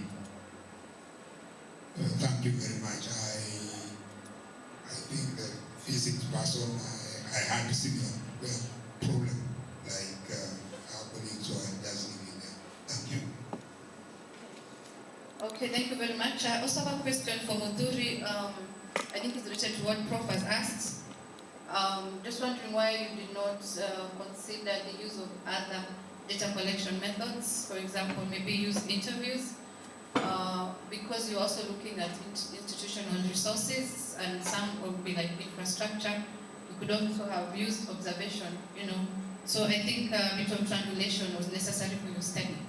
Also, looking at, you used the Likert scale type of questions, but some of the statements in your under your Likert scale are yes or no questions.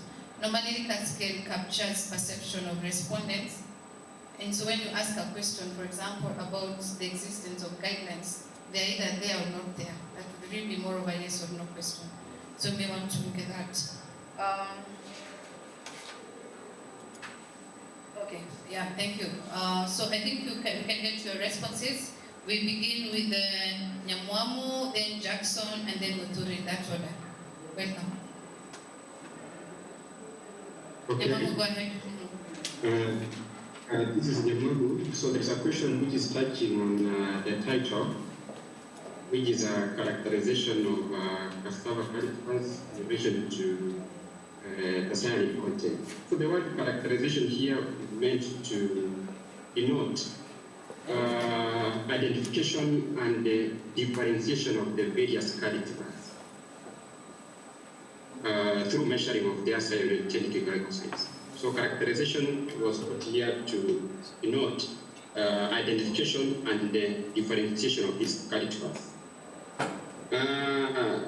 The second concern was on the usage of accessions which were around 9-15 months old.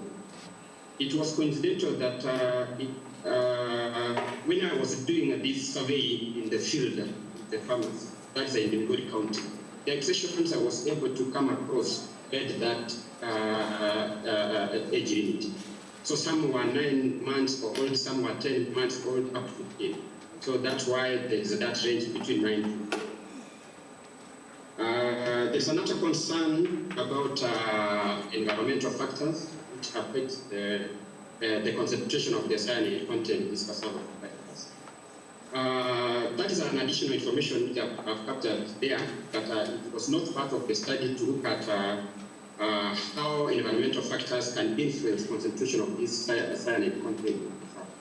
So it is a further study which can be done so that we are meant to know how environmental factors, the various factors, can influence concentration of these cyanogenic glycosides in our cassava cultivars.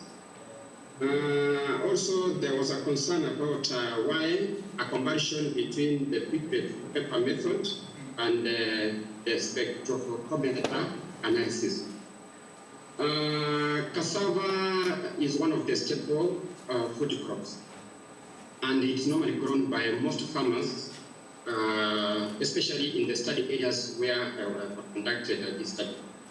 Now, farmers are not in a position the cassava's current fast they cultivate. So they rely on other various methods on assessing or knowing whether this taxation has a cyanide content or not. So a comparison between the two methods. Here, it brings out an idea on which method we can recommend for the farmers back in the villages. The spectrophotometer method majorly makes use of this machine, the spectrophotometer, which is found in higher institutions of learning, universities and other research centers. So farmers may not be in a position to access this machine easily. So unlike the piglet peppers with some initiatives, they can be locally manufactured so that the farmers can be given these peppers and do the test locally on their farms. So a comparison between the two methods brings out an idea whether we can recommend the piglet pepper method to be adopted by our local farmers in villages so that they can test the cyanide content in the accessions they are growing. And thus, it has come out clearly that indeed we recommend, through this study, we recommend that farmers can be assisted access the piglet peppers so that they are in a position to test the cyanide content in the cassavas locally instead of going to higher research centers, higher institutions for learning to do that test from those laboratories.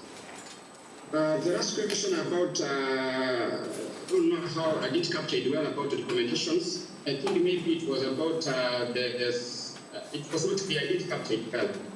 Maybe Prof can come up so that I get here. Yes, one of the recommendations was on storage. And yes. I don't know whether you really carried out studies on storage. Oh, okay. For you to get results. The network was breaking, that's why I didn't get it clear. So storage, this is part of the additional information I was able to infer from the study, though I didn't carry out a specific parameter to look at the storage of the cassava. It was an inference from whatever I got from the field. So I didn't carry out an integrated study with that effect. Thank you. Okay, thank you, Nyamamu. I think you can incorporate some of those comments into your study. Let's listen to Jackson. Was it Jackson? Sorry, Waturi first, then Jackson. Waturi, go ahead. Thank you very much. There was a question on the scope, whether it is big level, secondary or Tibet. The focus of the Tibet is only that the competency-based curriculum is referred to as that entirely, but now when it comes to the Tibet institutions, the changes to competency-based education and training. The same, only that now the term changes at the Tibet level, and which was my focus. Then the aspect of 0.286 being a weak value or correlation, I consider it because of being a positive correlation. It means that if there is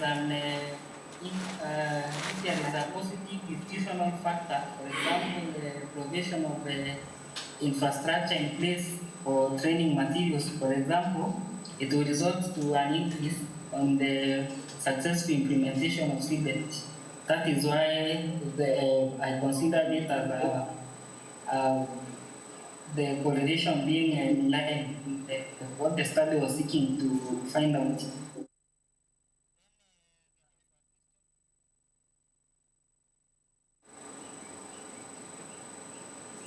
Oh, sorry. Then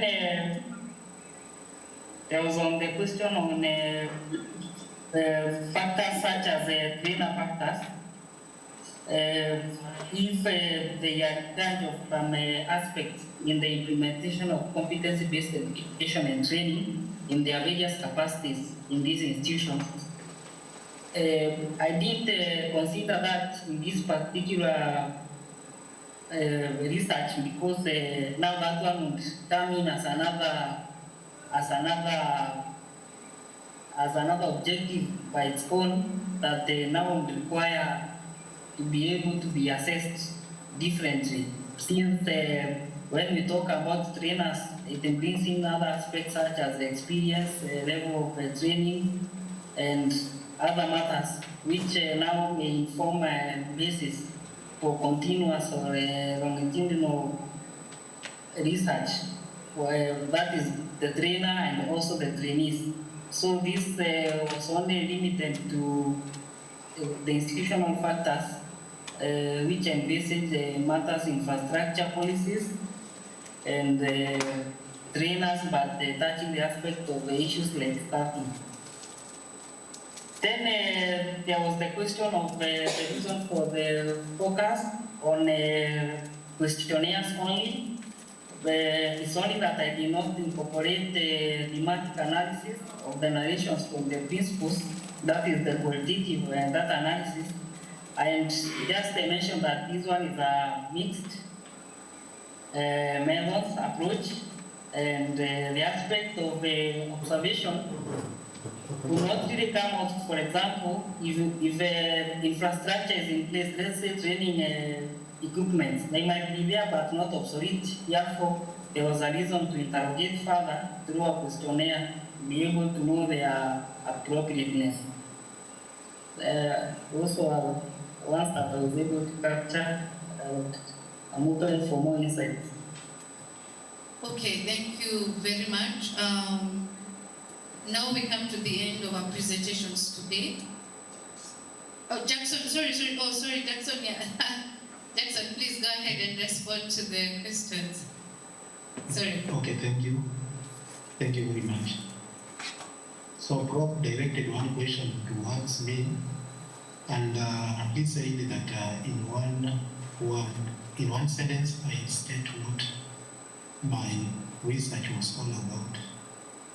So in one sentence, I can say that the research was about efficient method of generation of 775 nanometer wavelength used in optical communication, biomedical research, atmospheric sensing, and entertainment by optimizing electro-optic wavelength tuning. Thank you. Thank you, Jackson. You could always reach out to Prof for more conversations. Thank you. The conversation does not end here. Yes, Loy, I am aware that you have not presented. Loy, we have Mercy, we have Gladys, we have Cynthia. I request. Sorry, request that. Yes, okay, I request that you allow us to move your presentations to tomorrow. Now the sugar levels have really gone down. So we'll end there for today. Tomorrow we meet here. Chair, that means I'll miss because tomorrow I have another meeting. So that means I'll miss presenting. But if Chair, that is the decision, I have nothing I can do, Chair. But tomorrow I have a meeting and I'll not be able to present.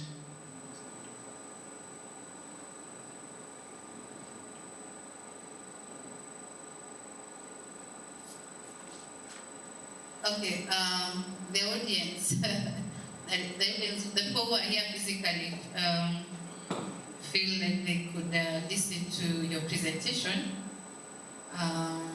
although we will not be able to do all the other presentations. So I think we can give you let's give you 5 minutes. Can you do it in 5 minutes? Chair, thank you. I'll try. Instead of not presenting, thank you, I can try, Chair. Please try it so that then you will allow the rest of us, you'll allow us to stop there for today, so that Mercy, Gladys, and Cynthia will start with you tomorrow. Okay, Loic, continue. Thank you, Chair. I'll go straight. My name is Roy Muhwesi. I work with the Ministry of Education and Sports, but I'm a student of University of Eldoret, Kenya, Chair. Good evening, members. Chair, the study was on intersection of gender, higher education, and governance in refugee societies, and it was done in West Nile, Uganda. The refugee issue is a global issue, and more than 110 million people are either internally or externally displaced due to conflicts and political persecution and other environmental factors. But Uganda is one of the countries that hosts many refugees. About 1.5 million refugees are in Uganda, but they are specifically from, the majority are from South Sudan and Democratic Republic of Congo. Uganda has inclusive refugee policies which are seen to be progressively implemented, but however, in West Nile, which has the highest number of refugees, it is clear that there are still significant gaps in addressing gender equity within governance structures. Many of the governance, many people who are in governance are more men, not women, and this study highlights the intersection of gender, higher education, and governance within refugee societies, and it explores how systemic challenges related to gender norms and economic barriers affect women in accessing higher education and leadership opportunities. So the focus was examining the intersection of gender education and governance within refugee communities in West Nile. The methodology used was mixed methodology because we were to gain holistic understanding of gender, education, and governance among refugees. And we integrated qualitative and quantitative data, correction methods to offer a robust analysis of complex issues. The main issues were around gender disparities in education and governance, and that is what we focused on. Data collection was done by structured surveys, interviews, and focus group discussions, and the sample was of 200, both men and women. Some of the issues which were clear was that under the findings, that educational barriers were very significant, and people who had higher education participated in governance. But also, the education influenced the financial status of the women and men. And the research demonstrated that access to higher education significantly enhanced women's involvement in governance. And regression analysis also highlighted that governance participation was a strong predictor of educational outcomes, suggesting that addressing governance disparities could improve educational access for women.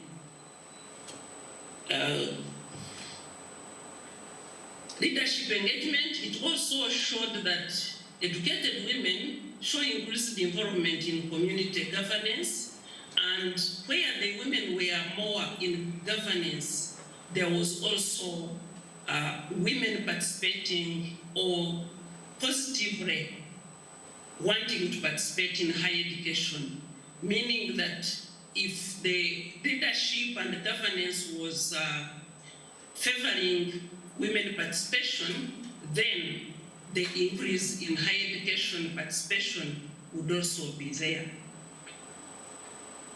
Challenges and barriers, socio-economic, socio-cultural and economic factors topped the list, and patriarchal structures limited women's participation in governance because of those norms that women cannot do this or will not do that.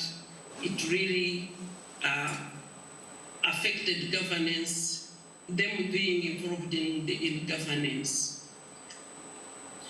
Economic barriers show financial constraints was seen as also one of the barriers, but also it was related to higher education. Those who had higher education were also financially empowered. And also there was a barrier of discriminatory practices, gender-based discrimination, which was based on that men are the ones who should be in leadership. In conclusion, Chair, I cut all the slides off because of time. The recommendations we made was that though there are policies, but there is a need to ensure that they are implemented seriously, because in some areas they were not being followed, and also that there should be mandate gender quotas in leadership positions. Like if you have a committee of 7, at least 3 should be reserved in those communities for women. And also the economic support, the scholarships, especially for higher education and also vocational training for women. We also found out that in those refugee camps and settlements, even when education comes, it is this basic education that goes there, and even in vocational training is just basic vocational, not the vocational or technical that would empower them to get funding. We also recommend that community awareness that promotes gender equality through local campaigns should be there. This thinking that when the finances in the home are limited, it should be only the man to go to school. In those refugee camps, it was clear that women just stay home to look after the homes, but cannot access. There are other many recommendations. We also saw there is limited access to education, whether general or higher education, and it needed to be worked on. Key takeaways and future direction. There is persistent disparities, social-cultural norms and financial barriers hinder women in refugee camps to access education and governance, and they cannot participate in governance because they have low education levels. And also higher education access, it was clear that it enhances governance involvement, because those few women who were in governance positions had substantive education levels that enabled them to participate. And then the future direction is that in Uganda, though there are already some inclusive refugee policies, that they need to be enhanced and implemented to ensure that those quotas we are talking about and the economic support is given to women. I want to thank you, and I wait to hear if there is any 2 or 3 questions or contributions to enhance, especially to enhance women in these refugee camps, if there are other solutions that other researchers have found that we can implement in Uganda. Thank you very much. Thank you, Loy, for that very insightful presentation. Thank you for being sensitive to time. Let's see whether we have some questions. Any questions? Thank you very much for those very incisive recommendations.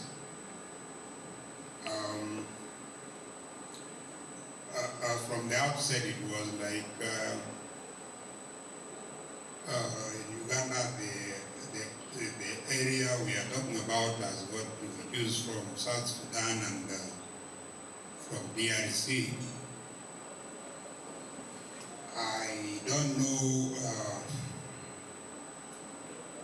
whether then this study dealt with the refugees from South Sudan or the refugees from DRC. And if not,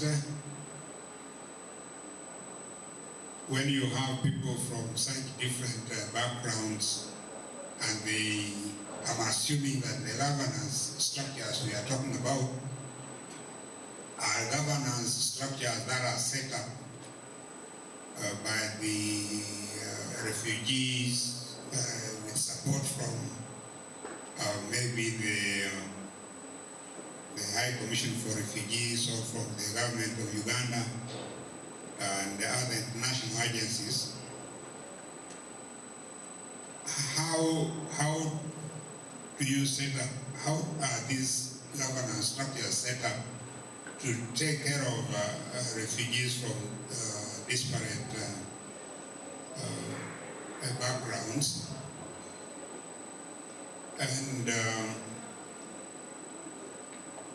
And two, what motivates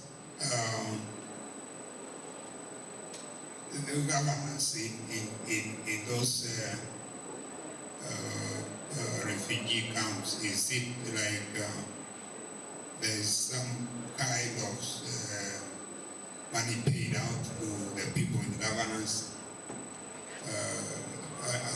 and so on and so forth? And then are these refugees allowed, when they reach a certain level of education, to break out and join